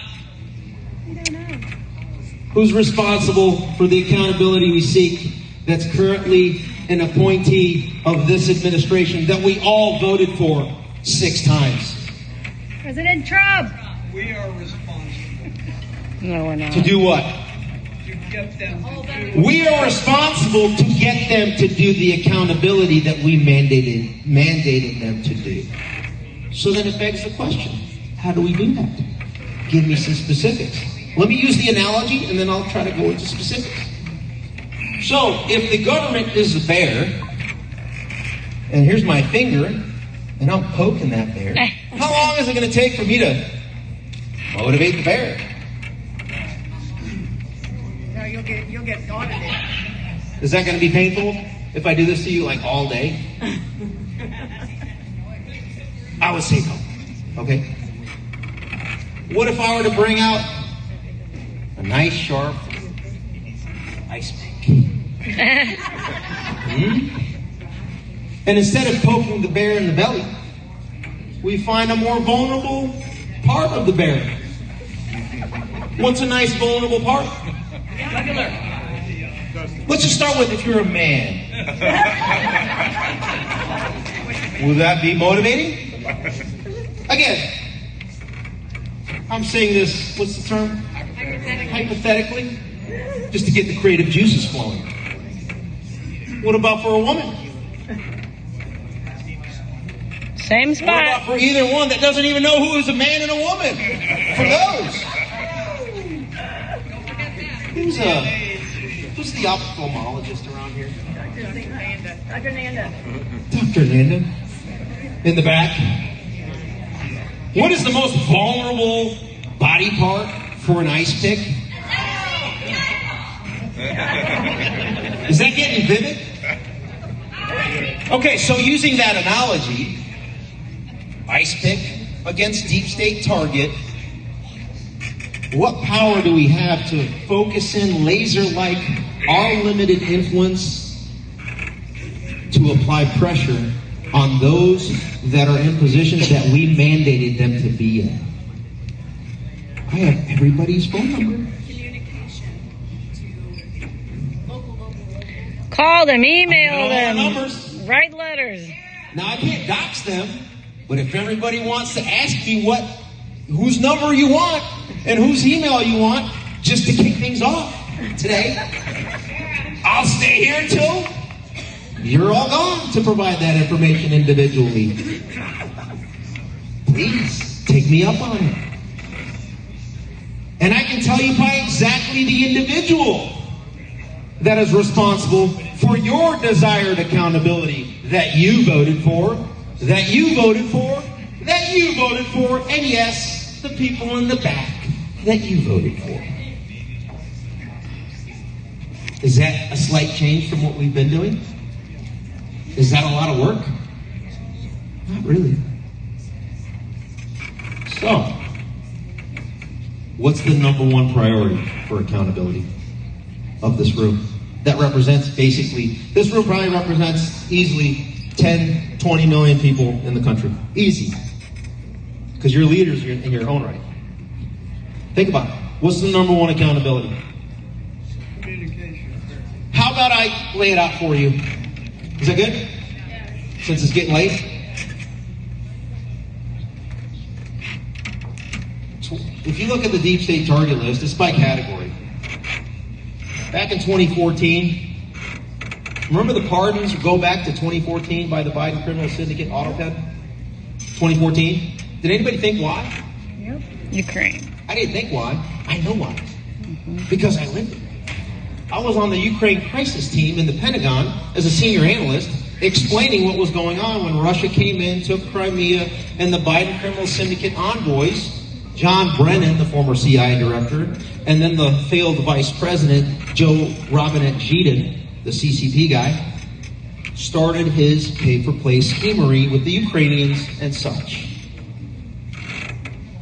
Those pardons go back to that. So let's start there, work our way forward, and see that the Biden criminal syndicate had to remove General Flynn so that he wouldn't be the first one to expose it all, and then they had to start picking off more people in the Trump administration to escalate their cover-ups that led to a massive cover-up known as the Plandemic COVID Con, so that people wouldn't see that President Trump was getting 50, 100,000 people at rallies, while the dementia punk was getting 6 people in circus. So they had to change the psychological dynamic. Enter Plandemic, enter state legislatures changing their laws. Psych, they didn't change their laws. It was totally unconstitutional. 39 states ran their elections unconstitutionally. Not 6 that were contested, not 7 that set electoral slates that were from the Republican side, but 39 states ran their elections unlawfully in 2020. You want the proof? Follow my accounts, I guess. Rumble, etc. That's for like 3-4 hours discussion. So then from there, they had to cover up the electoral heist. That Cash is not providing the information to the Judiciary Chairman. Okay, great. How about accountability? Is that accountability to you guys? Sending information that we already know? What is an example of accountability for you? The election theft information has been done by the people over the last 5 years, and it's in lawsuits all over the place, and a corrupt judiciary. No, but what I mean is, what should be the consequence for those that we already know that did this? Public hangings. How about we use some precedents? Oh, what? Public hangings. What was the lady saying when I had my picture up? Guantanamo Bay. Public executions. Public executions? Does that exist on the books in some states? Yes. The capital punishment does. Oh my gosh! I have been saying capital punishment. Oh, some criminal news network reporter is trying to like shame me. Are you serious? Are you going to apologize for saying that? No, it's a law. You didn't hear me? It's pronounced capital punishment. Okay? Yes. And I'm being polite, actually, by using that term. You want me to use a little bit more aggressive vernacular? That's where we're at as a society that mandated this president into his office. And here's why. I'd like to remind you. Iran chanted what? Death to America? James Comey chanted what? To our president of the United States. Death. The same exact thing. And oh, by the way, Cash, what did you do? You ran away. What about you, Dan? Did you do anything to James Comey for doing this exact same thing and posing an actually increased threat, much more greater of a threat than Iran? He's looking into it. Looking into it still, huh? It's on his desk. Well, we're going to be looking into you and why you're doing nothing. All of us. When do we raid James Comey's house? Jane wants to know. Finally, when are the live stream raids, again, legally, morally, and ethically, of James Comey? Come up here.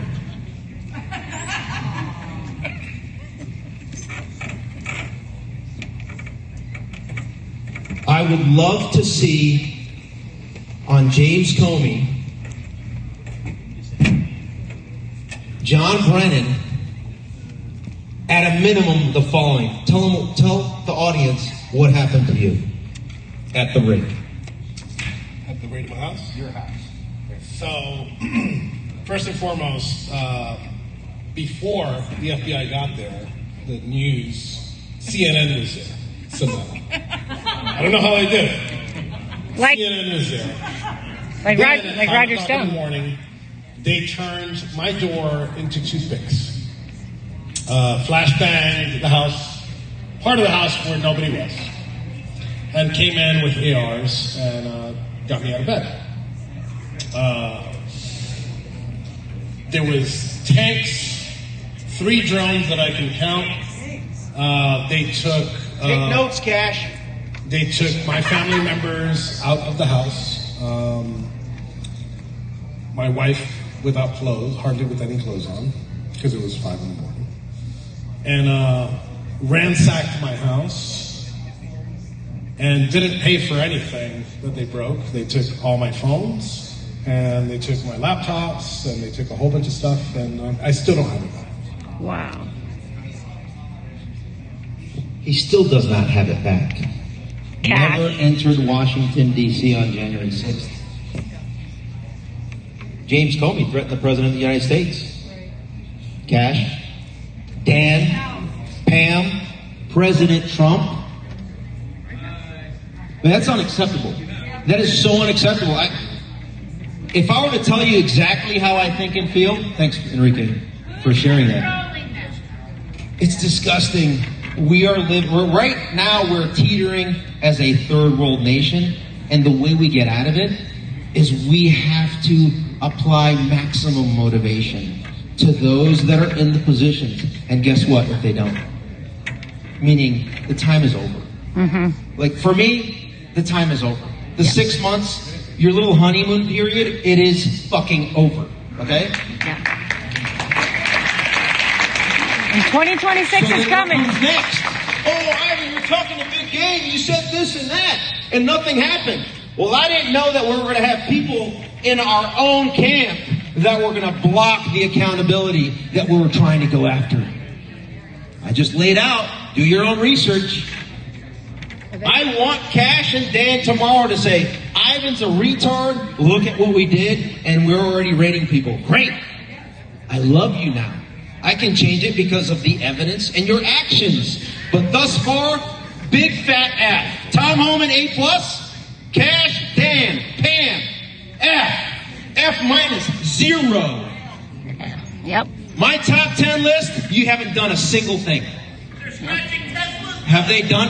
Oh, they scratched the Tesla? We're going to deploy the whole resources of the Department of Justice to go after a local petty arson at a maximum crime. That like some beat cop that's like 85,000 pounds obese that can write a citation for it. You don't need a rating force. It's like ridiculous. So, this is how we fix the shit show. I'm going to give you the contact information for everybody you want. You're going to learn about who they need to action. And then next up, every single January 6th defendant, all 1,600, all of their family members, all of the attorneys that represented them, everyone that was impacted, had a family member murdered, injured, they themselves were injured. Is Carolina in here? The jab destroyed her. She's actually a fighter though, and she was able to survive it and is pushing back to the maximum. So massive round of applause. But will we take this back? Actually, Flash, if you could, please stand up for those that know someone close, family member, was murdered or was injured by the jab. Please.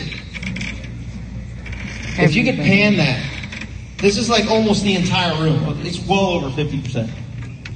Thank you. Have a seat.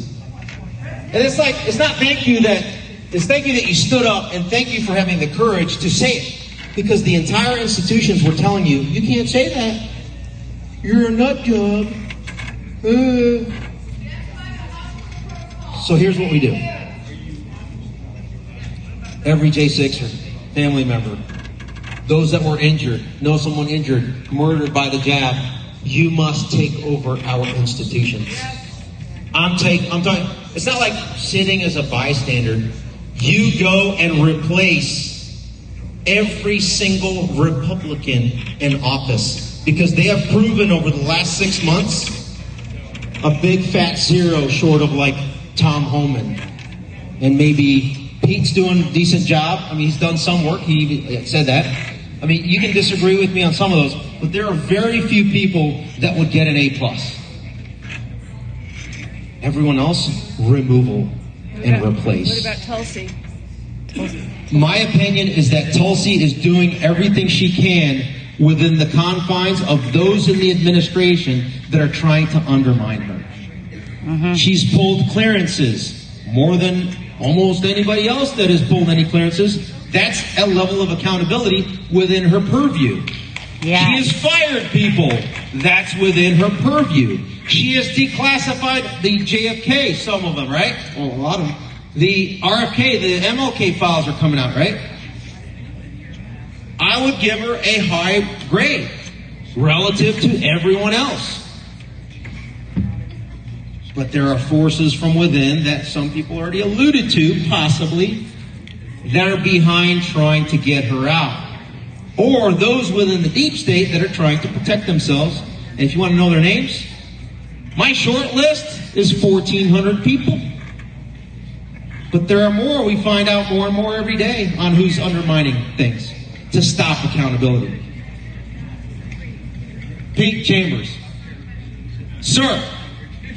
Front and center. Mark Lynch. Sir. Front and center.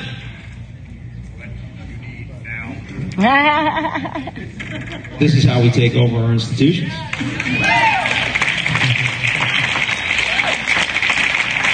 Doctor, flight surgeon. I mean, I don't have enough time because my time's already run out to tell you what a badass this person is. There are very few people that I look up to. I'm just being humble. This is maybe one of two people that I respect wholeheartedly in my life. This guy I deployed with in 2016 to Jordan. Not only is he a badass, physically, intellectually, compassion, and this is a man's man that you want in your corner 100% of the time as your battle buddy. Amen. I would love to see him as the next governor of Texas. Because then I know that this guy will not bend the knee. And instead of playing defense, the best defense is only offense. Lock and load. And not the Fauci style jab lock and load. So this should be the example. Wherever you live, Florida has its problems too. Everywhere, every single instance. You have proven up that you're not going to bend a knee, whether it's COVID, whether it's elections, whether it's the January 6th. Didn't bend a knee. We have to take over the institutions. And one of the key driving individuals that is completely behind diverting and distracting accountability is the opponent of Mark Lynch in South Carolina. Amen. Senator Lindsey Graham. You hear that? White House? No one likes Lindsey Graham. And I'll give a little bit of context. And then I'll give you a couple seconds to speak.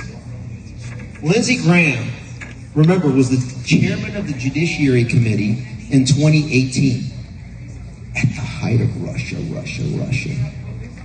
Don't you think the chair of the Judiciary Committee that has oversight over the DOJ and the FBI and the FISA court process would likely know what's going on with the illegal spying operation on Trump, General Flynn, Carter Page, George Papadopoulos, and Paul Manafort? Yeah. Yes.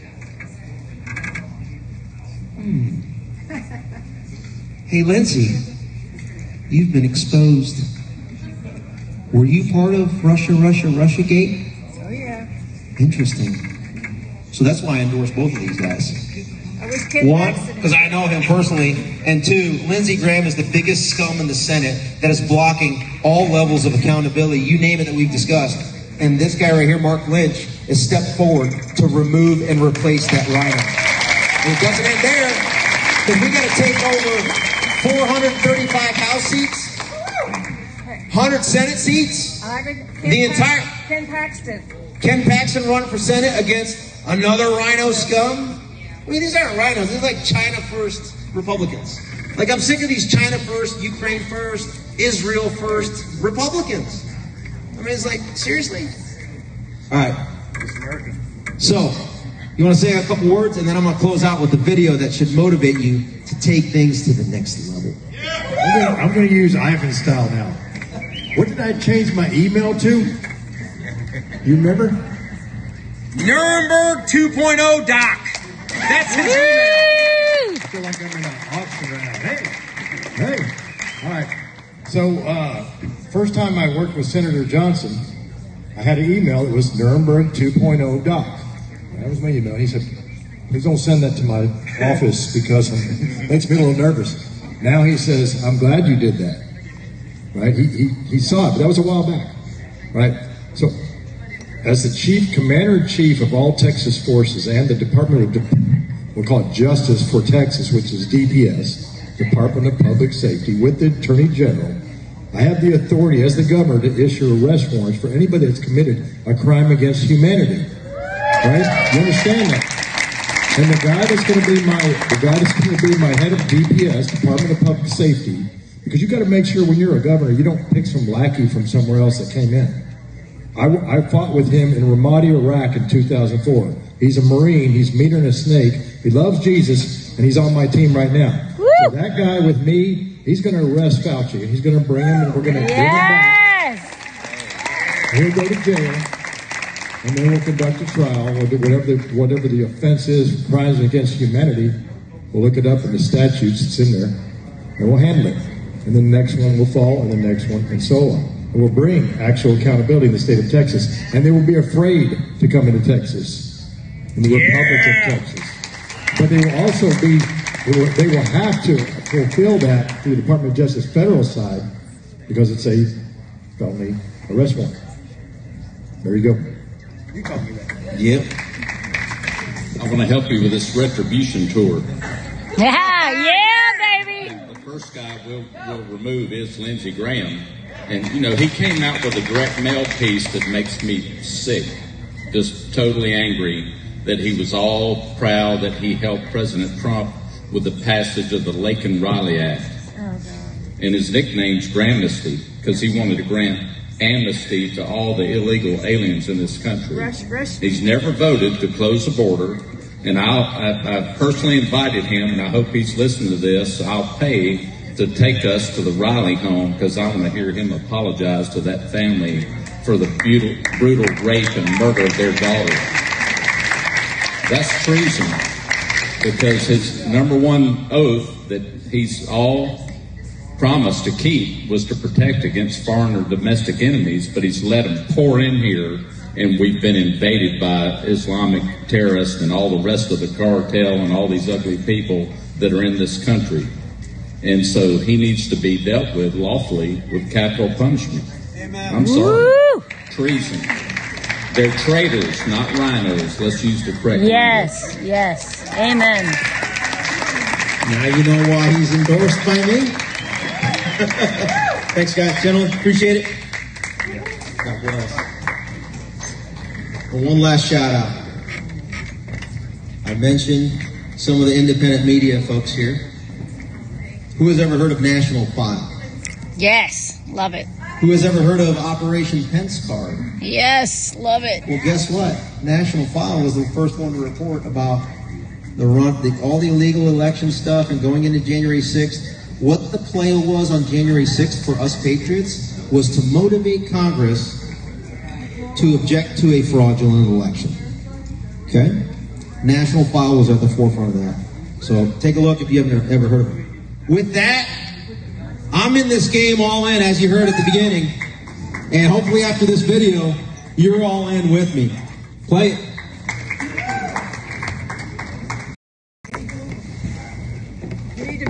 so we can Let's see. go. Yeah. Move it to the middle so that we can see. Sure. Right. There you go.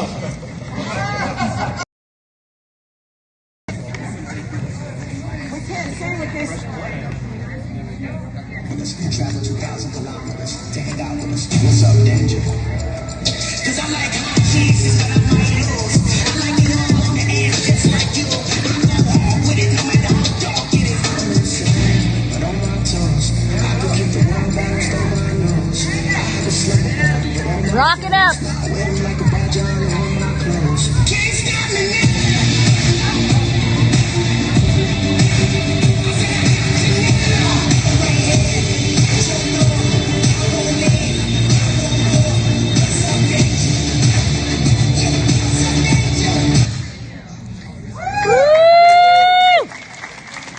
All right.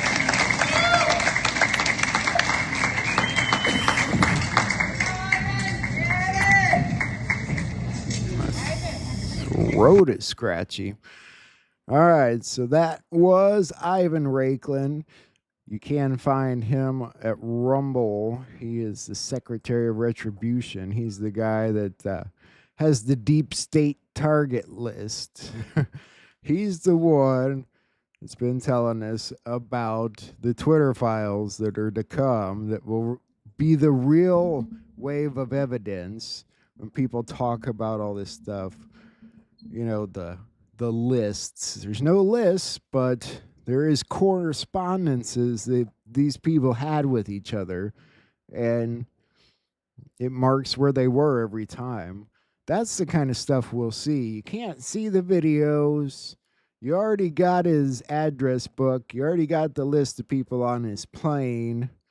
That's what you're going to get. That's what there is. So the Twitter files, they're coming, and he talks about them.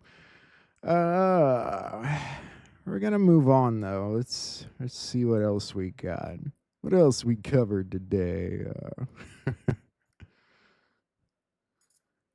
I want to see what Bo Pony says in this interview from today. I don't think this part's very long, though, so we'll fast forward to the Bo Pony part. Auf seinen Ruhm für ein Bombeninterview.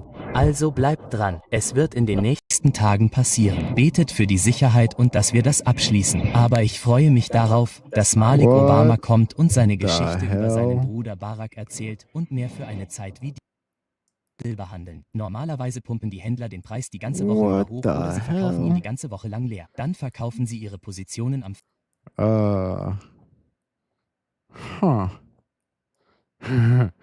That's never happened before. All right. Give me a minute. Wow. Perhaps.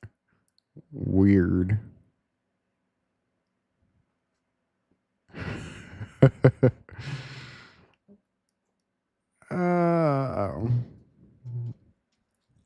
You know what? We'll move on.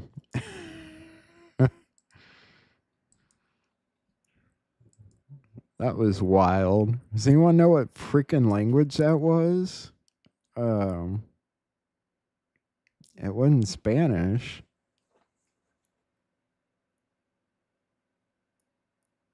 That's never happened before.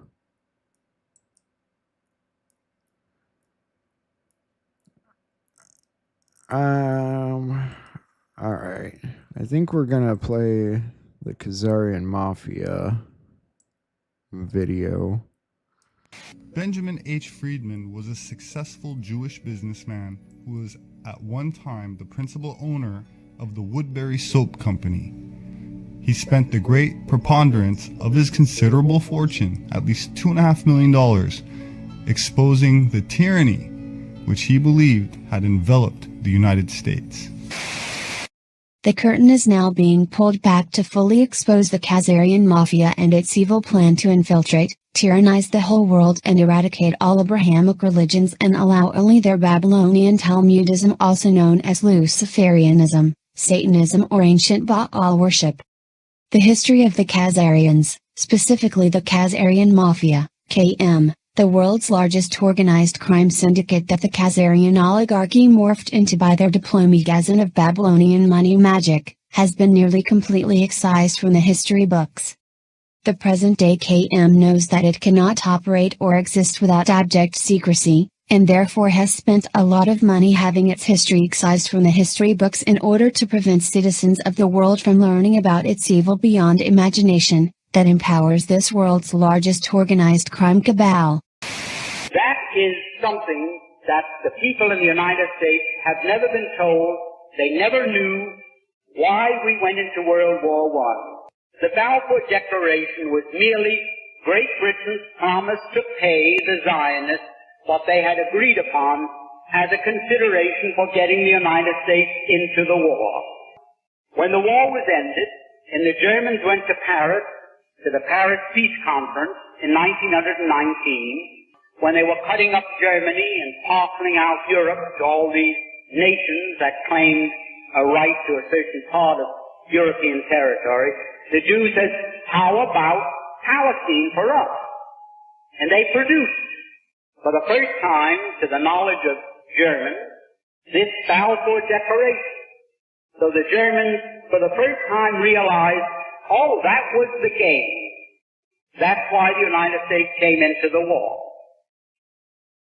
And the Germans, for the first time, realized that they were defeated. They suffered this terrific reparations that was slapped onto them because the Zionists wanted Palestine. And they were determined to get it at any cost. When the Germans realized this, they naturally resented it.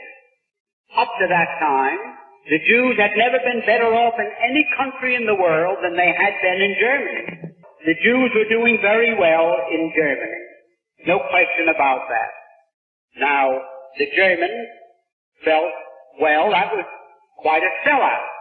We've been so nice to them, and from 1905 on, when the first communist revolution in Russia failed, and the Jews had to scramble out of Russia, they all went to Germany. And Germany gave them refuge, and they were treated very nicely.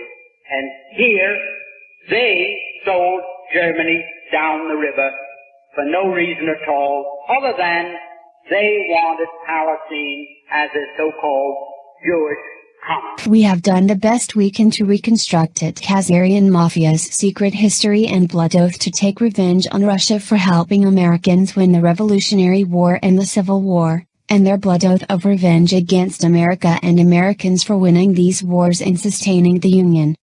At the Syrian Conference on Combating Terrorism and Religious Extremism December 1, 2014, in his keynote address, Veterans Today senior editor and director Gordon Duff disclosed publicly for the first time ever that world terrorism is actually due to a large international organized crime syndicate associated with Israel.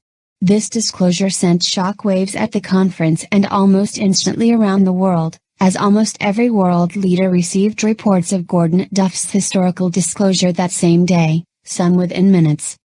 And the shockwaves from his historic speech in Damascus continue to reverberate around the world even to this very day. And now Gordon Duff has asked President Putin to release Russian intel which will expose about 300 traitors in Congress for their serious serial felonies and statutory espionage on behalf of the Khazarian Mafia, KM, against America and many Middle East nations. We now know that the Khazarian Mafia, KM, is waging a secret war against America and Americans by the use of false flag Gladio-style terrorism, and via the illegal and unconstitutional Federal Reserve System, the IRS, the FBI, FEMA, Homeland Security and the TSA.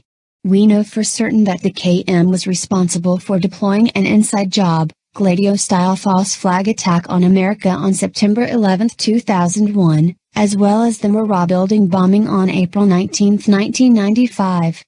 100 to 800 AD, an incredibly evil society emerges in Khazaria. Khazarians develop into a nation ruled by an evil king, who had ancient Babylonian black arts, occult oligarchs serving as his court.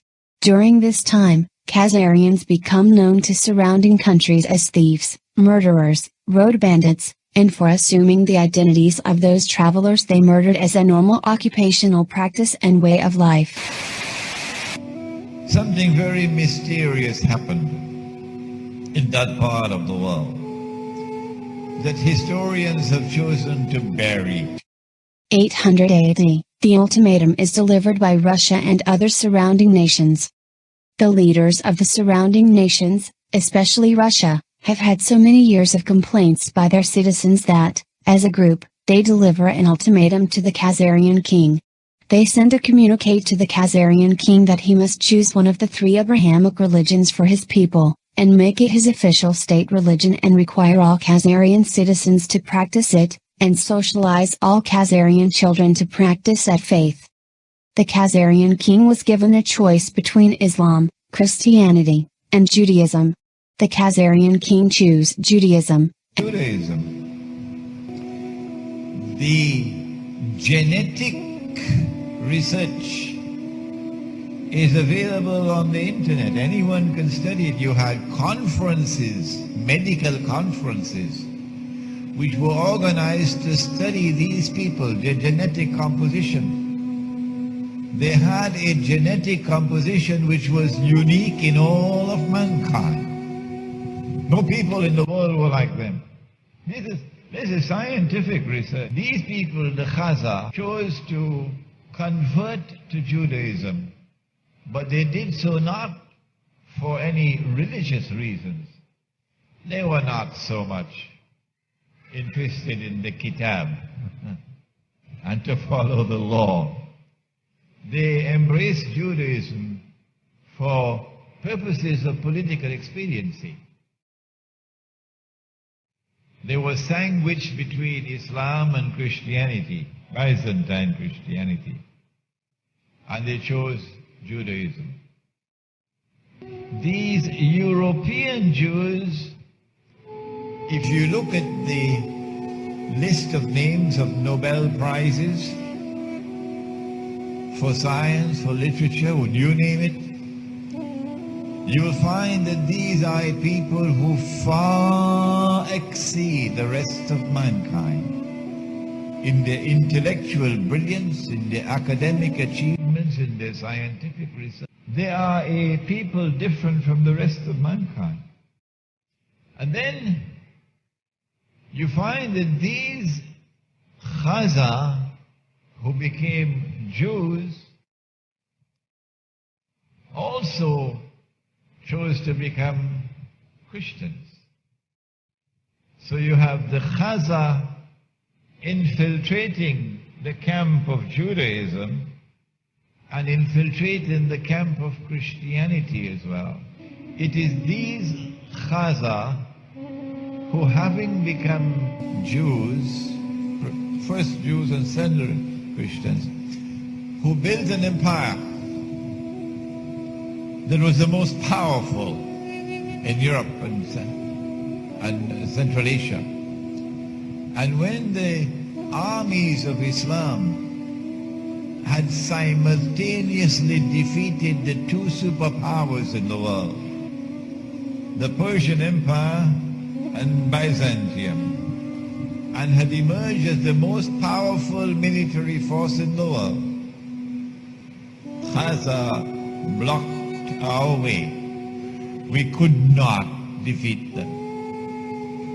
And so it would be quite correct to say that the Khazar demonstrated a military power without equal in the world at that time. Despite his agreement and promise, the Khazarian king and his inner circle of oligarchs kept practicing ancient Babylonian black magic, also known as secret Satanism. This secret Satanism involved occult ceremonies featuring child sacrifice, after bleeding them out, drinking their blood and eating their hearts. The deep dark secret of the occult ceremonies was that they were all based on ancient Baal worship, also known as worship of the owl. In order to fool the Confederacy of Nations led by Russia that were watching Khazaria, The Khazarian king melded these Luciferian black magic practices with Judaism and created a secret satanic hybrid religion, known as Babylonian Talmudism. This was made the national religion of Khazaria, and nurtured the same evil that Khazaria was known for before. Sadly, the Khazarians continued their evil ways, robbing and murdering those from surrounding countries who traveled through Khazaria. Khazarian robbers often attempted to assume their identities after they murdered these visitors, and became masters of disguises and false identities, a practice they have continued even to this very day, along with their child sacrifice occult ceremonies, which are actually ancient Baal worship. 1200 AD, Russia and the surrounding nations have had enough and take action.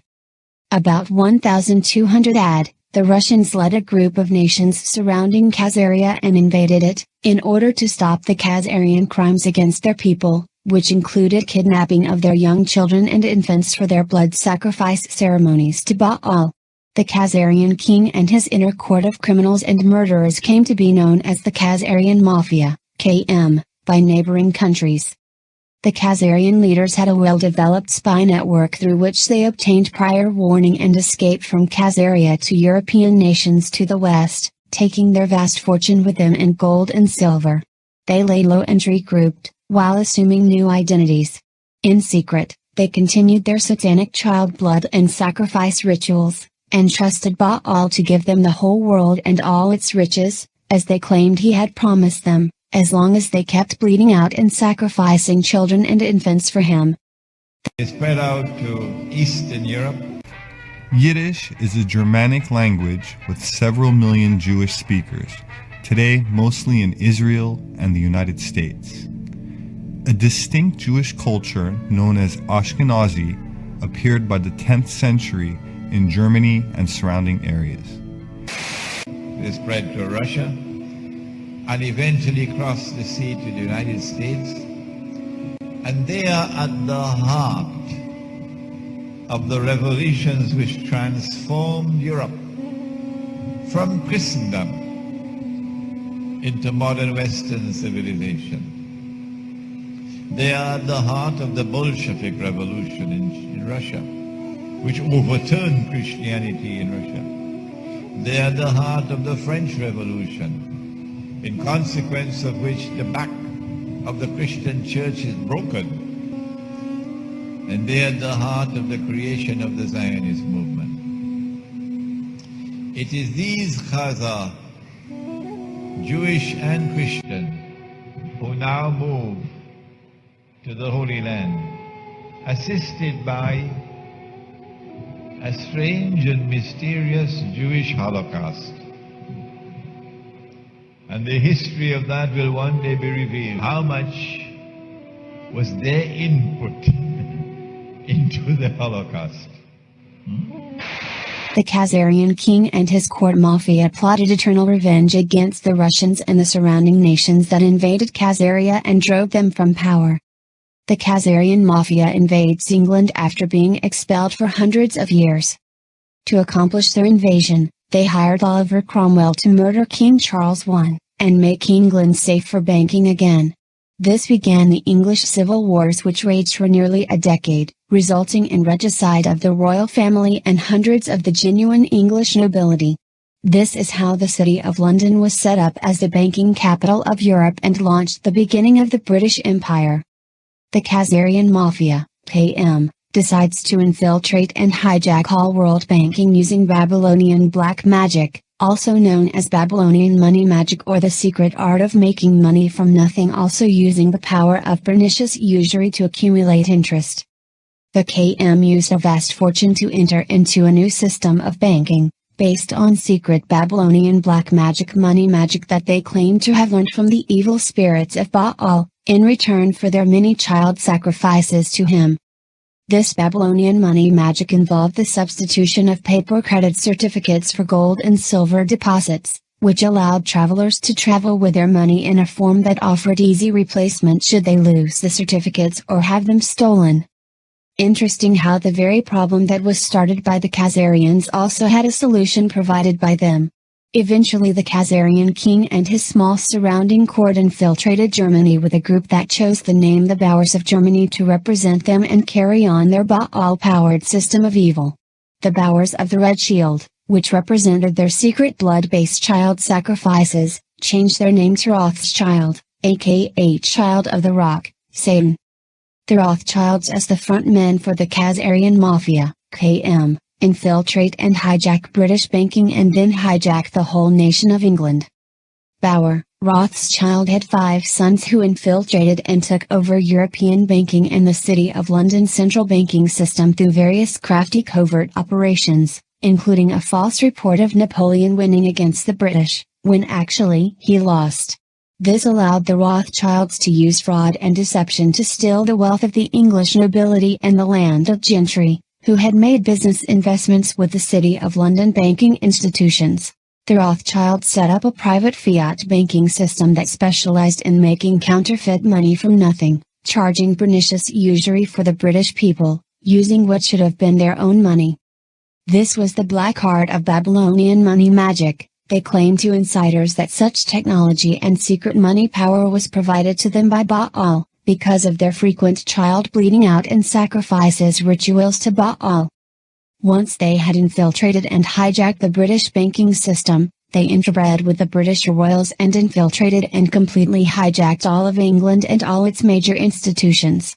Some experts believe that the Rothschilds genocided the royal family members by staging secretly managed illicit and adulterous breedings with their own Khazarian men in order to replace the royals with their own pretenders to the throne. The Khazarian Mafia, KM, wages an international effort to eradicate kings who rule by the divine right of God Almighty. Because the KM claims to have a personal partnership with Baal, aka the devil, Lucifer, Satan, because of their sacrifices to him. They detest any kings who rule under the authority of God Almighty because most feel a responsibility to make sure their own people are protected from infiltrators and treasonous enemies within the gates. In the 1600s, the KM murder the British royals and substitute their own fakes. In the 1700s, they murder the French royals. Right before World War I they murder Austrian Archduke Ferdinand to start World War I. In 1917 they assembled their KM army, the Bolsheviks, and infiltrate and hijack Russia, murder the Tsar and his family in cold blood, bayonet his favorite daughter through the chest and steal all the Russian gold, silver and art treasures. Ashkenaz was the medieval Hebrew name for Germany. Their language is mostly Middle High German, but is distinctive because it is written in Hebrew characters and has some Hebrew and Slavic words mixed in. The Russian Empire at one time hosted the largest population of Jews in the world. Within this territory, the primarily Ashkenazi Jewish communities gave rise to the Bolsheviks, who had engineered the Russian Revolution of 1917 and had managed to kill, in the process, some 66 million Russian Christians. Although anti-Semitism has a long history, arguments can be made, and are being made, that a large degree of it in relative modern times was in direct reaction to the horrors brought about by the Jewish communist philosophy. Right before World War II, they murder the Austrian and German royals. Then they get rid of the Chinese royals and disempower the Japanese ruler. The Khazarian Mafia's intense hatred of anyone who professed faith in any god but their god Baal has motivated them to murder kings and royalty, and make sure they can never rule. They have done the same with American presidents, running sophisticated covert operations to disempower them. If that doesn't work, the KM assassinates them, like they did to McKinley, Lincoln and JFK. The KM wants to eliminate any strong rulers or elected officials who dare to resist their Babylonian money magic power or their covert power gained from their deployment of their human compromise network. The Rothschilds create international narcotics trafficking on behalf of the KM. The Rothschilds then covertly ran the British Empire and crafted an evil plan to recover the vast amounts of gold and silver the British had been paying to China for its high-quality silk and spices that were unavailable anywhere else. The Rothschilds, through their international spy network, had heard of Turkish opium and its habit-forming characteristics. They deployed a covert operation to buy Turkish opium and sell it in China, infecting millions with a bad opium habit that brought back gold and silver into the Rothschild coffers, but not to the British people. The opium addictions created by Rothschild opium sales to China harmed China so much that China went to war on 2 occasions to stop it. These wars were known as the Boxer Rebellions or the Opium Wars. The money the Rothschilds gained from the sale of opium was so vast that they became even more addicted to the easy money than the opiate addicts were to the opium.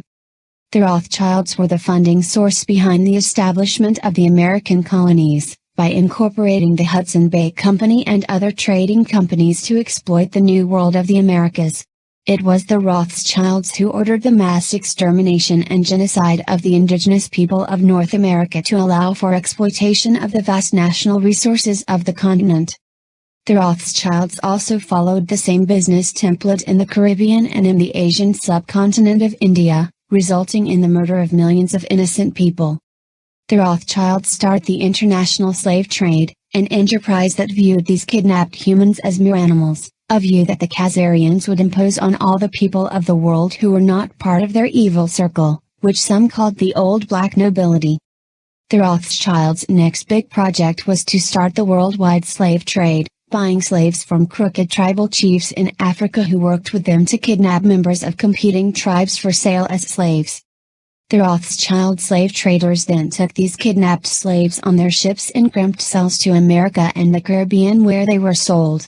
Many died at sea due to bad conditions. The Rothschild bankers learned early on that war was a great way to double their money in a short time by lending money to both warring sides. But in order to be guaranteed collections, they had to get taxation laws passed, which could be used to force payment. The K.M. Rothschild private fiat counterfeit banksters plot eternal revenge against the American colonists and Russia who assisted them for losing the Revolutionary War. When the Rothschilds lost the American Revolution, they blamed the Russian Tsar and the Russians for assisting the colonists by blockading British ships. They swore eternal revenge on the American colonists, just as they had when the Russians and their allies crushed Khazaria in 1000 AD. The Rothschilds and their English oligarchy that surrounded them plotted ways to retake America, and this became their main obsession. Their favored plan is to set up an American central bank, featuring Babylonian money magic and secret counterfeiting. The Rothschild K.M. attempts to retake America in 1812 on behalf of the Khazarian Mafia but fails, once again because of Russian interference. This failure enraged the Rothschild K.M., and they once again plot eternal revenge against both the Russians and the American colonists and plan to infiltrate and hijack both nations and asset strip, tyrannize and then mass murder both nations and their populace. The K.M.'s attempts to set up a private American central bank are blocked by President Andrew Jackson, who called them satanic and vowed to root them out by the grace and power of Almighty God. The Rothschild banksters regroup and continue their covert attempts to install their own Babylonian money magic bank inside America. Finally in 1913, the Rothschild Mafia succeeds in establishing a major beachhead inside America, and an evil enemy of all American enter the gates of America. In 1913, the Rothschild K.M. was able to establish a beachhead by bribing crooked, treasonous members of Congress to pass the illegal, unconstitutional Federal Reserve Act on Christmas Eve without a required quorum. The act was then signed by a crooked, bought-off president, who was a traitor to America, like the members of Congress who voted for it. The Rothschild K.M. then create an illegal taxation system in America.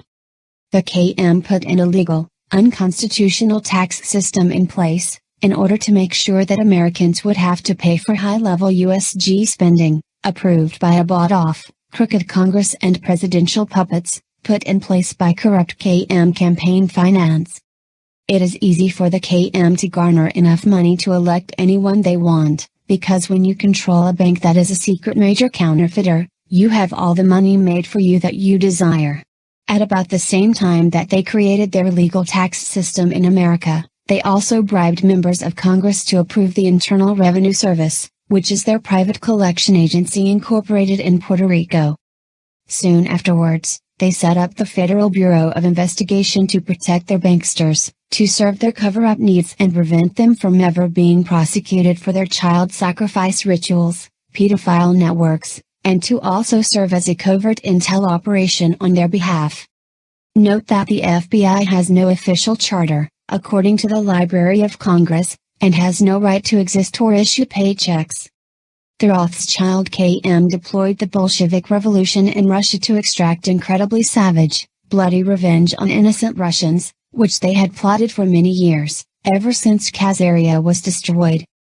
The Rothschild KM pre-staged and engineered the Russian Revolution by using its central banks to pay for the Bolshevik infiltration of Russia and their revolution on behalf of the Khazarian Mafia, KM. In an well-planned savage and inhuman bloodletting that stunned the world, the Bolsheviks were unleashed in full fury on behalf of the KM to gain revenge on the Russians. This had been planned since the destruction of Khazaria. The Bolsheviks, at the direction of the Rothschild KM, raped, tortured and mass murdered approximately 100 million Russians, including women, children and infants. Some of the torture and bloodletting was so extreme, we are not going to mention it here in this article. But readers who want to know can do some in-depth internet research on the Red Terror or the Bolshevik Shika or watch the classic movie The Chekist, which is available on YouTube. Членами его являлись примерно 80-85% евреи. Но они же, руководствуясь ложными идеологическими соображениями, шли тогда на аресты и репрессии и иудеев, и православных, и представителей других конфессий, мусульман. Они всех гребли под одну гребенку. И вот эти идеологические шоры и ложные идеологические установки. The Rothschild Khazarian Mafia, KM, once again decided to sheep-dip themselves and infiltrated and hijacked all Judaism. The Rothschild KM created a master plan to control all of Judaism and mind control Judaics. The Rothschild KM has hijacked Judaism, patterned it off of Babylonian Talmudism, Luciferianism or Satanism, and gained control over the banking and Wall Street professions in general, Congress, the major mass media, along with most wealth and economic means of success. Thus, the Rothschild KM could pass out wealth and success to those Judaics who drink their Kool-Aid and use them as cutouts, assets and synonyms. In this manner, the Rothschilds hijacked Judaism. Their financing of the Israeli Knesset and construction of it using Freemason occult architecture displayed their commitment to the occult and Babylonian Talmudism and all the evil accompanying it, including child sacrifice to their secret god Baal. They set up a NWO system called World Zionism, which taught and inculcated susceptible Judaics with a paranoid group delusion of racial superiority, which assumed that all Gentiles were intent on mass murdering all Judaics. They called this racially paranoid mass Judaic delusion of world conquest, World Zionism, which is really a form of covert Babylonian Talmudism or Luciferianism that had been unknown to mainstream Judaics. The system was designed to use Judaics as cover, but also to anoint them with Babylonian money power, in order to use them as cutouts, and to later be sacrificed to Lucifer in 2 stages. The first stage would be their planned World War II in Nazi work camps, cut off from supplies, resulting in the deaths of about 200,000 Judaics from starvation and disease, along with about 90,000 non-Judaic inmates from the same causes, according to respected Red Cross official figures.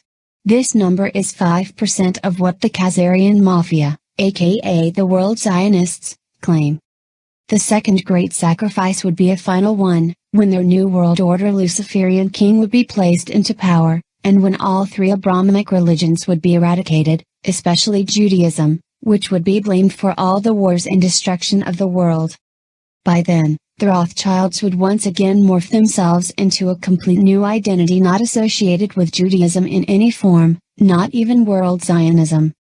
It is important to realize that the Rothschild KM took Germany down to nothing after World War I, created a vacuum for fascism, and then rebuilt it, creating Nazism and installing Hitler as a counterforce to their Russian Bolshevism.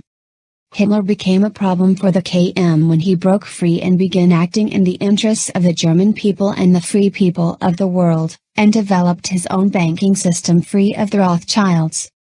Hitler introduced a financial system that was free of usury and beneficial to the working class. This mandated the utter destruction of Germany and the German people, because the Rothschilds and the Khazarians could never allow an economic system that did not depend upon usury to exist. We see the same thing today with the Khazarian war against Islam, because Islam forbids usury.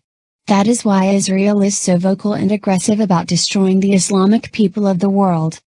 The KM expected this to be a large World War II, and when they supported both sides, this could be used to industrialize the whole world and maximize their bankster money power. The Rothschild KM then bribed and induced members of Congress to send American soldiers to their prestige and engineered World War I. As a continuance of their well-proven pattern of financing both sides in any war to maximize profits, the acquisition of more federal tax monies and increased international power, the Rothschild Khazarians once again bribed, blackmailed and induced members of Congress to declare war against Germany in 1917. When World War I erupted in 1914, President Woodrow Wilson pledged neutrality for the United States, a position that the vast majority of Americans favored.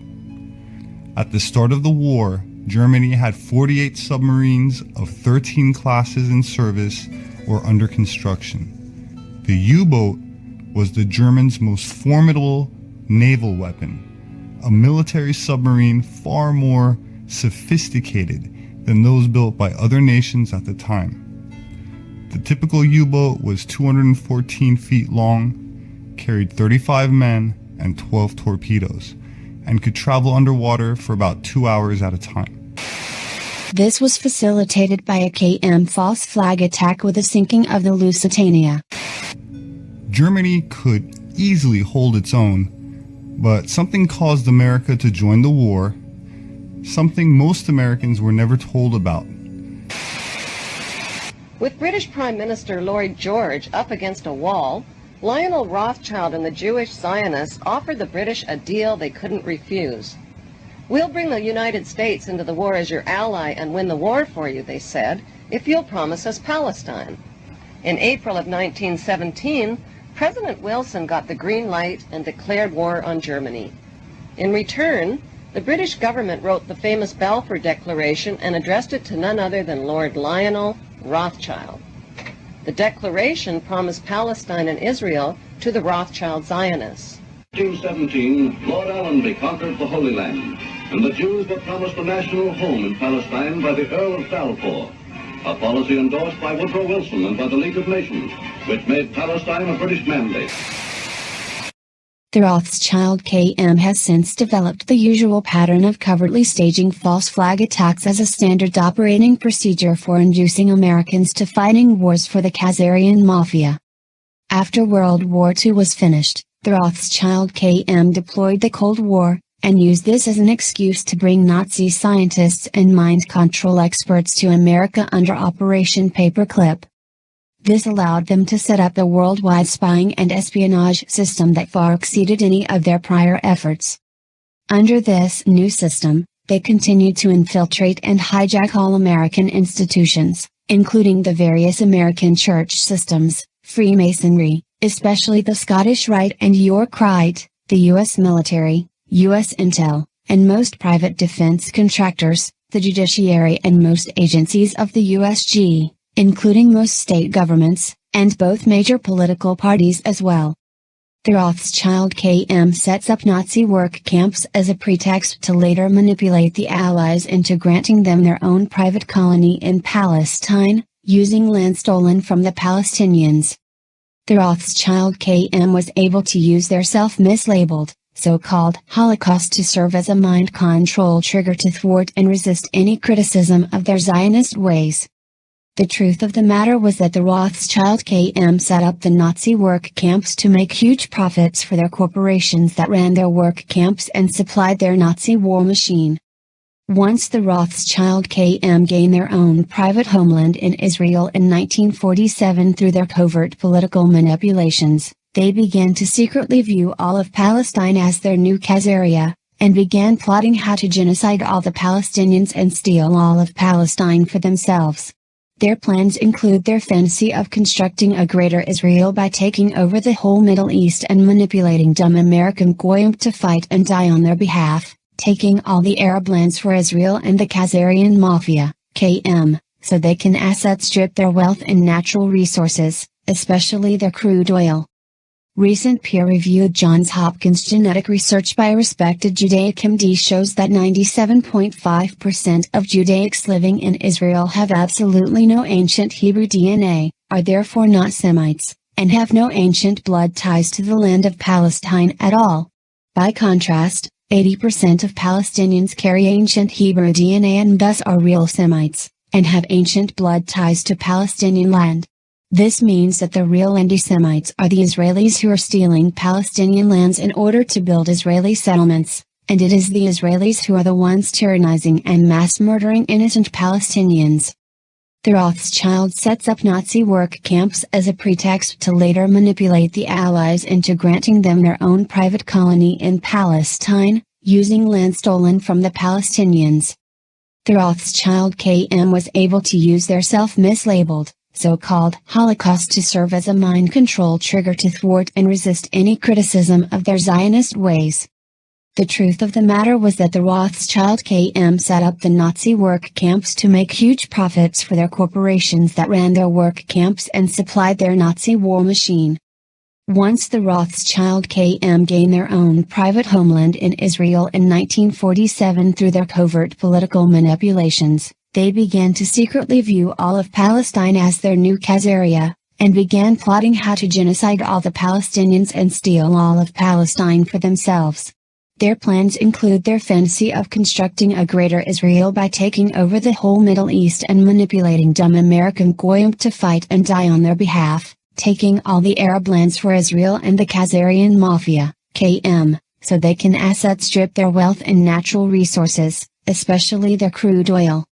Recent peer-reviewed Johns Hopkins genetic research by a respected Judaic MD shows that 97.5% of Judaics living in Israel have absolutely no ancient Hebrew DNA, are therefore not Semites, and have no ancient blood ties to the land of Palestine at all. By contrast, 80% of Palestinians carry ancient Hebrew DNA and thus are real Semites, and have ancient blood ties to Palestinian land. This means that the real anti-Semites are the Israelis who are stealing Palestinian lands in order to build Israeli settlements, and it is the Israelis who are the ones tyrannizing and mass murdering innocent Palestinians. The Rothschild KM decides to mind control the American masses to make it much easier to manipulate them into approving their legal, unconstitutional, unprovoked, undeclared, unwinnable, perpetual wars needed to make huge profits and gain more world power. The Rothschild KM decided to gain complete control over all public education by setting up the Department of Education and creating globalist and socialist curriculum based on political correctness, diversity and perversion as normal teachings. Fluoride is added to the public water and toothpaste, and dentists are mind-controlled to believe that fluoride prevents cavities, and is not harmful to brain function or thyroid function, which it is. The addition of fluoride to the public water supply and to toothpaste is to dumb down Americans by on average lowering the operational IQ and making folks much more docile than they would normally be. Programs to develop and deploy vaccinations to dumb down children and create huge numbers of future chronic health problems were initiated. Doctors have been mind-controlled and misled by biased research that was cherry-picked, ignoring any studies that were negative, and that included most of them. All vaccine cell lines are contaminated with SV40, a known carcinogenic slow-acting virus. The KM used its monetary power to gain control over all of the allopathic medical schools, and set up and controlled the American Medical Association and other medical societies, in order to make sure their agenda based on lies and deceit was continued. Part of this massive plan to dumb down and mind control the American masses was the KM's buying up and consolidating all the American mass media into 6 controlled major mass media, CMMM, owned and controlled by their cutouts on their behalf. The CMMM functions as an illegal news cartel, and it should be broken up under antitrust laws and for inflicting espionage and illegal propaganda as a weapon of war against the American people. The Rothschild KM chieftains decide that it is time to use America to complete their final takedown and occupation of the whole world by instituting a major false flag attack inside America to blame on the Islamics whom they want America to wrongly attack on their behalf.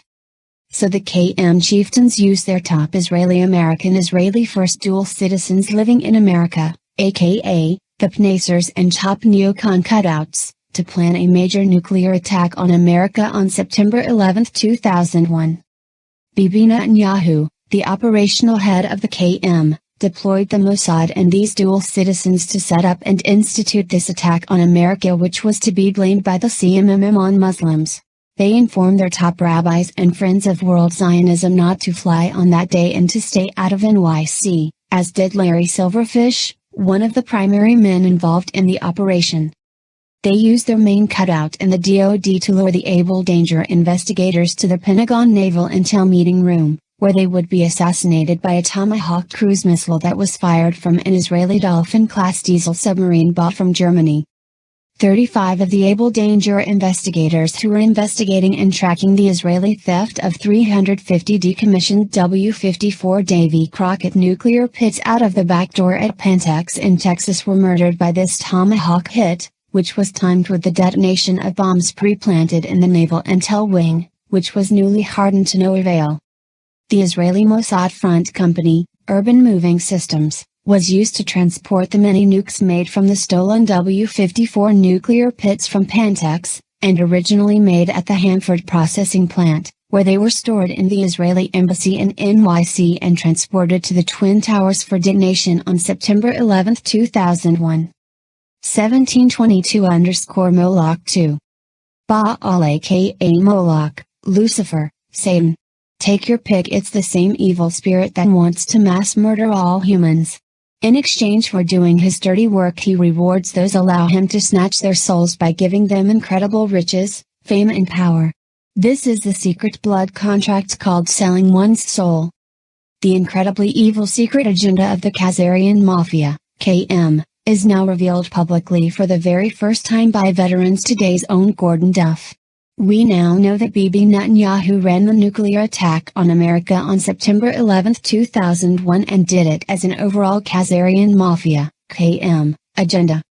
Hold on to your chair, this is very big secret and explains a lot of what has been going on inside America, all caused by Israel and the Khazarian Mafia, which has infiltrated almost all of America's institutions of government and society. Now for the first time ever, the very specific, secret, incredibly evil agenda of the Khazarian Mafia, KM, is going to be revealed, thanks to an interview that Mike Harris had with Veterans Today senior editor and director Gordon Duff on his talk show The Short End of the Stick on March 10, 2015. I have heard a lot of shocking insiders' secrets over the years, but this one really takes the cake and explains exactly what Israel and its minions in America have been to us on behalf of the Rothschild Khazarian Mafia that has screwed up almost every aspect of our lives, creating a poor economy, lots of unemployment and underemployment, massive crime, alcoholism and drug, screwed up schools that dumb down the kids, various eugenics programs like fluoride in the public water and toothpaste, and mercury in vaccines, which are a big fraud, and rampant political corruption. This interview is now sending shockwaves around the world, and when you consider the content that Gordon Duff disclosed for the first time anywhere publicly, you will be shocked. And you will understand that Bibi Netanyahu is the operational head of the Khazarian Mafia, KM, and was the one that ordered and supervised the Israeli nuclear attack on America on September 11, 2001. In this interview, Gordon Duff disclosed from a written transcript of what was said at a meeting between Bibi Netanyahu, an American traitor, and some other spies in 1990. Gordon Duff disclosed that Netanyahu was a KGB spy like Jonathan Pollard. And we know now that Israel was started as a satellite of Bolshevik Russia and was quite unhappy when the Soviet Union fell. Benjamin Netanyahu was meeting in that Finks bar in Jerusalem, a well-known Mossad watering hole.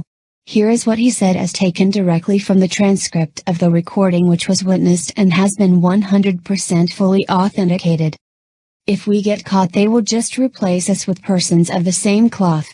So it doesn't matter what you do, America is a golden calf and we will suck it dry, chop it up, and sell it off piece by piece until there is nothing left but the world's biggest welfare state that we will create and control. Why?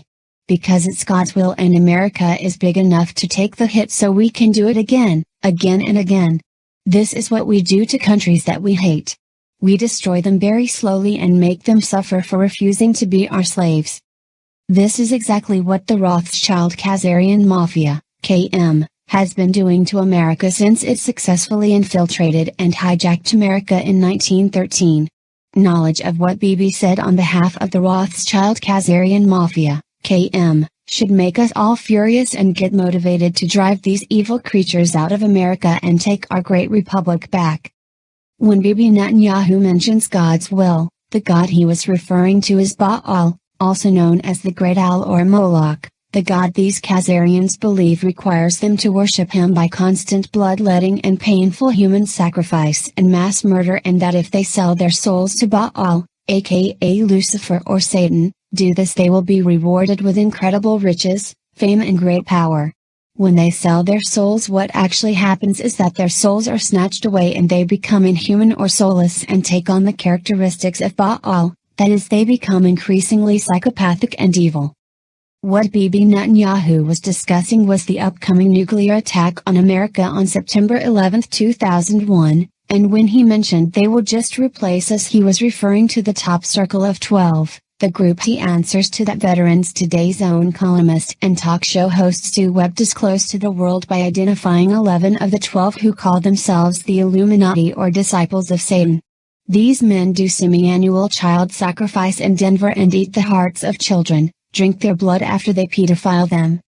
Folks, we must get this information out to everyone we can, then unite and drive these soulless Baal-worshipping scum out of every nook and cranny of America and bring them all to justice and final judgment for all their incredible evil.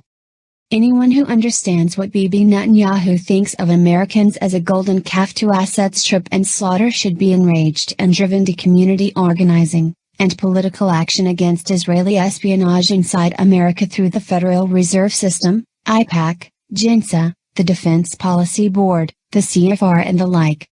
The Rothschild KM planted has 25 nukes in major American cities and other major cities in Europe in order to blackmail the associated government. This is referred to as their Samson option, and was first discovered and disclosed by Seymour Hersh. Starnikel, the Rothschild KM also gained some S-19 and S-20 warheads from a corrupt member of Congress assigned the task to buy up Ukrainian MIRVs on behalf of the USG in order to decommission them. Instead, he sold them to the Israelis and split the money with other key congressmen involved. This is high treason and a capital offense punishable by execution. Right after their attack on America, the Rothschild KM told the U.S. administration that they would detonate city buster-sized nukes in some American cities, including D.C., if the administration refused to allow Israel to create their own large police state occupation force inside America, based on the consolidation of all American law enforcement and alphabets under one central Israeli control. This new Israeli occupation force, called Homeland Security, DHS, was initially run by dual citizens and perverts. Former DHS Director Gina Napolitano is being sued for sexual harassment of men working at DHS whom she ordered to move their offices into the men's lavatory. Dual citizen traitor Michael Chertoff, a name translated from Russian as son of the devil, was the criminal mastermind that set up DHS, along with former head of the East German Stasi, Markus Wolf, who was hired as a special consultant and died mysteriously as soon as his mission was completed. The Rothschild KM never thought they would get exposed for their nuclear attack on America on September 11, 2011, but they made one of the biggest tactical mistakes in history and overplayed their hand from excess hubris, based on too much easy success due to their extreme money power in the past. Soon mainstream America will know that Bibi Netanyahu and his Likud party deployed the attack on America on September 11, 2001 on behalf of the Rothschild KM. They thought that they had complete control over the CMMM and could prevent any of the secret IAEA and Sandia Labs investigation from ever being released to the American public. They made a serious tactical error, because now the truth about their role in the September 11, 2001 attack on America is being published on the worldwide internet, the world's new Gutenberg press. What the Rothschild KM did not understand was the power of the internet and how truth nuggets published and broadcast on it resonate with the people of the world and spread like wildfire, at the speed of light. Truth is being diffused to the masses everywhere. This incredible tactical error by the KM is so great that it will actually doom them to the complete exposure and eventual complete destruction they deserve. Bibi Netanyahu's order to proceed and deliver the nuclear attack on America on September 11, 2001 will go down in history as one of the KM's biggest mistakes, and the one that will be blamed for their exposure and destruction by the world that is now ganging up against them. The Russians have now leaked the IAEA and Sandia Labs and Able Danger files given to them by Edward Snowden.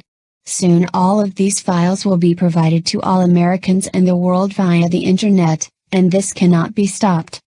A number of Russians in the high military command in Russia, and in the highest positions of leadership in the Russian government realize that it was the same organized crime cabal that organized the Khazarians into Bolsheviks to mass murder 100 million innocent Russians, and these men want payback.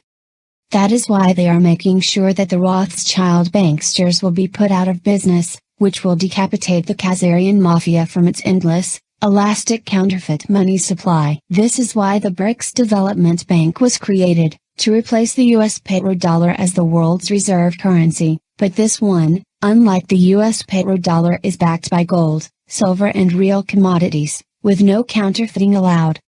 The CMMM is failing, and most Americans no longer believe any of their primetime national stories, especially the under 30 crowd, who cherry-pick facts from the internet and construct their own beliefs. So many internet users now reject the CMMM that the truth about the Israelis attacking America on September 11, 2001 is becoming easier each day to believe. Soon all of mainstream America will know that Bibi Netanyahu and his Mossad and dual citizens did the September 11, 2001 attack on America. The American military high command knows that Bibi Netanyahu ordered his Mossad and stateside dual citizens to attack America using nukes on September 11, 2001 on behalf of the Rothschild Khazarian Mafia, KM.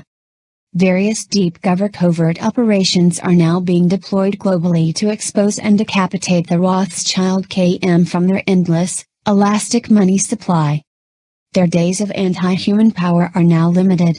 The secret, incredibly well-trained U.S. team called the Nuclear Snake Eaters is now hard at work searching all incoming Israeli diplomatic pouches and shipments, driving by and flying over synagogues and Israeli embassies and Mossad safe houses with high-tech gamma-ray and helium-3 neutron detectors, and using ultra-high-tech custom-tuned and focused satellites to search for any stored nuclear pits, as well as working hard to recover all stolen nuclear pits by the Israelis anywhere in the world outside of Israel. This super elite team was alerted by Michael Shrimpton's phone call to MI6 notifying them that an Israeli city buster was planted near the Olympic Stadium. This call wrongly has landed him in jail. The city buster was recovered by the Nuclear Snake Eaters, who entered England and recovered and disarmed a large city buster. Sadly, MI6 wanted this nuke detonated in order to gain more power for the Khazarian Mafia in England, their home base inside the City of London financial district, since it has been losing power fast.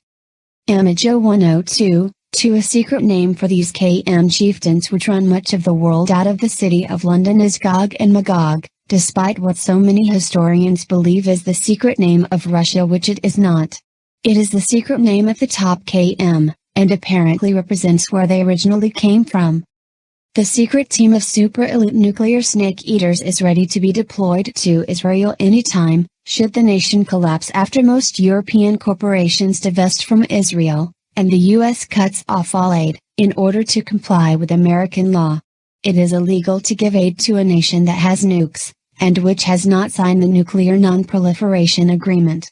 Israel has nukes detectable from satellite-based helium-3 sensors and has never admitted it, nor has it signed the Nuclear Non-Proliferation Agreement. We must all demand that our Congress and administration obey the law and immediately cut off all aid, monetary and military aid to Israel, and arrest all Israeli espionage front directors of IPAC, JINSA, the Defense Policy Board, the Joint in NYC, and the ADL, etc.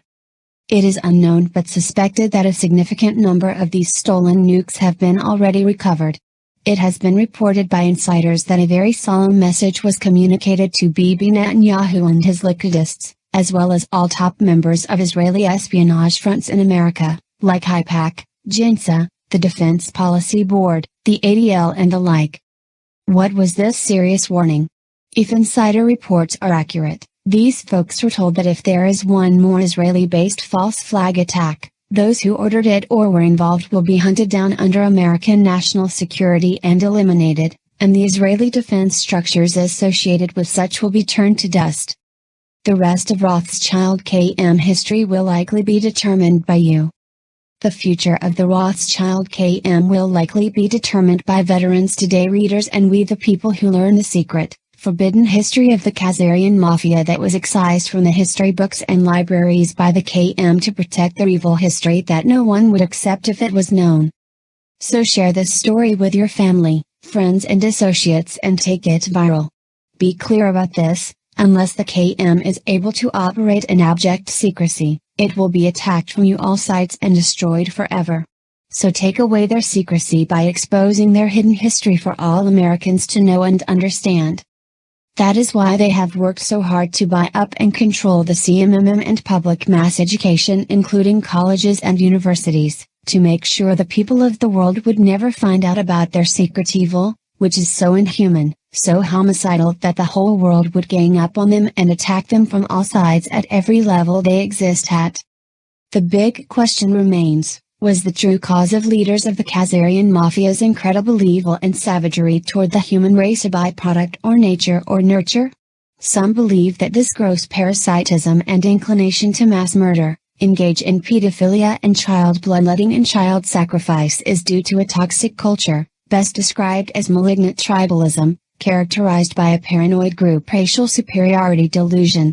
Others think the leaders of the KM are the bloodline of Cain, that is, children of Cain, that are the devil's own and have absolutely no soul or human conscience, but are pure predators like a wild beast, while at the same time being incredibly two-faced, that is able to put on a good con and a nice face on the outside. Perhaps it could be both factors. In any case, it is time to expose this evil, the greatest evil the world has ever experienced. It is time for the world to work together to eradicate this problem now and forever, by whatever means necessary. The white hats have been fighting these people for a very long time. This stuff's important to understand. This is your real history right here, and it paints the picture of the present day of Benjamin Netanyahu being the head of the Khazarian Mafia snake. And so when you think of DC and London and the Vatican and those three heads of state, don't forget that Israel's over all of them. They're up the butt of everything happening in this country and in this world, and they will be held responsible. It's happening now. It's been happening. That was one of the best, most descriptive documentaries I've seen in a long time. That's the kind of stuff you'll know more and more someday. I do want to turn to present day, but that stuff's important to understand when you talk about the Epstein stuff and everything happening. They're literally the source of all evil for the past 200-300 years. It's insane. It's the kind of stuff that people need to know. Anyway, I want to turn to what's happening in present day with Gaza. So I'm going to play another documentary. I know we've been on 4.5 hours, but I think you're getting it. I think you got it. I think you know it. And that's why you have to look at everything happening differently. Like when they talk about Idaho and the kid that was shot, that supposedly shot at firefighters, but yet you got this sheriff that was trained by Mossad.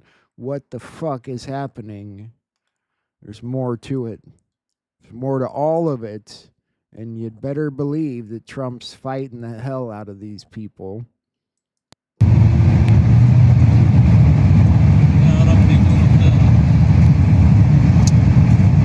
A group of Palestinian emergency workers and medics are on a rescue mission. Their ambulances clearly marked with lights flashing.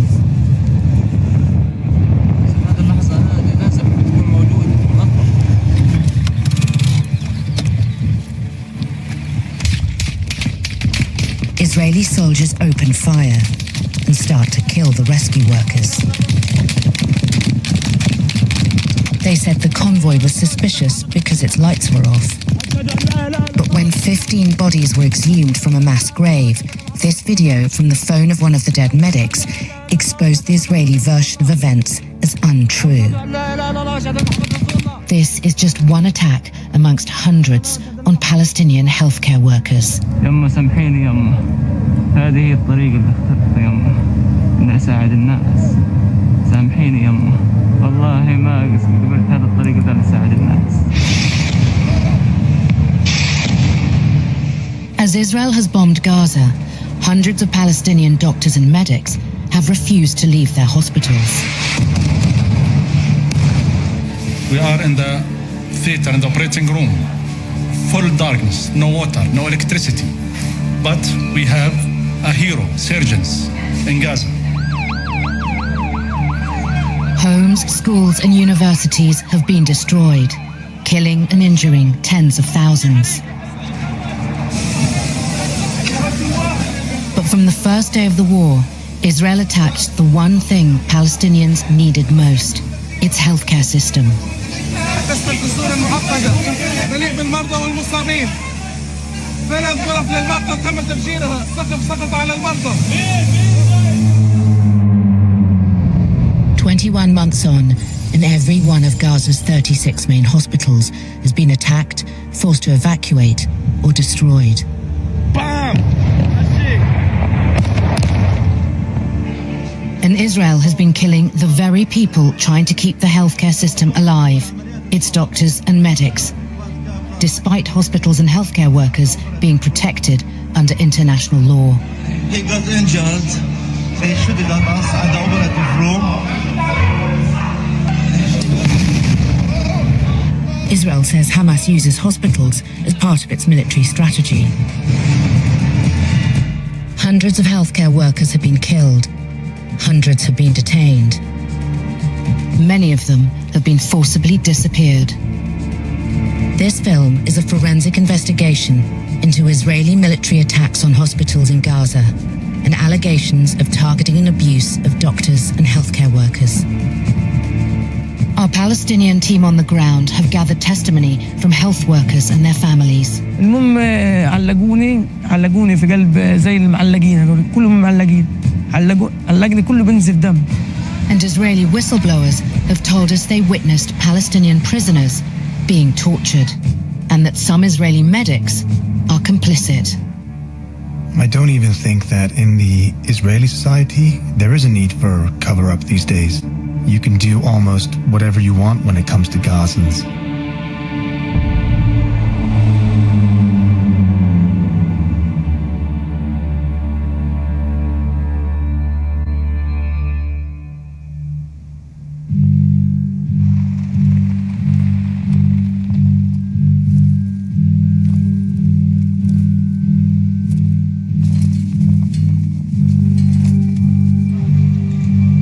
Sderot is an Israeli town bordering Gaza. It was raided by Hamas militants on October 7th, and at least 70 people were killed here.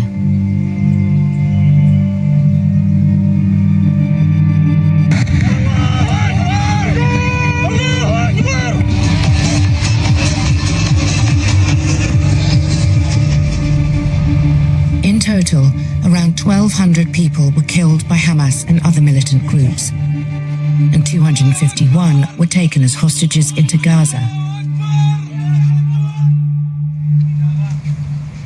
Israelis have been coming to this vantage point in Sderot to pay their respects to the dead and to watch Gaza being attacked. For over a week, Israeli forces have been raiding northern Gaza, especially Jabalia refugee camp, which you can see from here. There have been reports of over 300 Palestinians have been killed. We just heard a massive boom and saw the smoke rising behind us, and reports just coming in now. Israeli air forces bombed the Al-Falah medical center in Jabalia, northern Gaza, another medical center that's been attacked.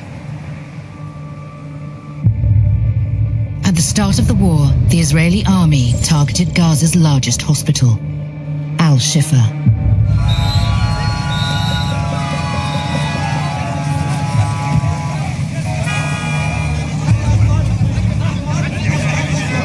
The hospital was already overwhelmed with casualties from strikes on Gaza City.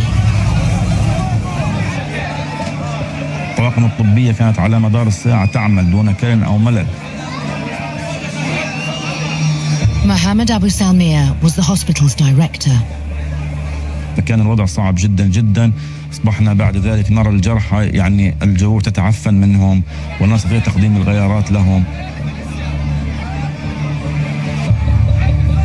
In early October, there were close to 150 specialists working at Al-Shifa. Among them, 2 orthopedic surgeons, Mohammed Abaid and Adnan Al-Bursh, seen here on the left. تريد عمو تروح على الروضة. يعني كنت أنا والدكتور عدنان دوما 24 ساعة مع بعض، كنا في نفس القسم. شعور كان مخيف جدا صراحة. كان في هناك الكثير من الرعب لدى الطواقم الطبية. أحسسنا بأنه يتم استهداف الطواقم الطبية لإضعاف الصبر أو الثبات من المجتمع الذي يتمثل في وجوده في شمال قطاع غزة.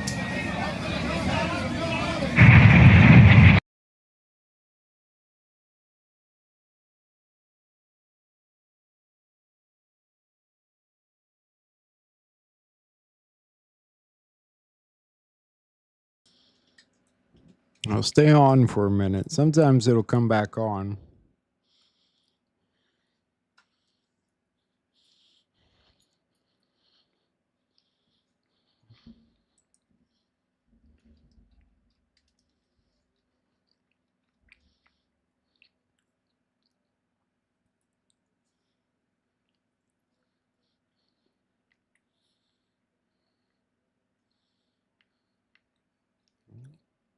Let me know if I come back on. Give me a thumbs up.